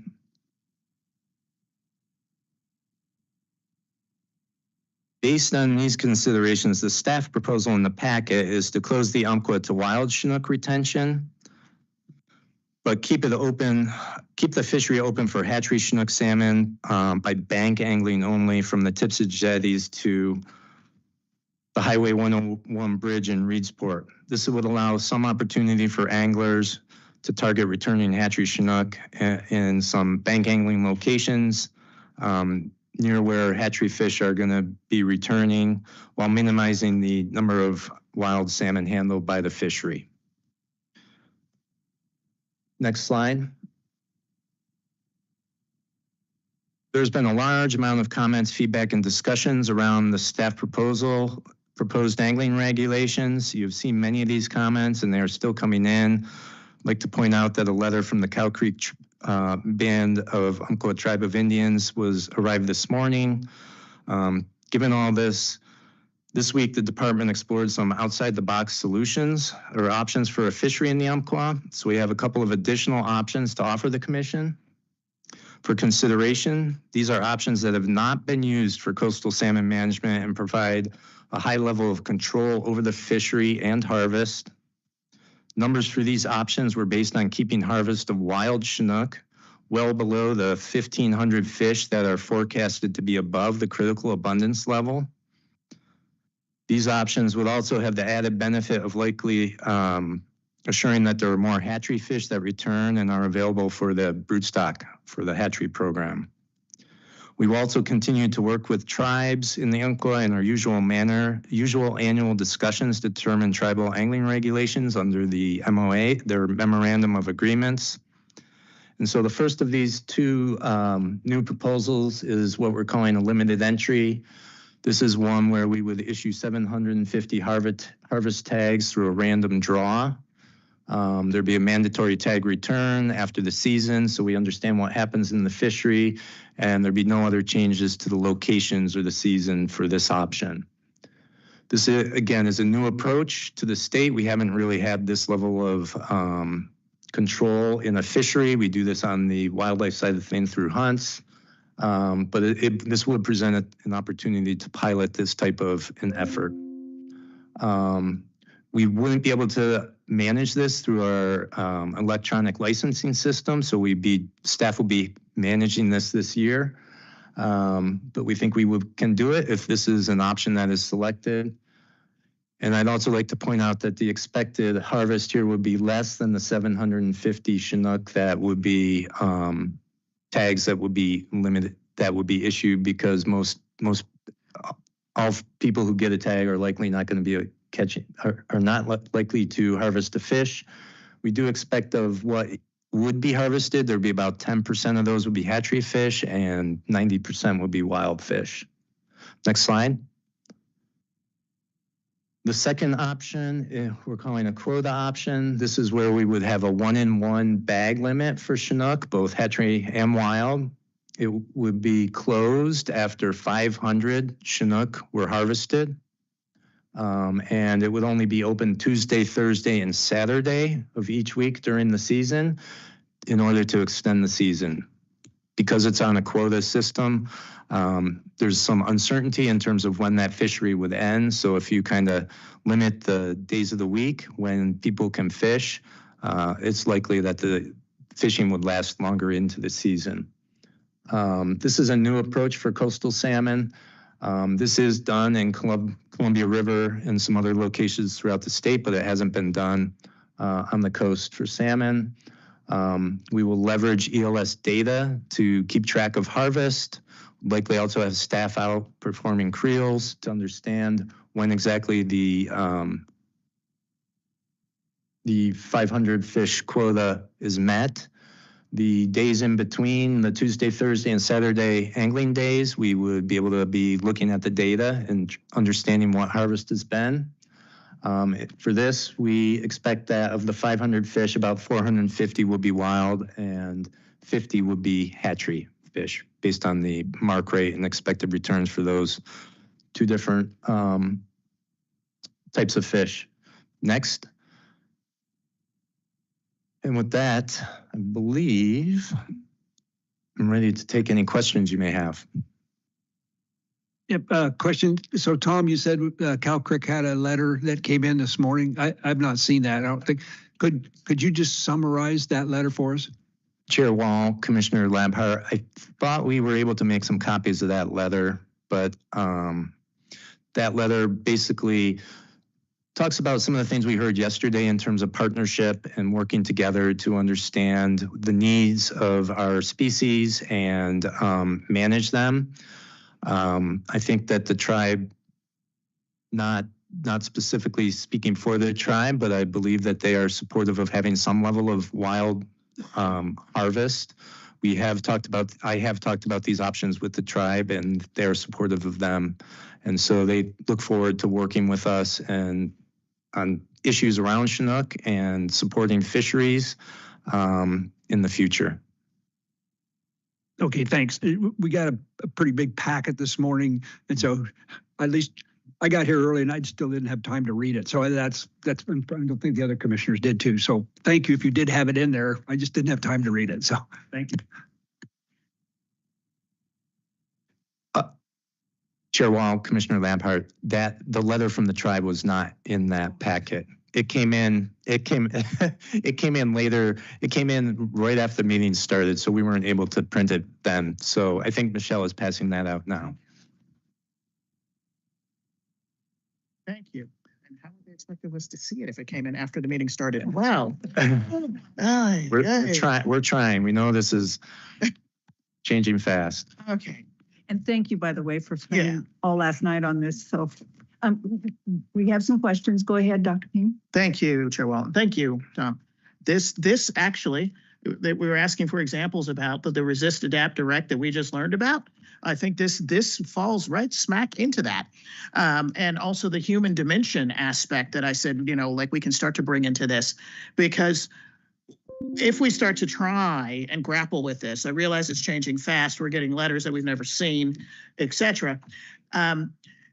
What we need to think about is that human impact, the impact to these communities, because I know Commissioner Spellbrink has been instrumental in trying to come with a compromise because he comes from the point of view as a commercial fisherman, as a commercial crabber, and what this does to those communities that depend on this, that's their life and their livelihood. And if we kind of can find some way to not just shut it, but maybe phase in and give people a chance to adapt, to do that adapt part. Because there may be some changes to the local economy that happen, because despite all of our shenanigans, the fish might not come back. So like, we've really got to start to think about what this actually means. And this is hard stuff, but at least maybe if we do some of these compromise phase-in approaches, that allows us to have more discussions and get there, instead of us like in a blind panic trying to read through things that came after the meeting started. That's all I have to say about that. Commissioner Spellbrink. Thank you, Chair Wall. Yeah, I guess on alternative 2, the quota, I guess when I looked over this, we talked about it. I saw the 500 Chinook harvested, or, it would close after 500 Chinook harvested. I guess I was thinking that would be 500 wild fish, where, alternative 1 talked about, the expected harvest was less than 750 Chinook, 10% being hatchery, 90% wild. So I guess you went a little extra conservative on with alternative 2. There wasn't room you didn't think for the 500 to be all wild fish.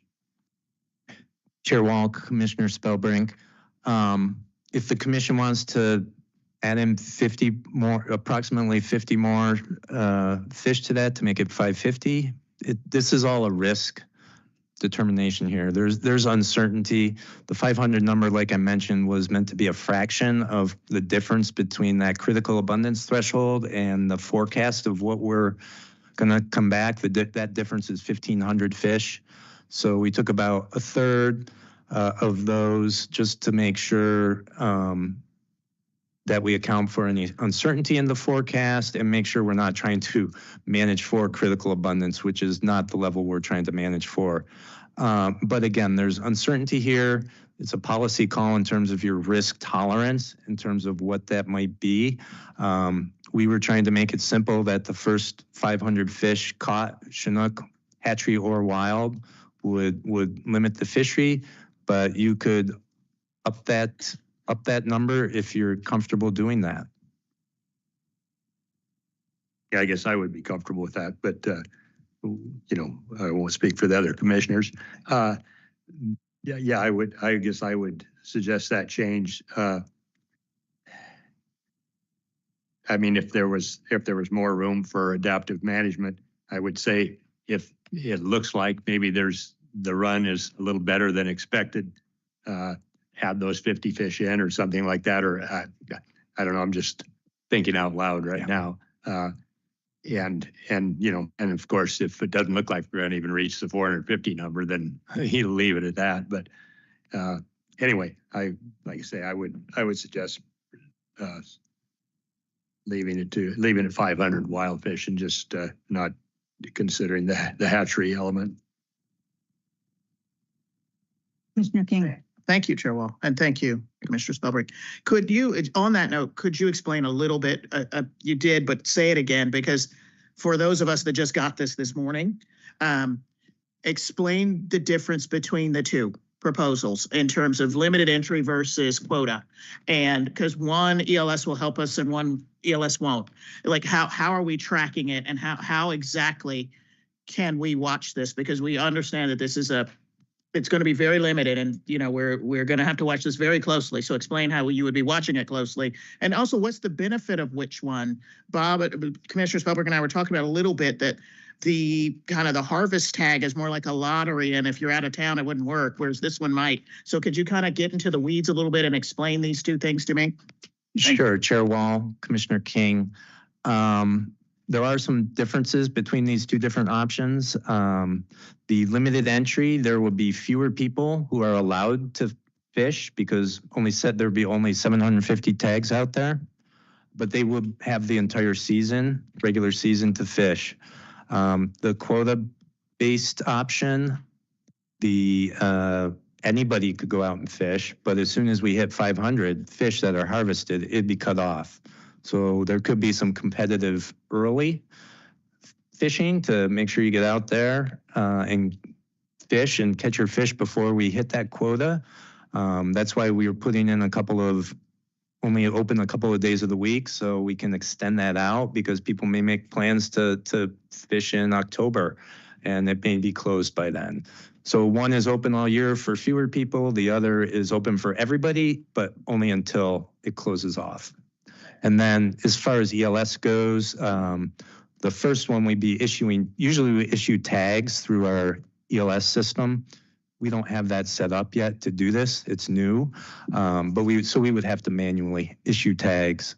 The second, the quota-based one, people who are using paperless and e-tagging, that gets reported into the ELS system, and that's what we'd be watching to see if we hit that quota. We have a question from Commissioner DeFries and then Commissioner Spellbrink. Thank you, Chair Wall. I understand that this question is me asking you to look into a crystal ball, which is not possible, but I'm just trying to wrap my head around to, with the original staff proposal, what was the general feeling for rebound for next year and years following? What's the general feeling for some of these other alternatives? Are we going to go into a cycle of continued reduced fisheries with some of these alternatives, where maybe, you know, the staff proposal, there'd be a rebound and we'd be back into normal? Or have you seen other things in other fisheries that you can kind of base these decisions off of, and explain that to me a little bit more, please? Sure. Chair Wall, Commissioner DeFries. I think we expect all three of these options to result in a similar rebound, if that's going to happen. I'd say there's approximately 500 fish that would be harvested in either one of the two options. 0 fish in this current staff proposed option. In the longer term, I don't think that number of fish harvested is going to make a big difference, but like Commissioner Kane mentioned, that this allows us to have some level of boat-based fishing. For comparison, we thought if we didn't have that bank fishery and opened up the fishery to just mark selective, just catching hatchery fish, there are so many more wild fish expected out there that you'd have to go through, 10 or more wild fish, catch and release, before you catch a hatchery fish. And so there'd be some level of incidental mortality on wild fish in that situation, possibly in the 200 to 400 fish range or more. So we feel like the approximate 500 harvest of wild fish is reasonable. In the past, for other situations where we've seen really low numbers the year before, we get nervous. We definitely get nervous about what that means for the future. Some basins, it's bounced back. Other basins, like the Coquille, it went down and has stayed down. So I don't think 1 year is going to make or break it. We definitely need to watch and see what's going to happen into the future. But we definitely have our eyes on this. Make sure we want to manage it so we do have wild escapement, but we're also sensitive to the value of the fishery to the communities and the tribes, and want to be respectful and see if we can accommodate that in any way, shape, or form. Thank you. Commissioner Spellbrink. Yeah, thank you, Chair Wall. Yeah, I guess some observations and comments.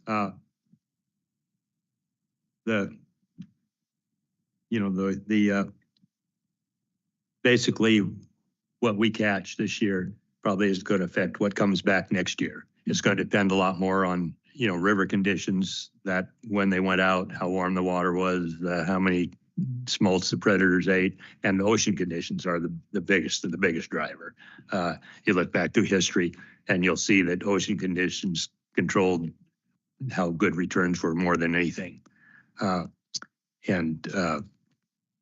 think, as far as the two options, this is just, again, what I see, having been involved in fishery, that option one with the quota, or the lottery, it kind of makes winners and losers, where option two, everyone's a winner and everyone's a loser, because, you've lost days. But then again, everyone gets the opportunity or the chance, and people that have scheduled vacations and, now maybe they can fish 1 day rather than no days, or maybe even 2 days, depending on their vacation. And a lot of people have plans, fish with guides, all that's been scheduled. So it lets that at a lower rate, but it lets it happen anyway. So that's. Let me just, we have a bunch of people who would like to speak to this. We have hundreds of comments that we have all read already online and things that we have seen before. So I'm going to keep most of my comments until we get to hear from people. The first initial thing on these three, the one that we had in front of us before gave the advantage of doing the one that was originally proposed by staff is that we have a CMP in place. It was years in the making, and a lot of staff and constituents and experts were involved. And so there's some certainty in sticking with it. I appreciate that you're thinking and figuring out these options. It's useful to talk about them a little bit. And I'd like to hear what other people have to say when they come up or when they're on screen. For better or worse, I grew up in one of these towns that change as soon as the natural resources change. I think we're all living in this. The high school class 2 years ago was 3, not 45 that it always was when we had the mill or the other natural resources. It's tormenting to these communities, and it's what's in front of us. So I think that this is one of those places where we're in it. We're talking about it. But I would like to also, there's some counter things that we should talk about. But again, I'd like to hear from other people first, and then come back to this. I do appreciate having the 3 options so that we can at least think about it, and people that have been living with this for the last few days trying to figure out what they're going to say also have a couple things to think about. And we just have these declining populations in front of us. We've seen other pieces. We've seen this happen before. This is a chance to look at it a little bit differently. Commissioner King, and then I'm going to start with the people to. Thank you, Chair. Okay. Oh, the Commissioner. My hopefully quick question. We were down in the Umpqua, was it April? It's all a blur. Our last tour. And we heard, and then I've actually talked to folks about going to fish for striped bass. That particularly the conditions are favoring them, like this hot, dry spring that we just had. They're seeing them in record numbers. And I heard a few people say anecdotally when they catch them, their bellies are full of like smolt or whatever. So, I mean, do we know yet? Is that also part of what's impacting what we're seeing here and now with this fishery? And it seems like with conditions favoring them, we're going to see this more and more and more. And would that be something that maybe the guides could pivot to? I'm just trying to understand, because as you said, like watching, like it's like, the fear is, gosh, are we watching this collapse, and then how do we adapt and make sure we don't do it too late, and then and things have gone too far. So I'm just trying to understand, like, what are some of the other players in this game? Chair Wall, Commissioner King, almost assuredly predators are playing a role here. The difference between the Coquille Basin, for instance, and others where fall chinook have dropped off and stayed low is climate conditions which exacerbate predation. They are not cycling like all the other populations do with the ocean normally. The ocean is the large controller of the number of returns, but when you get down to a fine scale, it's the freshwater conditions that determine kind of the differences between the basins. So striped bass and smallmouth bass in the Umpqua, they are present, and I'm sure they're having an effect. We don't have any limits or controls on those species, so they can be harvested and removed at will. To this point, we haven't started our own management of those populations, because last year was the first year we saw it take that big drop below the critical abundance threshold. So we'll be looking at that. Managing those populations is a large task. Direct management by removal. The Umpqua is a lot bigger than the Coquille. There's a couple hundred miles where Chinook and bass are going to be overlapping. But I think we can study and look at exactly if there's key places we might focus. I think there's some strategizing to do with some quick data collection, talking about options into the future. So I think focusing on harvest of striped bass is something that can be done by guides. There's a couple of other things we can do. We've heard a lot in the last couple commission tours on landscape scale habitat restoration. That's certainly going to help. Fall Chinook, I think, are probably the most vulnerable to the predators. And also, I think in terms of potential solutions, I think we also need to think about what things look like in the future for conservation assistance. This goes back to the talk previously about the resist, accept, direct. When I say conservation assistance, I mean hatchery programs.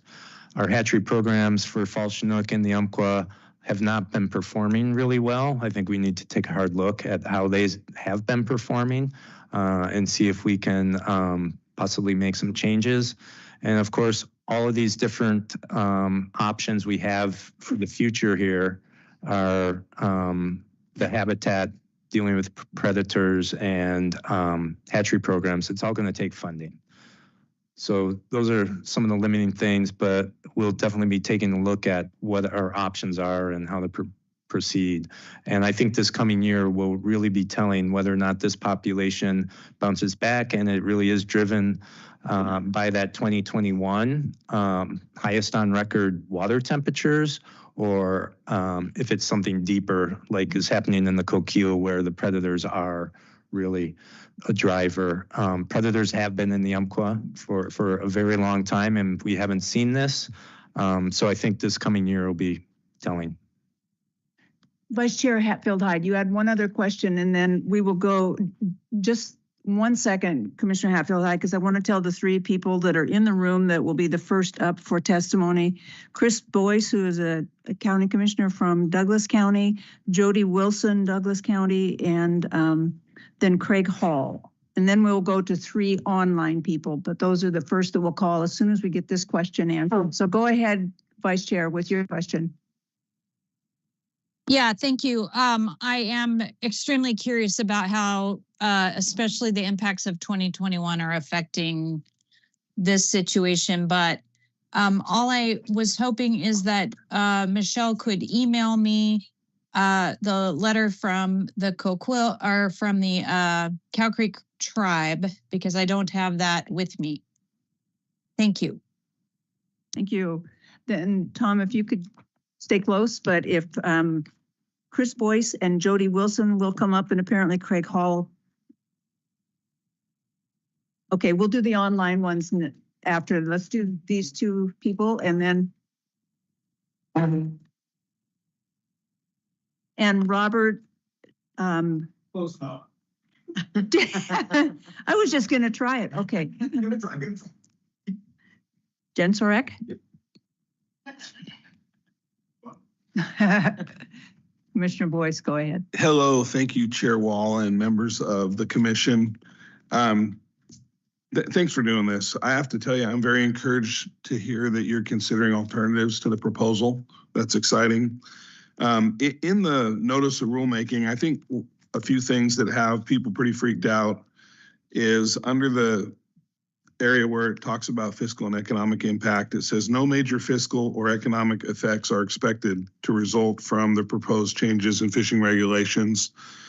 And I don't know if that means for you guys internally or if that means for us in Douglas County or the businesses there, but we're absolutely expecting, and not only expecting, but already seeing an economic impact. We have folks in our RV parks canceling reservations already just based on the proposal. So there's certainly going to be an economic impact. And then it says in here, and I think most folks would agree that this is fairly irresponsible, but small businesses have not been directly involved in the development of the rules proposed to the commission, and they are certainly going to be affected. And we have several in our community that are very dependent upon this fishery. And I think you heard from a bunch of them already. I was pleased to see how many people responded. Jody's going to talk about the economic impact a little more. I'll leave that for her. I don't want to go over the same things twice. The current proposal, though, I'm a Douglas County Commissioner, as you mentioned. I spend a lot of time on the coast. I fish for Fall Chinook myself and have for years. There is very, very limited bank fishing opportunities between the 101 bridge and the tips of the jetty. And those would include essentially fishing from the jetties themselves, which is pretty dangerous most of the time, and very limited opportunity besides that. The other thing that I'd mention is your staff talked about fish that are caught in the fishery, 10% of which expected to be hatchery fish, 90% wild fish. When you have a regulation that allows the keep of hatchery fish only, you have some incidental loss from people trying to unsuccessfully return an injured wild fish. And in a situation where the fishery is in jeopardy, I think risking killing fish on accident is not wise. My proposal would be to allow folks to keep a wild fish if they catch it, but limit the number of catch. You guys heard some proposals around that today. I think those are okay. I'd like to see you go a little further. My suggestion is to keep the season open from August 1st to September 30th, from either the Scottsburg Bridge or the 101 Bridge down to the tips of the jetty. Allow folks the opportunity to catch one wild Chinook or hatchery Chinook, one fish per day, with a total of 2 per year total, regardless of wild or hatchery. This gives the guides an opportunity to stay in business this year. It gives you an opportunity to see what happens as a result of that.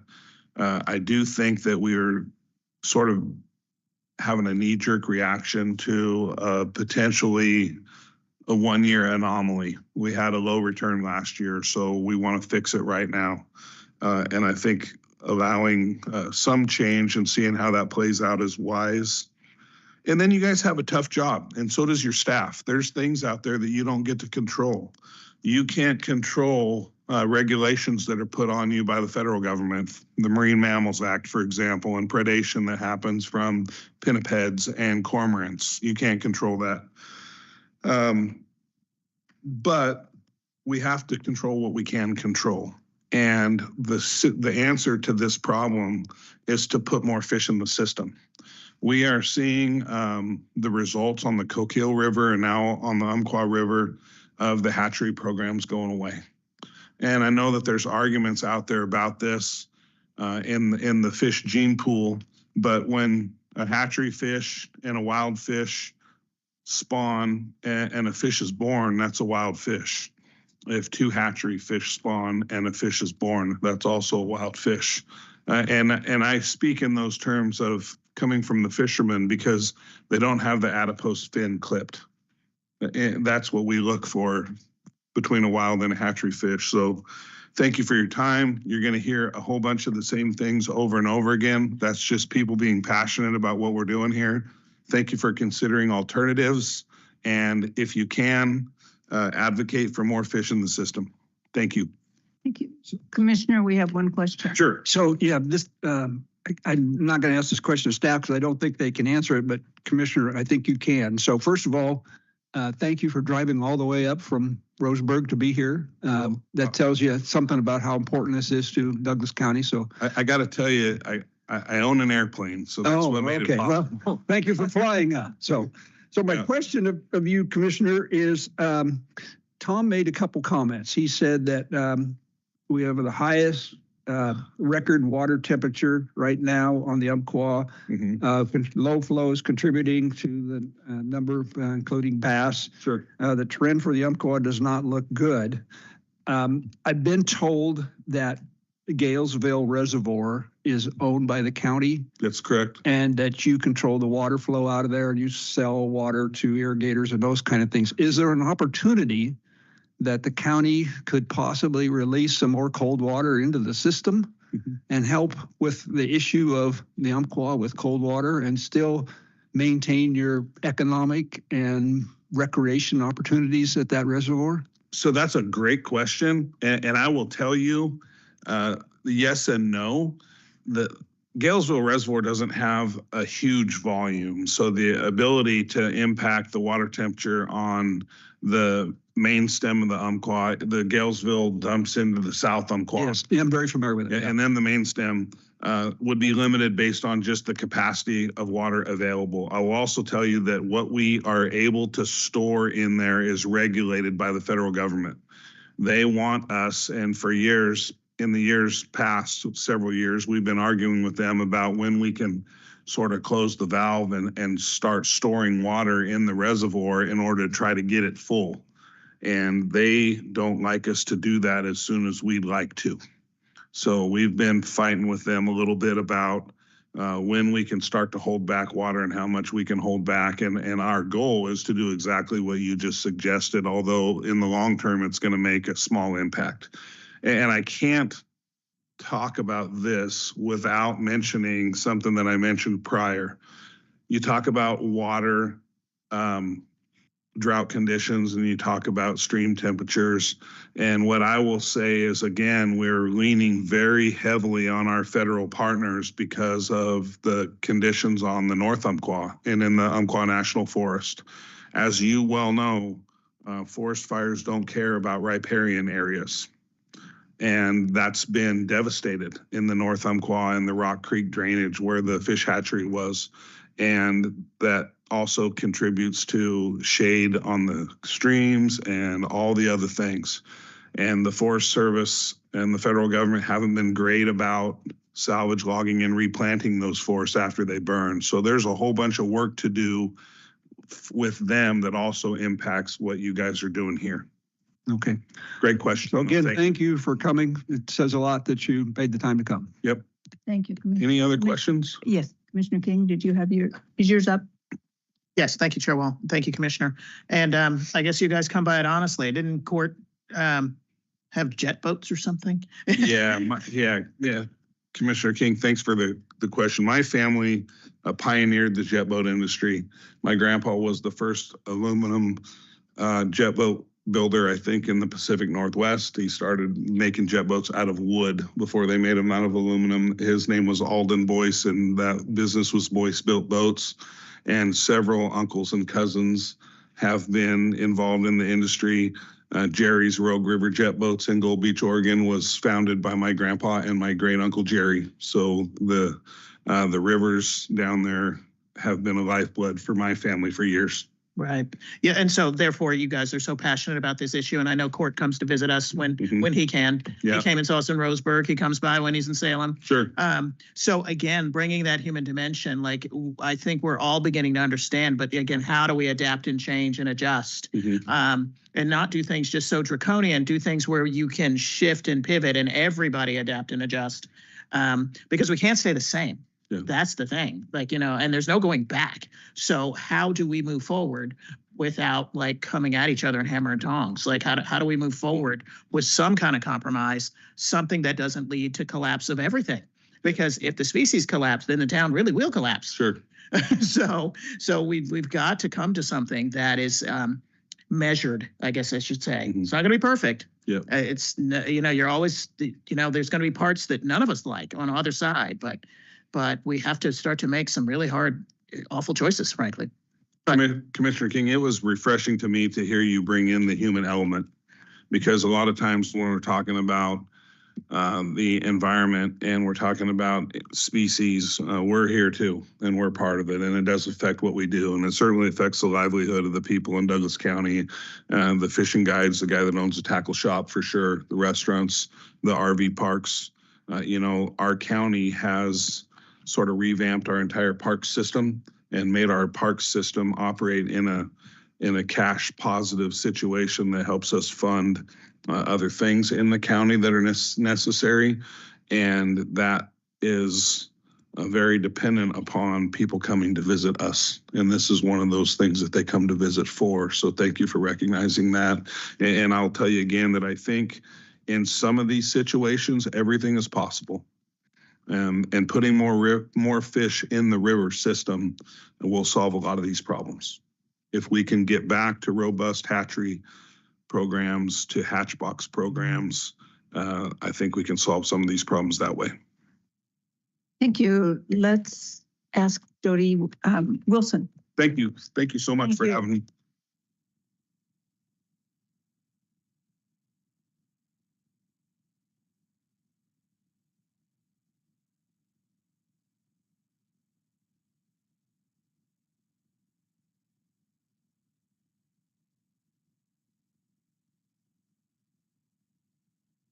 Go ahead. Okay.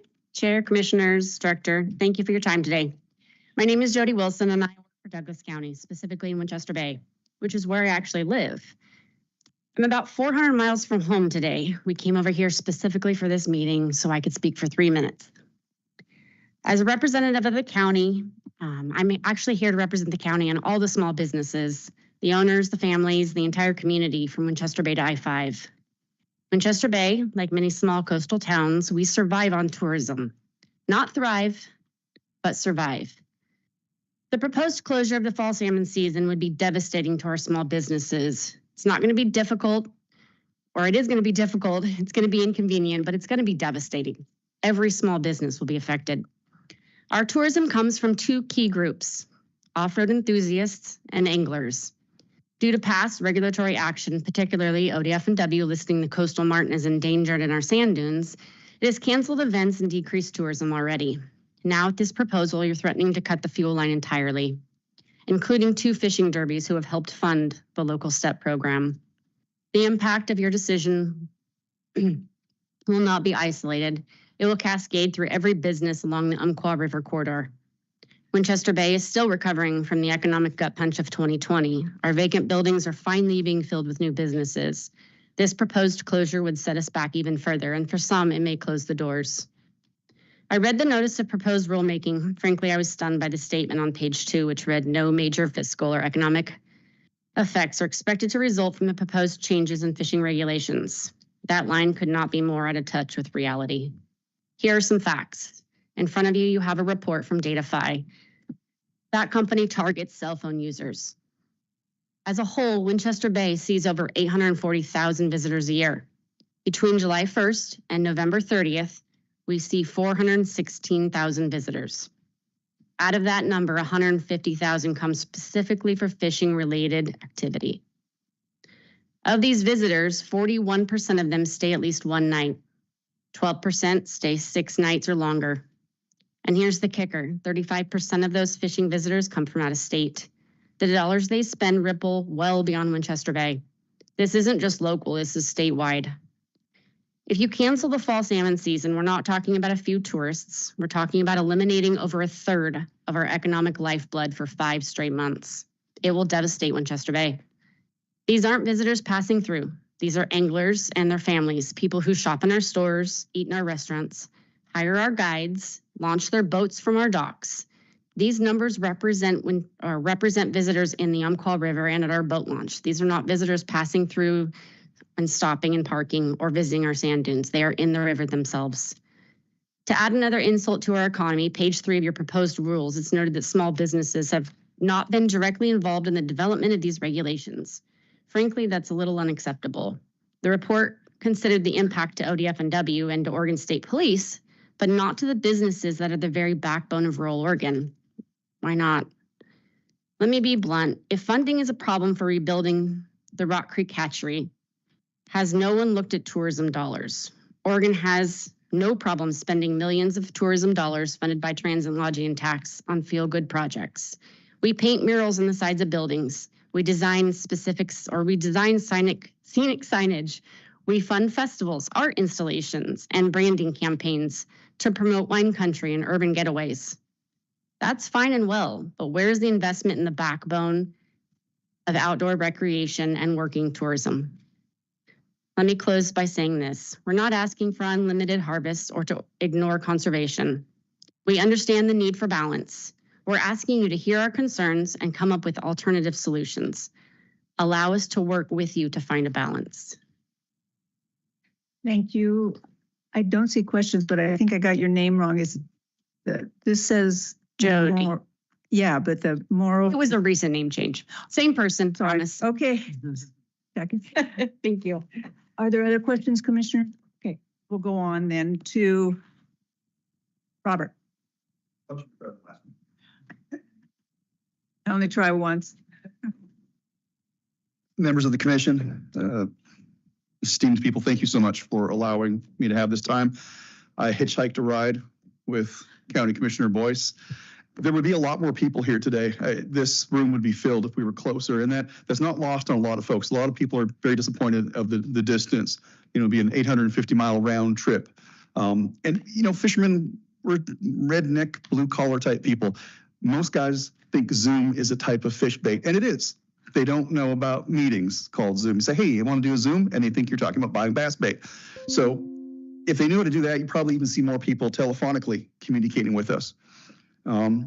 A lot of the stuff that I was going to talk about here, I don't really have to because you've already talked about some adaptive management, which I did not anticipate at all. I thought we were coming in. Nope, it's a closure. We've got to fight for this tooth and nail.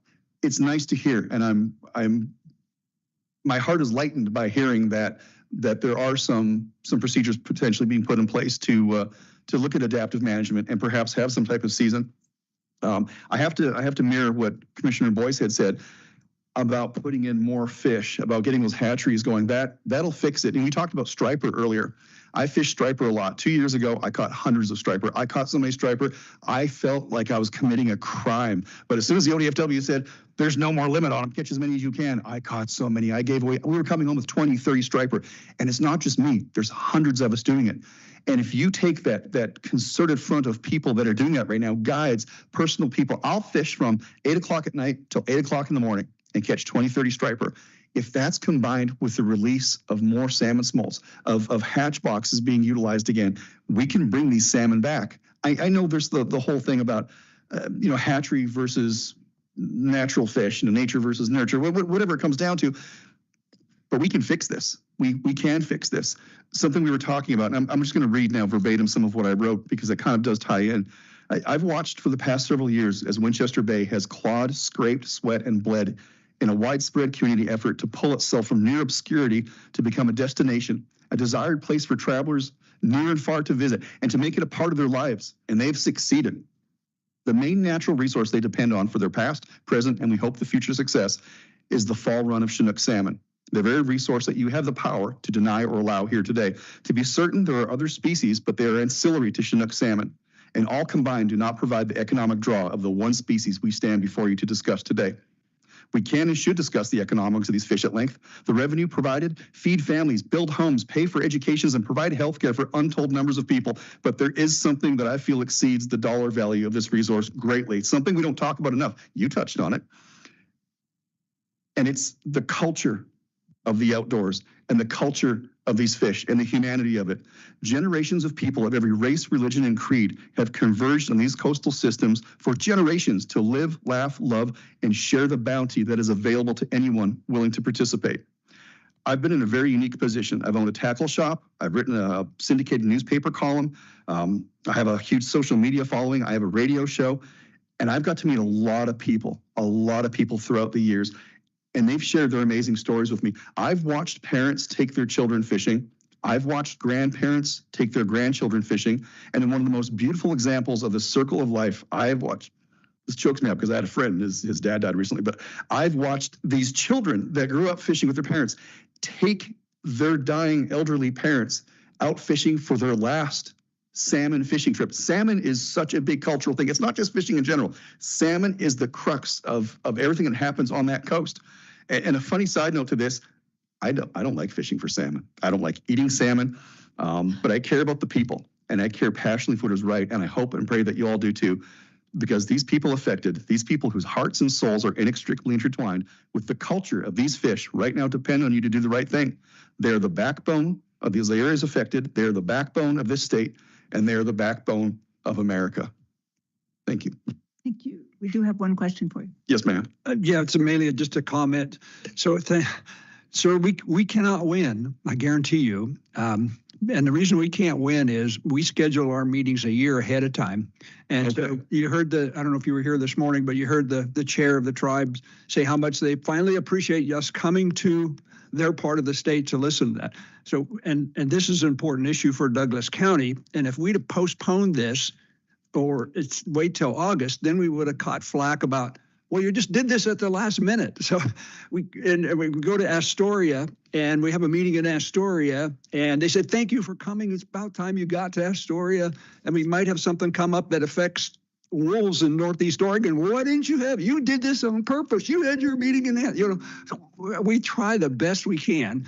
I read every letter that we get. So those 250 letters, that's important for us to know what you think. For you guys to come, that's important. For Zoom, it's important. But I guarantee you, we try our best, and it's not intentional to say, oh, well, let's do the Umpqua in Pendleton so that we can not have people attend. So I guess we don't understand fully how the scheduling works. How far ahead, how far in advance? We do it a year ahead of time. How do we get that information out to people? How do we do that? I mean, social media is a big thing, but I never see that type of issue tackled. I think it's posted on our website. Yeah, a year ahead of time. Your website is not a very good website. No? Oh, well, I appreciate it. Okay. Go ahead, Mr. Spellbrink. Thank you, Chair Wall. Yeah, I'll expand on that just a little bit too, because, we had a commission meeting in April. And, I think one of the thoughts was, well, that's when we're doing ocean regulations. So we ended up doing the ocean regulations. I remember asking at that time, where are we on coastal Fall Chinook? Well, we hadn't got there yet because we're busy on the ocean regulations.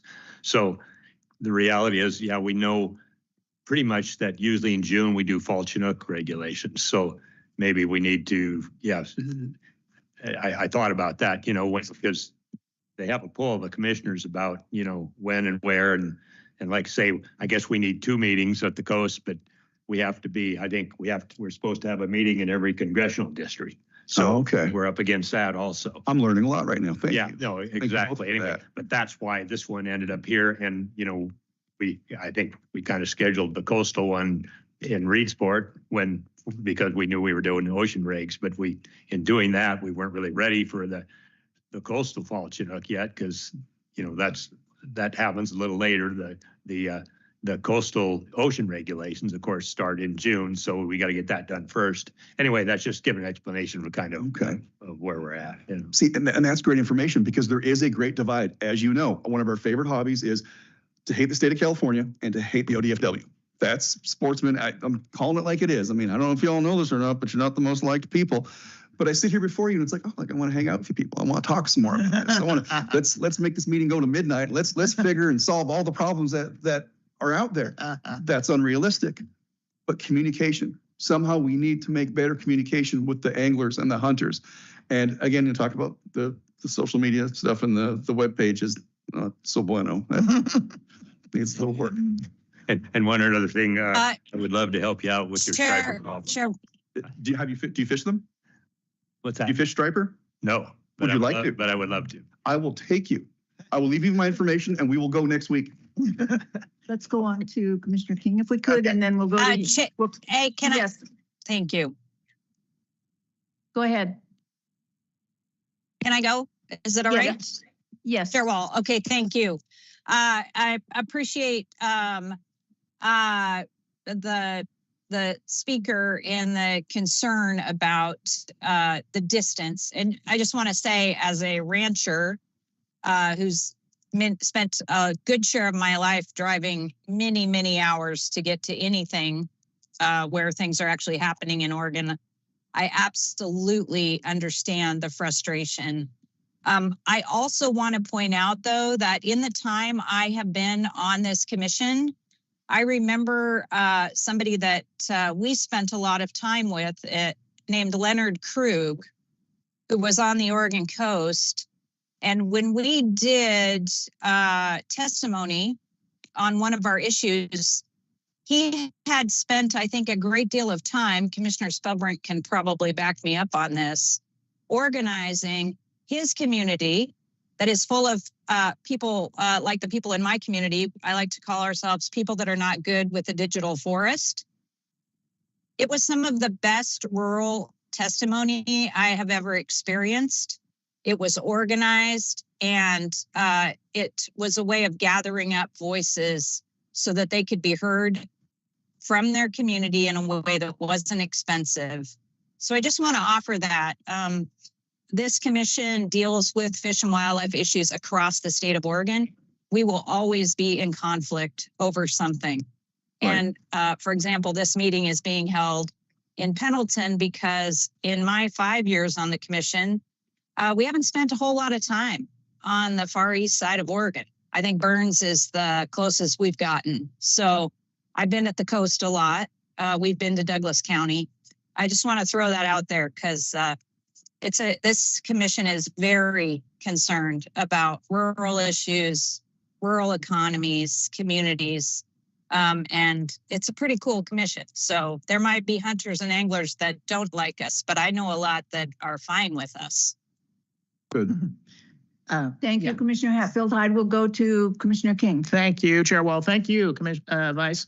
And we talk a lot about the rural-urban divide. Yes, I am the commissioner from Portland, but I don't work for the Portland Department of Fish and Wildlife. I work for the Oregon Department of Fish and Wildlife. Like, we are all in this mess. And one of the things, again, that we did in a nod to the vice chair, we had one of our commission meetings down in Klamath. We had it in Chiloquin. Okay. I don't think we ever had it there.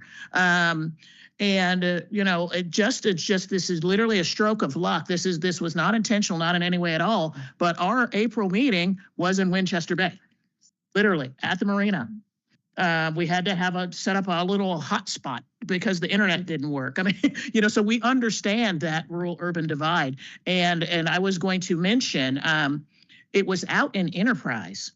So it wasn't Leonard Krug, but it was I want to say it was one of the extension workers, but they figured out at the Grange how to set up a way to do public testimony and how to kind of help people navigate some of these things. Because you're right, they're hard. I mean, it fails a lot. One of my big passions, I've been on the commission now 4 years, and I've been asking for a new website that whole time. I think we're slowly getting there.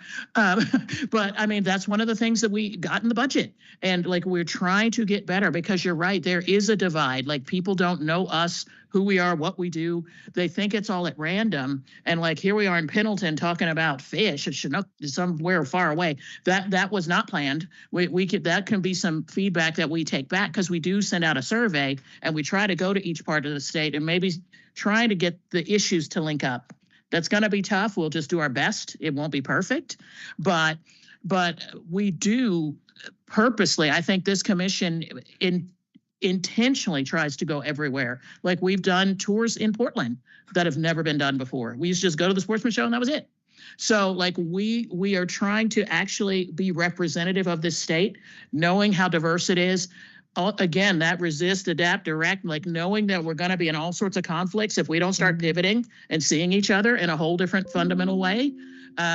So I would think, you know, like, you know, in the not related to you, the other side of the state, the wolf conflict, we were in McMinnville of all places, and people talked about how they liked our commission. So, I mean, really, I think maybe take some good feedback back and not get so inflammatory. Thank you. I'm worried about the people that are online waiting to speak, so I'm going to go to them if I can. Thank you all so much. Thank you. And I'll take any of you striper fishing. You're going to get my number in a minute. Elizabeth Elam, Sarah Potter, and Craig Augustinovich, I believe. So Elizabeth and Sarah and Craig. Going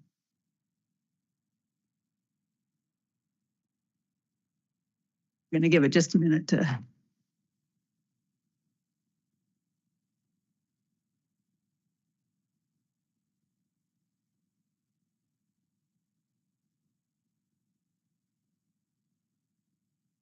While we're waiting for those three, I'll just mention that the next two online are Steve Godin and then David Moskowitz, and then John, or wait, is John here? Yeah. Is John Wibbins in the room? Okay. Actually, maybe we'll go to John while we're waiting for those three. John, could you come on up and we'll hear from you and give you your 3 minutes, and then we're just trying to get the online people, so go right ahead.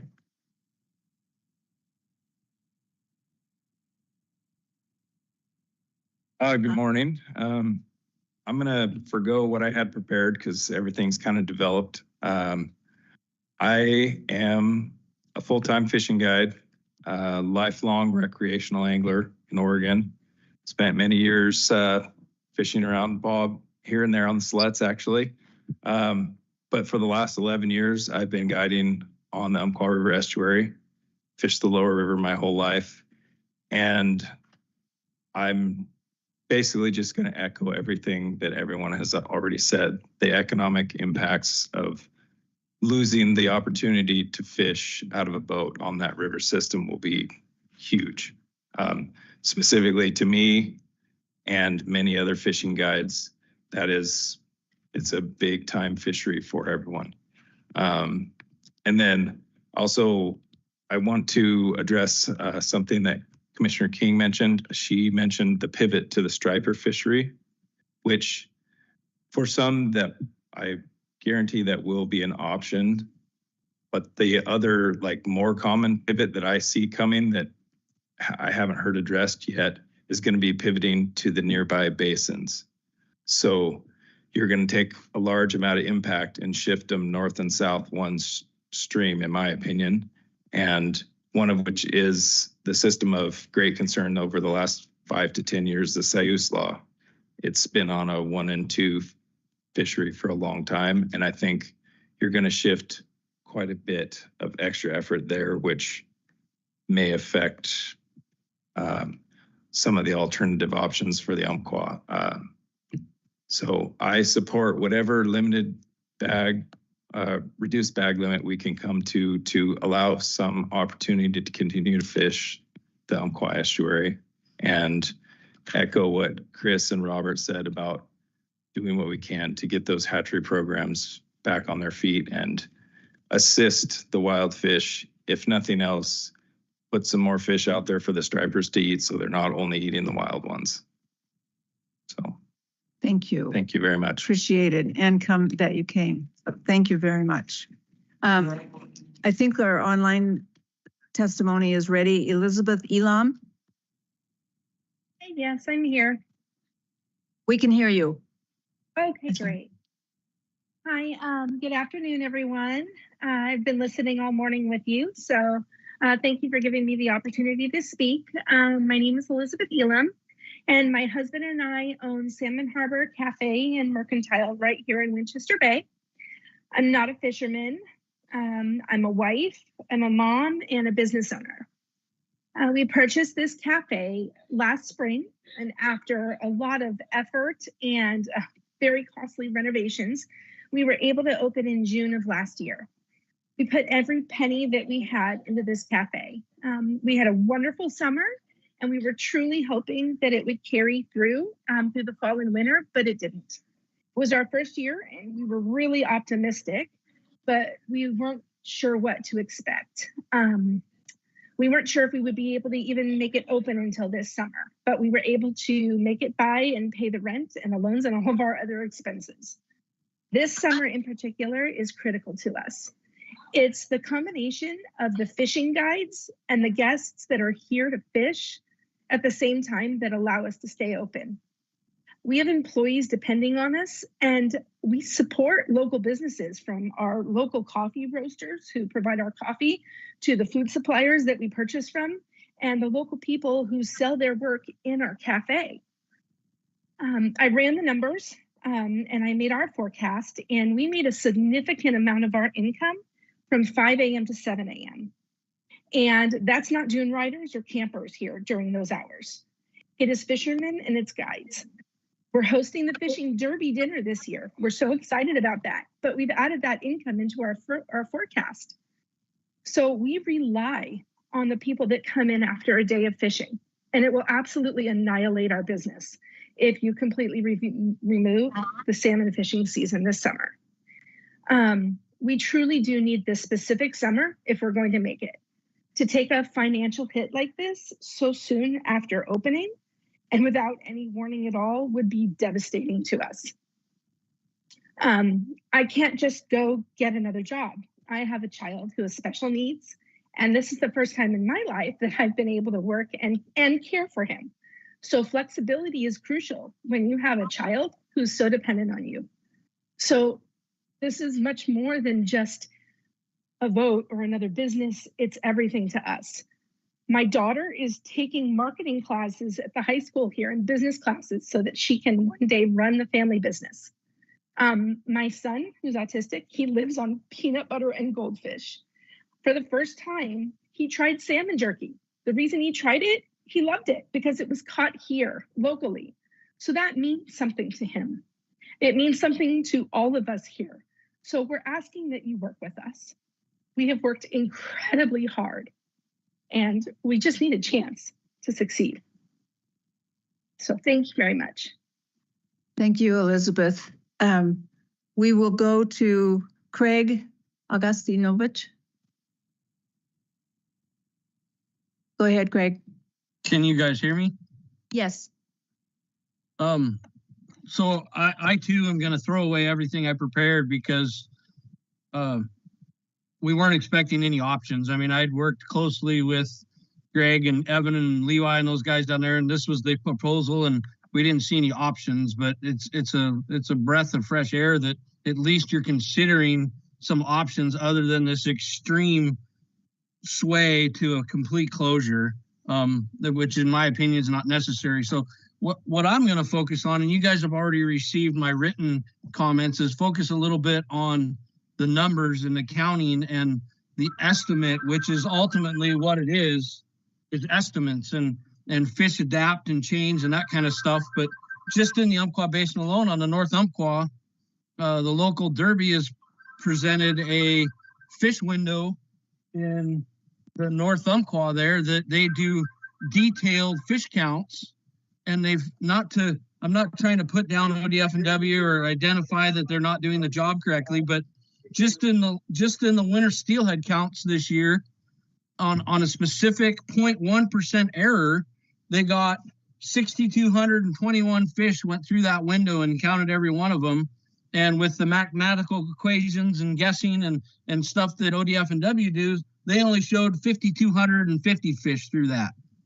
So to say that our fish numbers really changed that much in the South Umpqua due to budget cuts and not being able to fly as much, not do that stuff, there hasn't been any change to speak of in that Umpqua. And I just think to jump that extreme measure is just, there needs to be a compromise. And at least we're seeing some sort of compromise come in front of you guys today. And I hopefully with the testimonies you've had, and there's no question of the economical impact this is going to have on Douglas County and that community.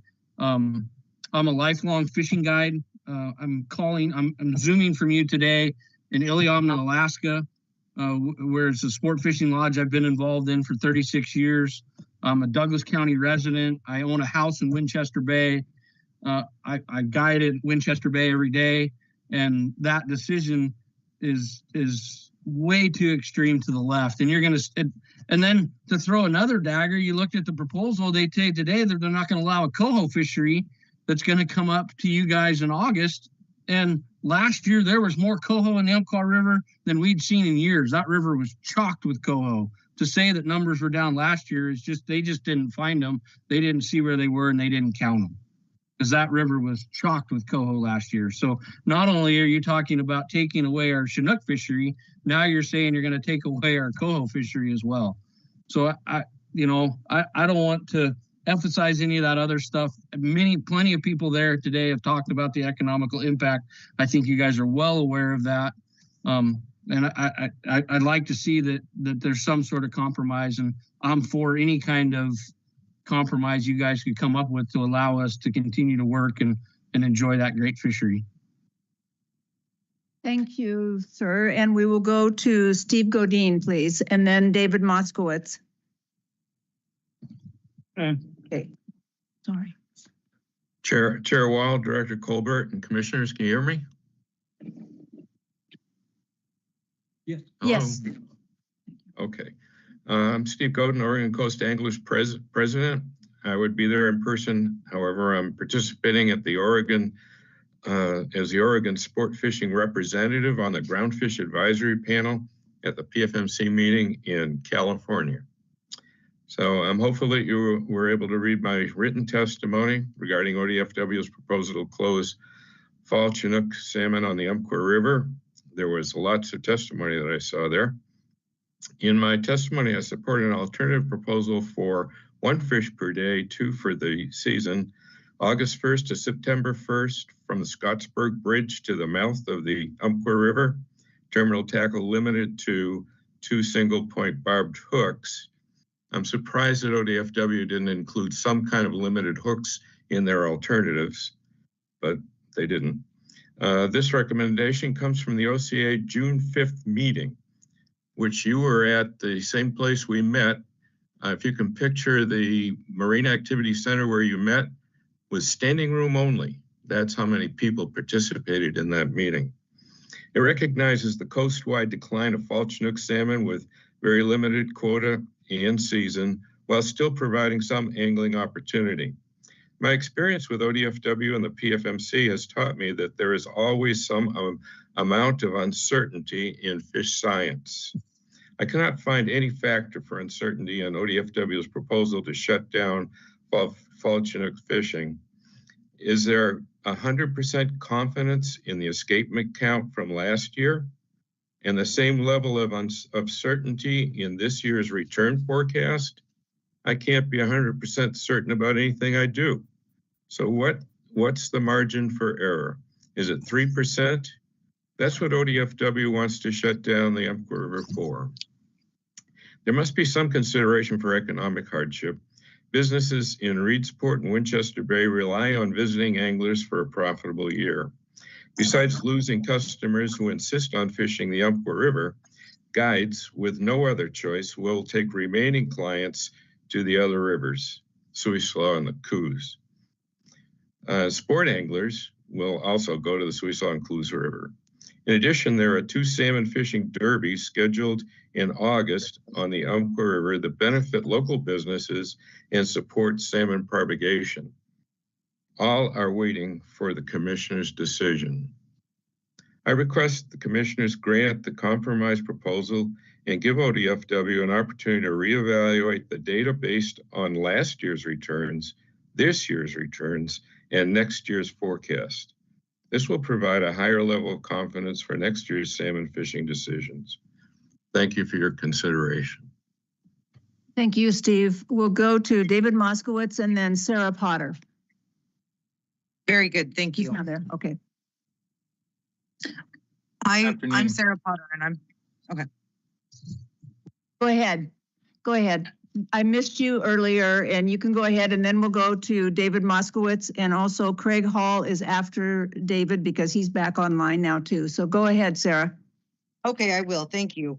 I just wanted to thank the commission for hearing all of us today. I might sound a bit like a broken record, but at the same time, I feel strongly that I do need to speak. So I am Sarah Potter. I run Salmon Harbor Tackle here in Winchester Bay, and I am also a columnist for Northwest Sportsman Magazine. Oh, goodness, I'm trying not to get emotional. I just want to share a few of my thoughts on whether or not the commission should adopt the regulation changes on the Umpqua River. Out of all of the fisheries I have been blessed enough to embrace here in Oregon, oh, goodness, I practiced this and here I am, and I apologize. Okay. I have never seen a fishery that directly impacts a town's economic stability quite like the fall Chinook in Winchester Bay. As I'm sure you recall when you were here in April for your prior commission meeting, that the harbor was quite quiet. Salmon Harbor is without a doubt financially and emotionally influenced by salmon. The salmon bring both life and financial stability to Winchester Bay. The tackle store earns 80% of its yearly revenue directly through the opportunity to target these incredible fish. This business is not alone in the revenue that is directly impacted by the opportunity to fish within the river. Restaurants, guides, camping, lodging, every small business owner and employee will be directly affected by your choices here today. I understand the need to regulate the number of days we are able to target these fish. I also understand the amount of fish that we are allowed to harvest is an important factor. But to take away 100% of the opportunity with zero warning and zero net economic impact studies being conducted on the small businesses of Salmon Harbor seems rash and unlogical to me, which makes me believe you are hearing us today. And I obviously wrote this before I saw that there are some possibilities for the fishery, which gives me hope. And I always try to hold on to hope no matter what, because I am a fisherman. I am a small business manager of this shop. And at the same time, I care deeply about the fish. So it's a unique situation. But in all reality, I feel to shut the river down in its entirety would be literally a death sentence to these small businesses and this place, not to mention the joy that targeting Fall Chinook brings to countless families in Douglas County and the whole state. The Umpqua River is an iconic river, and I feel like that the management, that we all need to come together and find a way to bring more fish into the river, to be aware of tradition and the fact of what else is taking away from our fish besides the fishermen. Oh goodness, I'm so sorry. Anyways, I was in collaboration with the OCA this past week, who was the man that just spoke in regards to their proposal. And I believe that this proposal is considering both the fishermen and the fish, which is crucial in such a huge decision. I would be thankful with one wild Chinook per fisherman inside the river, as the girth of this run is wild and always has been. Keeping opportunity alive is vital to the life source of our town.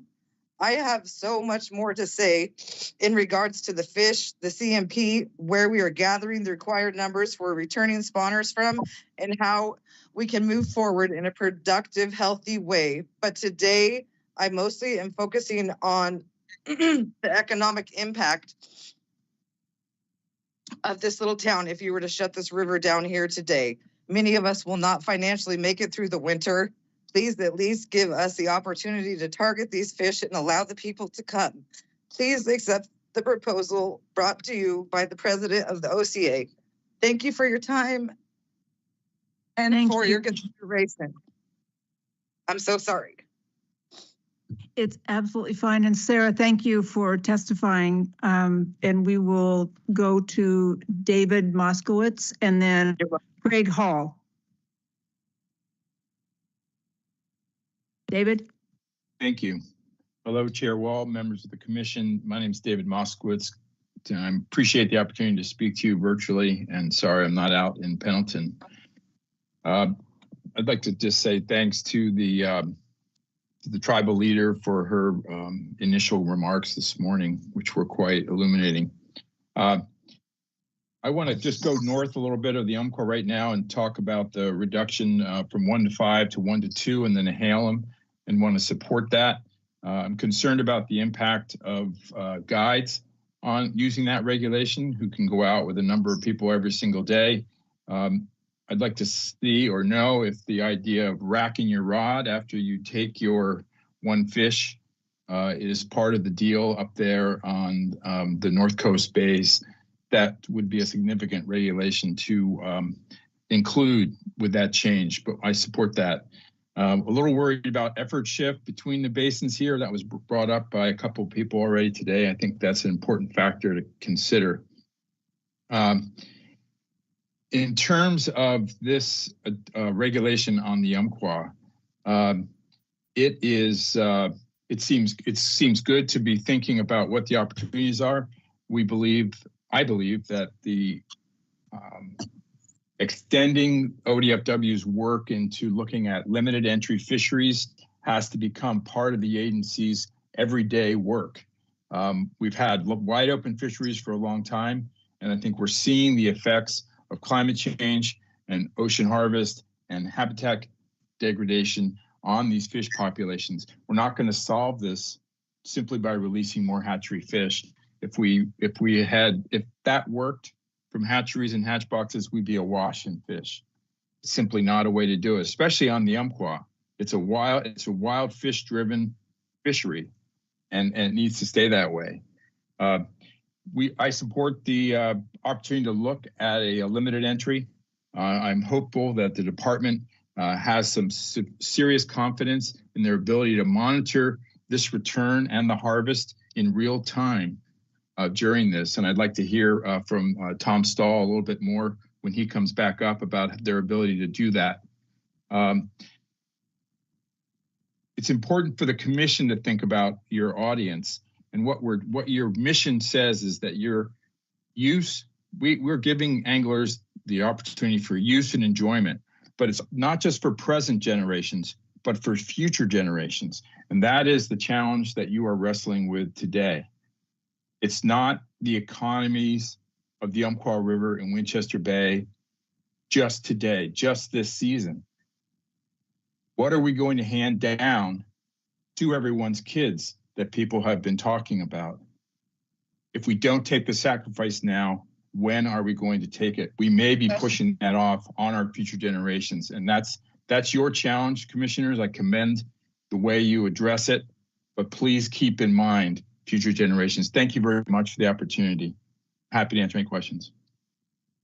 Thank you, David. And I don't see questions, so I'm going to go on to, let's see, was there one more? Yes, just a second. Craig Hall. And that, I believe, is our last testifier. Go ahead. Hi there. Am I coming through okay? Yes. Awesome. Thank you. Thanks for letting me have just a moment. I'm not a business owner, but I've been fishing the Umpqua for 30 years. So just wanted to say thanks for giving the chance to speak. I do wish it was local. I do think that I've heard a lot of the comments of why it landed that way. So thanks for explaining that. But it certainly feels from this side that it's a conspiracy. So can't help it. It's just part of the nature of where we are. The pattern that I've seen on Fish and Game is increased costs, decreased catch rates. We closed the Coquille several years ago. I've seen no rebound. Why? What have we not done to invest to rebound that if no fishing? And my concern is that's going to be the trend for the Umpqua. Close it and never see it open again. And so I'm grateful. I'm hearing some of the conversations today. I do want to stress, though, that I think the hatchery opportunities really could be maximized. I fish a lot in Alaska, and I'm very aware of success rates there. So just want to encourage you to continue to look at how can we add more fish to our systems. I do sympathize and have great concern for the local community at large in Winchester Bay, Reedsport area, and just hope that there will be some attempt to be cautious about how aggressive we get in our first complete shutdown. It seems very knee-jerk to me. So, and then my last observation, I'm just curious, I see the spring Chinook. I fish for those as well. We have more restrictions on the main, and then it seems like we open it up in the spawning grounds on the North Umpqua. And it seems backwards to me. So I know I'm not a biologist, but it just seems like common sense to me that you might want to consider how you're opening up the spawning areas, the upper reaches of the river, rather than restrictions in that area and opening up the lower sections. But I know there's a lot that goes into the decision making you have. If there's any way in the future that you're talking about these to have some kind of a local forum, I know that there would be a great number who would join. So just wanted to kind of voice that I would be there, but it is a long ways for 3 minutes. So thank you so much for your time, and thank you that you're at least giving opportunity to speak. I appreciate it. Thank you, Craig. That's the end of our testimony. So if you would come back up, Tom, and if we have questions that you want to ask of staff, or if you have comments, it seemed like you had an answer to one of them that just came up that you wanted to say. Sure, Chair. Well, there were a couple of things I thought be good to address just right off the bat. One is the fiscal impact statement that said there would be no economic impact. That is an unfortunate statement based on kind of the process and timing. We have to get statements into the Secretary of State in early April, which is, we don't even have our numbers and decisions yet, so we write it generically. We do realize that there is economic impact here. So we'll have to think about how we do those in the future. The second one is around the data. Number of people talked about the data. Yeah. With all data, there is uncertainty.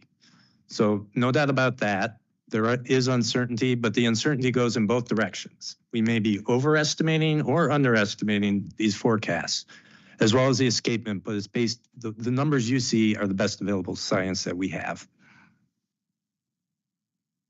Go ahead, Commissioner DeFries. Yeah, I would first just like to say thank you to everybody who testified today. It was very meaningful and really important for us to be able to hear. One clarification that I want to understand, and I think maybe is going to be important for people to understand, is another thing that we heard today is this is a knee-jerk reaction of the agency to make this decision. And my understanding is that this is a preset threshold that was made, and then this is the action based off of that threshold. And I want to also appreciate the staff coming together and coming up with these alternatives, because I think it is really meaningful and provides some of that adaptive management and flexibility. But I just want to, I think providing a little bit of context of, you know, this was a and B decision, and now we are coming in with a C decision in reaction to the real humanity of what we're seeing. And so can you just explain kind of the process and then how we've adapted after that? Sure, Chair Wall, Commissioner DeFries. You're absolutely correct. The critical abundance threshold was set and, well, the plan was approved in 2014. It didn't contain the full Umpqua. We did that in 2018 or 19. So this number has been around for a while. It hasn't been implemented in the Umpqua. People are probably not aware of it. And so it probably is new to people, but it has been what we've been managing against since then. See, I lost my train of thought. It felt like there was more I was going to say. The question again? Oh, yeah. One thing, thank you. One thing that the CMP does allow, it does set an expectation that we are going to pull back on wild harvest if we get below this critical abundance threshold. And we've gotten to that point. The CMP also allows adaptive management. It doesn't lock us into having to do that, which is why we propose these alternatives where there is some wild harvest. We have made these decisions on a site-by-site basis in other locations. I think Commissioner Spellbrink pointed out in 2020, the Siuslaw hit this situation, but we were early on in seeing all these climate change and closures. So we didn't make that decision then. It did end up closing after that because it was below the level. So we are adaptively managing as conditions change. We are seeing changes in certain basins. We've talked about, I think, for a couple years now about the conditions in the Umpqua being concerning for salmon and steelhead due to the climate conditions. So I do think, though, that this year is making it serious in terms of we need to start thinking about what these solutions are. There are triggers in place in management plans, but when it comes down to actually implementing them and that gets out into the community and it starts to become real, I think that's the new thing that's happening here.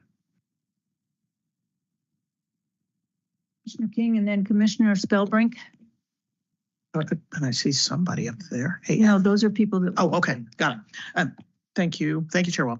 I think related to, like, you know, it coming real for people, because you're right, that none of this is new. Even the changing conditions aren't new. We're just kind of finally seeing it. And for so many people, you have to see it for it to be real, sadly. But one of the things, if you could explain, because again, this feeds sort of that conspiracy theory thinking. And also how we need to get over our own hubris. Like, you know, we always say, oh, it's cycle, it'll just come back. Well, we have rivers that it hasn't, namely the Coquille, that it flatlined and is still down there. So what are we doing, like, in these other places? Like, you know, like everyone's like, well, you're going to shut the Umpqua and shut it forever and it's going to be like the Coquille. Actually, no, like what is different about it and how are we managing it and how are we looking at things and trying to adapt? So I'll just let you speak to that. Chair Wall, Commissioner Kane, are you talking about the Coquille? How are we adapting there? Yeah, so as an example, like, for example, like it, as we know, it flatlined, because I'm looking at it now. I mean, it's just like down in the, like, what, 341? I mean, it's just crazy. So it went bad. We did what sounded like really drastic things. But we also did other, like we we reacted. We put a conservation hatchery there. That's going to come back around to us, and we're going to be looking at that again. Like, I kind of want you to be able to explain better than I can how you are reactive and adapting, and that this isn't some conspiracy theory thing that like you're just going to shut a river and just keep it shut. And we're just being cruel. So if you could kind of maybe just explain that a bit better. Sure. A lot is happening in the Coquille. We are partnering with the tribes and local volunteer STEP organizations to operate the conservation hatchery program, as well as try to maintain the harvest augmentation program that's been happening there.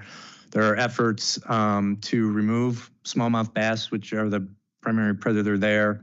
That happen every year. And there's a lot of, we know that there's habitat work that's necessary to be improved there. We are learning there. We haven't seen the wild population bounce back. I was one of the people who thought it would just dip down and come back up. I've been wrong about that. So I think, as I mentioned before about the Umpqua, we need to start thinking about those big levers and how we might use them differently. And I think in the Coquille, I think it's looking like hatchery programs are going to be really a conservation and a fishing opportunity. Kind of like we saw yesterday on the tour at the Umatilla Tribes hatchery. They're reintroducing fish. They have those fish and they have them for harvest. So I think a look at how the hatchery system is going to contribute to this is an important piece in the Coquille. Also, the point is lessons learned. Like, again, we had that hubris. We thought it was just going to bounce back, and it didn't. So, I mean, I think we need to start to really, really look at this and say, like, let's stop making the same mistake. Absolutely. I mentioned, I think, in the earlier part of the presentation that, you know, I could see this going probably one of two ways. The Coquille went down, stayed down. The Siuslaw dropped. It bounced back up. It's been kind of slowly coming back better. We'll see where the Umpqua goes. Like I said, the Umpqua has had the predators. In a while, I think the environmental conditions are making that problem exacerbated along with the environmental conditions. But 2022 was better for freshwater conditions. So it could be that the returns this year are much better. That's why, even though we have data, we have good our forecast models are robust. The ones we use are used for the entire Pacific Salmon Commission modeling for the international treaty decisions on ocean fisheries. So I think it's the best information we have, but we're still not sure exactly what's going to happen this year. So that's why I think there's some room for, at the most, I know we will learn something. Commissioner, thank you, Commissioner Spellbrink, and then Commissioner Labhart, and then I have a couple comments and questions. Okay, thank you again, Chair Wall. I'm kind of like that farmer's commercial where, you know, I know a few things because I've seen a few things. Anyway, I've been, you know, fishing fall Chinook seriously for 65 years. That's when it started when I was 12, if you want to do the math anyway. But anyway, and, you know, just from experience, there's something I don't think we have talked about, and that is when the populations get super low, the recreational fishery doesn't have the big effect that it has when, you know, when there's a lot of fish to catch. I'll just give you, I don't know if any of you got this. I don't know if Michelle sent it out or not, but this is like spawn escapements from 1952 through 2019. And it has its Would you like us to hand those out? What's that? Would you like us to hand those? Don't need to. I can. Okay. I'll just mention a couple Sorry, things here. Anyway, so it's 50. It's like 70 years of spawn escapements, and it has the Siletz, and the Siletz is one I'm familiar with because that's where I spent a lot of my time. But in the highest, these are peak counts, fish per mile, and this is for the Siletz. In those 70 years, the peak count was 101.9 fish per mile. That was peak count spawn escapement. That was fish on the gravel. yeah, that year, fishing was off the chart. In fact, you know, I keep a log, but I think we put 484 fish to the boat. That was 8 fish per trip average. A lot of your days were just a few hours because there were so many fish. So, I mean, we caught the heck out of the fish. And afterwards, after we caught the heck out of the fish, there were still almost 102 fish basically per mile. So the biggest count in 70 years. You look down to 2007, there was those same counts were 3.8 fish. Went from 100 fish to 3.8 fish per mile. So it was a disaster. There was no fish on the sleds. We started calling the department, telling them that in September, say, hey, there's no fish here. Well, I fished 9 trips that year, killed 0 fish. We caught 1 dark fish later on in the season and released it. But I mean, that just shows you, as far as us on the ground, the recreational fishermen, when there is absolutely no fish, you don't catch them. You don't catch the last fish. And I just wanted to make that. Thank you. I guess. Did you have a question? Nope, I thought I was next. Go ahead. So thank you, Chair Wall. So I'm going to preface my comments by saying I'm going to support alternative 2, but I'm going to be a little bit getting there. So I want to make some pretty strong points. So Tom, I think this is your first major issue in your new job, right? I mean, it's probably the first big, tough decision that has come before you. Is that correct? Or it's pretty close? Probably the first one you've seen. Oh, okay. Well, I just going to say, welcome to the fray. You're going to have more. So. Yeah. Am I aging before your eyes? I want to see your hair turn gray.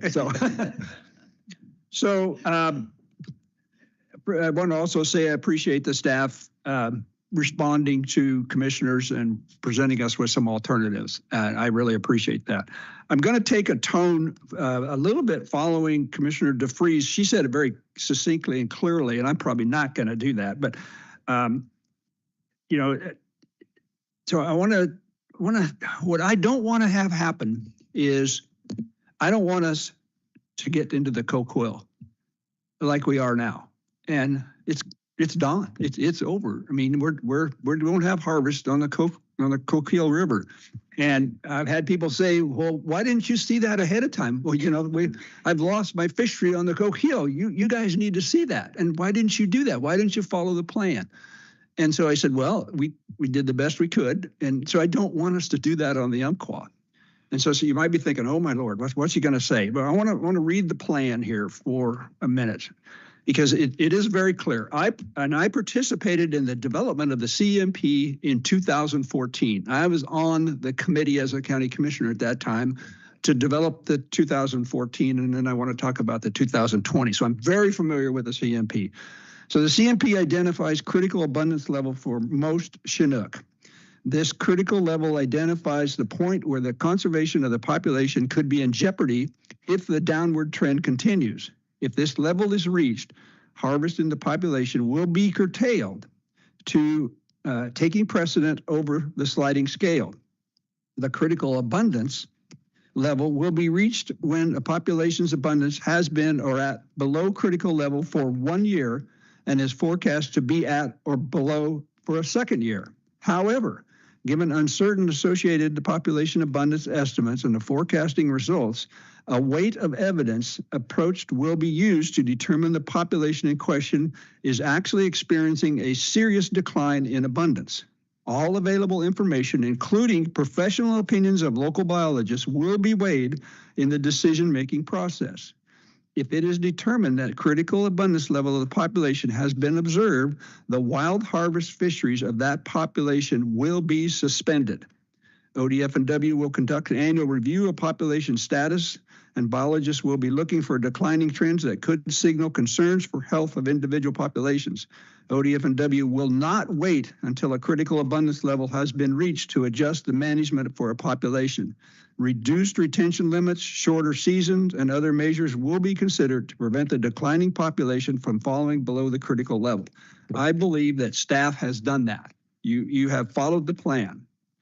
Populations that reach critical abundance level will be closed independent of this harvest management system and then it goes into discussions about that. And the Umpqua is, I think you said below 1980 levels, something in that 86 or something like that. Last year's Yeah, return. so it's below there. Not this year's forecast. So I just want to read one last point, and this gets to what Commissioner DeFries kind of A, B, C. So based on low observance in 2019 and low abundance forecast for certain areas of 2020, ODF&W has again enacted temporary rules to require the coastal CMP to reduce risk of wild Chinook during a period of low abundance. Temporary rules for 2020 generally include low abundance bag limits for the Siletz River, south of the wild Chinook closure of the Coquille. But they said but we're going to limit one wild for the season for the Siuslaw. I said Siletz, isn't it? Siuslaw. So we have a plan that says the box is really clear. If you get down here and the numbers are crashing, if they crash down to a point where we lose those 100, I think it was Jody that mentioned 150,000 days of angler economic activity. And I don't want to see us go from 150,000 days to zero. And so that's my worry. I don't want to be the commissioner that says, well, we told you what's happening and you didn't close the fishery and it wiped out like the Coquille, and now we're even worse and we're going to have to keep it closed for a while. But this is the big but. But we also said the department has the ability, the commission has the ability to modify that with a conservative strategy. And so your original strategy was close the whole thing. That was the original proposal. And now we've got these three alternatives. And so I'm okay with going with the alternative to the quota system. And I know people probably won't like that, but we have allowed for that in the CMP, even though it reached the levers were clicked, they check those off. But I also believe that, I think we can go, I feel comfortable that we could go with this quota system for a year and then take a look and see what the numbers are showing. And we have given that ability, that flexibility built into it. I'm very concerned, though, that is the Umpqua continuing to go down. And I don't want to get us to a point where we're going to be like the Coquille, the Coquille tribe. I keep calling the Coquille tribe the Coquille River. So I don't want it to get to a point where we have said, oh man, we really screwed up. That the fish are gone, and we didn't make the right decision. But I'm willing to say we have what you permit, you promote, and we have permitted, like on the Siuslaw, we had said the data's there to close it, but we're going to allow one fish. So we have a precedent in the CMP where we've allowed that. And I'm willing to go with that on the Umpqua with a pretty significant stipulation is, man, we've got to watch this system really close, and we've got to get some fish back. We got to get some cold water back. We got to get some striped bass back. We got to do all the things that we know can maybe get some fish back in there. But the human dimension is important. And so I'm willing to go there, but I'm pretty worried about where we're headed with the Umpqua. Yep. Commissioner Hatfield-Hyde. Commissioner Hatfield-Hyde? Chair Wall, would you go first and then I'll follow you? Sure. And Tom, what I need to do is ask one question about the sixes and then come right back to the Umpqua. You were pretty clear in your presentation that if the low flow continues past November 3rd, the permanent rule will be extended as well. And we will extend the closure with a temporary rule. I just want to, and the reason I'm asking, I heard you say that, I just want to try to get the information out to people and be really clear what's coming to people. And by the way, I appreciate very much that we're looking at those as permanent rules, and then so that they don't always come as temp rules, because I think it gives more information to the public. It gives the public a chance to be involved. And so on the 6s, which is also, has its problems too. But I appreciate the way we went about this and are looking at these as permanent rules. On the Umpqua, I want to just make a few comments, and then I have a couple questions. One is what you said when you came back up to the table about the fiscal. I think that's an important thing to let people know about. It's really hard to make those kind of fiscal determinations so far ahead of time, but I think it's useful. I know you'll just put that in the list of things we do before one of these come out, and because everybody recognizes there is an impact. So thank you for recognizing that one. My question, and then I'll make a couple comments. Can you speak a little bit more about how we would monitor number 2? Because number 2 has, all of we have 3 options in front of us. The one that is the second of the options to the original is about we would set a limit, and it would be on alternate days. So there would be some time to do we would do the Creel studies, and then we would have a chance to look at that data quickly to see when we're reaching, like we do in the Columbia, when we reach it, we have to shut it down. Could you say a bit more about how we'll implement that monitoring so we can keep track? Sure, Chair Wall, that's correct. Our intent is primarily to use our ELS system. People who select to use the electronic license have to tag their fish right away, and that gets reported to the system right away. So we will check that system. We've studied the relationship between the number of e-taggers and paper taggers in the system, so we know that relationship. We know the expansion rates from them to total harvest just from past data. And again, there's some uncertainty here. Yeah. I'm not going to say it's perfect, but so we know those relationships. We've had e-creels in that system so we can understand that relationship. So the primary way will be looking at what is coming in through our ELS system and extrapolating that to the total catch. I presume, and this is all kind of new and quick this week, so we haven't talked about this as much, but I presume we'll also have some boots on the ground at the boat ramps and high traffic locations, just checking and seeing doing more traditional creels, seeing what the fisheries are to see if we can validate the number we're getting from ELS. And having the days alternate, being able to fish Tuesday, Thursday, Saturday will give us time in between those days to just catch up, see where we are in ELS and compared to what we're seeing on the ground, and then be able to make that call. It'll also be able to extend that fishery. With this type of fishery, my personal fear is we go out there and it closes end of July. While we were listening to testimony, I checked to see what the percentage of catch was in the different months, and I think 90% of the catch happens in July and August. If you look just August and September, like Commissioner Boyce was talking about, 80% of the catch happens in those months the last couple of years. So last year, the harvest was about 2,000 fish. So you can kind of do some back of the envelope calculations on how quickly that might close with 500.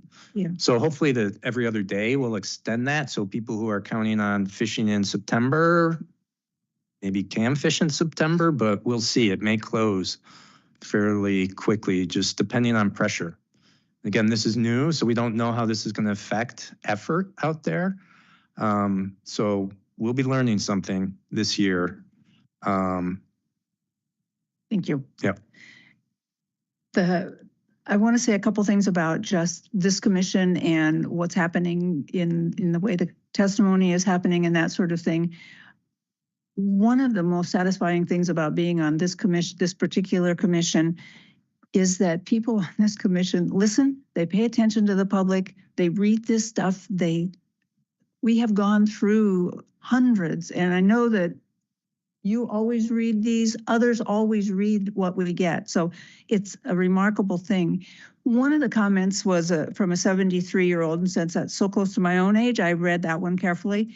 He's been fishing all of his life in the Umpqua, probably in the lower Umpqua, from the Highway 101 down, and now it could end. And that's tormenting to say the least. Arlene's Cafe in Elkton, just like some of these other cafes and tackle shops we've heard about, depends on these kinds of these fishing seasons. I've seen in my own town what happens when the mills close and the fish aren't there or whatever it is. The families move away and most of the people left are oldsters. And so it's a slow ongoing pain for towns. We know that. And so it makes sense to me. And I appreciate what others have said about how we're dealing with people and trying to recognize both the torment that people go through and also what's in front of us with these runs. This isn't the only one we've got that has some problems, big problems. One thing that a lot of the comments have come in about, it's the guides. They're taking too many fish. It's the pinnipeds. It's the us doing mismanagement, staff doing mismanagement.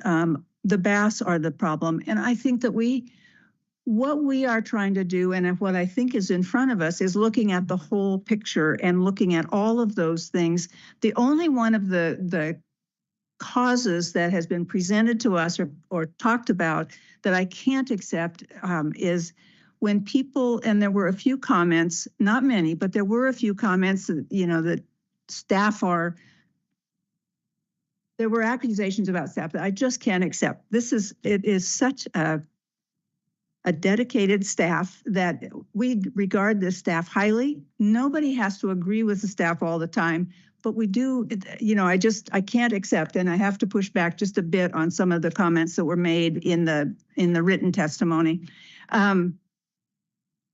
The other thing about staff is I think that they're as tormented as anybody else when these runs decline and when things happen in these small towns. A bit different take on this is 20 years ago, we had the Coho crash, and it was a slow-moving, awful train. We had everything on the Oregon plan for Coho is everything on the table. It was harvest, which we're looking at a lot of pieces here. It was also, we moved a bunch of the hatchery production to the Columbia River. We looked at a huge investment, an ongoing investment in habitat. And that, everybody says, it's always habitat, but it's too expensive or it's too slow or whatever. We did that in this state.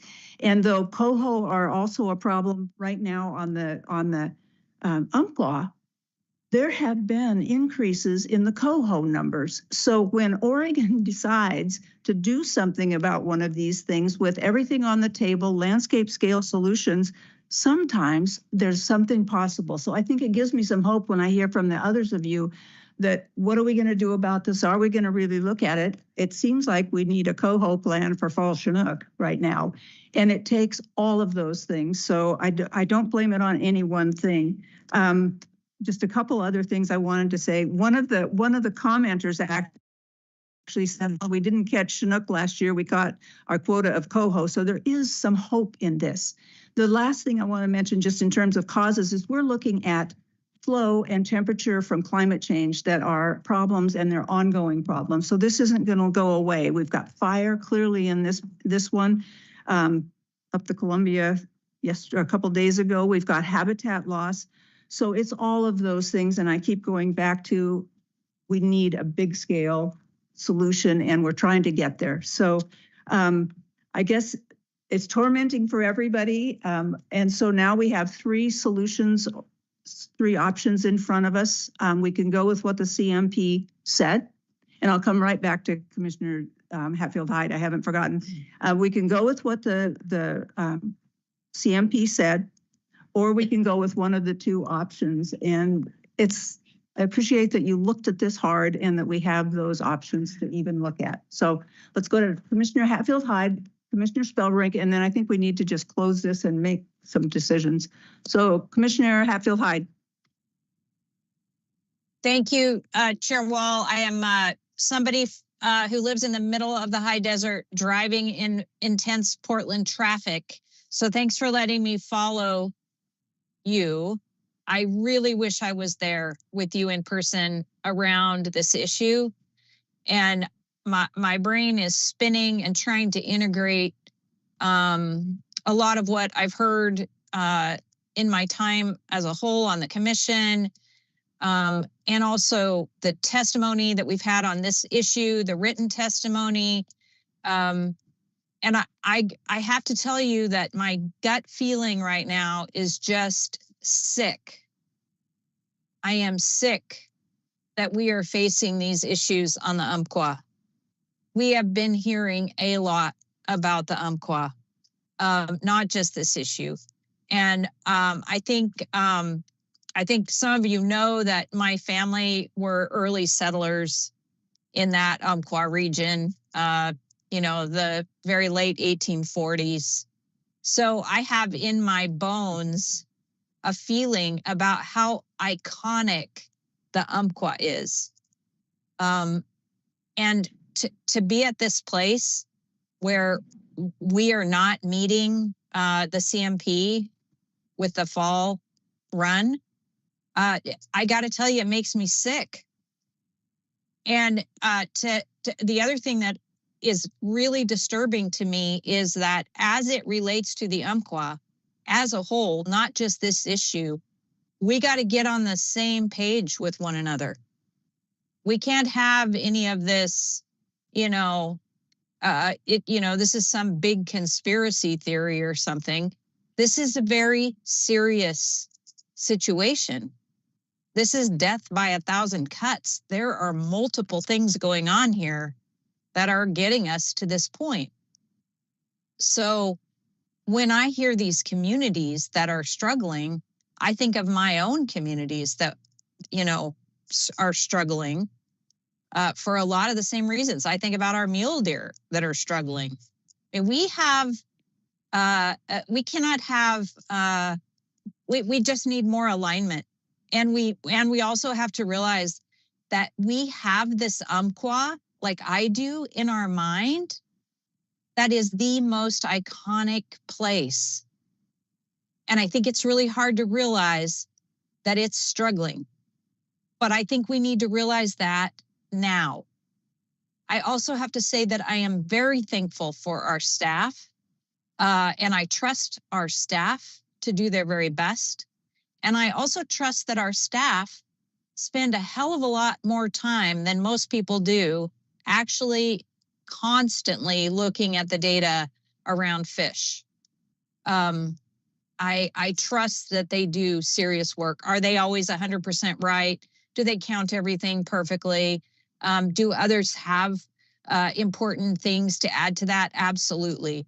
But I guess I just, you don't have to be. I'm from a rural place. We're not rednecks. We're smart. We don't have to.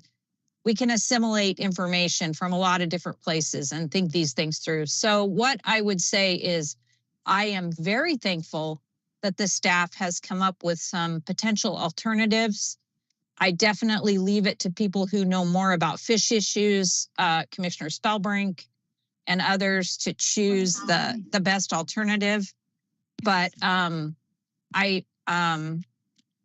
thank staff for finding some options, and then I challenge all the public to hang in there with us and help us figure out how we look towards the future, because we're not the enemy. The enemy is death by 1,000 cuts that's happening to a fishery that so many people rely on and so many people love. So that's my thought. Thanks, guys. I'm gonna flip out on you here. Thank you, Commissioner Hatfield-Hyde. Did you have another question? Okay. Yes, thank you. Then we're going to try to get to a vote. You're right. Yeah, just something I just wanted to say. I mean, if these fisheries collapse to the point like the Coquille, it won't be because we caught the last one. It'll be, ocean conditions combined with predation and all these, warm water, this kind of stuff. Unfortunately, one of the only things we can turn is catch. That's the unfortunate thing here. It won't be the cause, but unfortunately, it's one of the few things we can do to actually, change things. And Which makes the coho plan. What's that? Which makes the Oregon plan for Fall Chinook be everything makes, we have to have those other solutions on the table. Yeah, exactly. No, I just saying it. We won't catch the last fish, so it won't be the recreational fishermen that will be the cause of any of these demises. But anyway, and like I say, I'm ready to make a motion. Should I just do it on the alternative first? There is. Yeah, but I'd like to change the alternative a little bit. Yeah, so. Actually, can we have Tom say the three options and then I think that will help while you're thinking about which motion. I just think it would be useful to have just the three in a box. Okay, one thing, Chair Wall, I was, we talked about changing the option from the 1-in-1 bag limit wild Chinook to let's see, the quota being 500 wild Chinook rather than 450 wild and 50 hatchery. And I think you said that was acceptable from the departments. Oh, just as 500. So now we need to. Yeah, I guess I was going to read the alternative the way I changed it a little bit. In the draft rules, 1-in-1 bag limit for wild Chinook closed after 500 wild Chinook are harvested. So will you read your motion then? Yeah, correct. Okay, so it would be, I move to adopt the draft rules for the 2025 Oregon Coast Wild Fall Chinook Salmon as proposed by staff in attachment 3 with the number 2 alternative for the Umpqua reading a bag limit of 1-in-1 for wild Chinook closed after 500 wild Chinook are harvested. Open Tuesday, Thursday, and Saturday only. Let me ask one quick question to Tom on that. I think that we're almost there, but Commissioner Spellbrink said 1-in-1 bag limit for wild Chinook. Do we need to say 1-in-1 bag limit for Chinook as it's written on yours? And you have already made the change to 500. That's what you were after. Chair Wall, as I heard it, and I may have heard it wrong, the wild was added in. We'll close it after 500 wild Chinook have been determined. That's how you heard it. Isn't quite how he said it. So that's how I think that it was meant, though, that it's 1-in-1 for Chinook. That's what's in there. That would help protect the hatchery Chinook brood stock. If we just say it's 1-in-1 for Chinook. Are you okay with that? Yeah, I'm fine with that. But we'll close it after we catch 500 wild. Yeah, 1-in-1 bag limit for Chinook. Yeah. Closed after 500 wild Chinook are harvested. Yep. Yes. Open Tuesday, Thursday, and Saturday. Only. Discussion. So are you okay with that? Okay. I'd like to second it. Been moved and seconded to get this right. Adopt the draft rules for the 2025 Oregon Wild Coast Fall Chinook Salmon as was just read into the record by Commissioner Spellbrink. Same discussion. I'm in support of this. I just think it needs to be clear and clearly stated that even though we do this and we are trying to, hashing through like some dire times, it needs to be clear that there still might be declines, meaning this may not work, that we may still have to do other measures and that's what I know Commissioner Lampard has gotten at. That's what I'm getting at, is that we still are looking at a precipice potentially. And hopefully we don't get a lot of blowback from the community when we have to adapt again and say, hey, we tried this and it didn't work. Hopefully this just gives people more time to pivot and get more comfortable with things. That's just where I would like to leave this. Yes. I think that's an important point, and I think everybody is there and I think that's what Tom was saying too, is that we are, this could go, we may have to close this soon. I would say we are at the precipice on this. So we will do a voice vote on this one, please, if you will, Michelle. Hall DeFreeze? Yes. King, Yes. Spellbrink, Yes. Labhart, Yes. Hatfield Hyde, Yes. Wall. Yes. It's unanimous. The motion carries with great thanks to you. Thank you, commissioners. You. The commission, we now have to go in, we're going to take a lunch break and do executive session. I have to read the mic.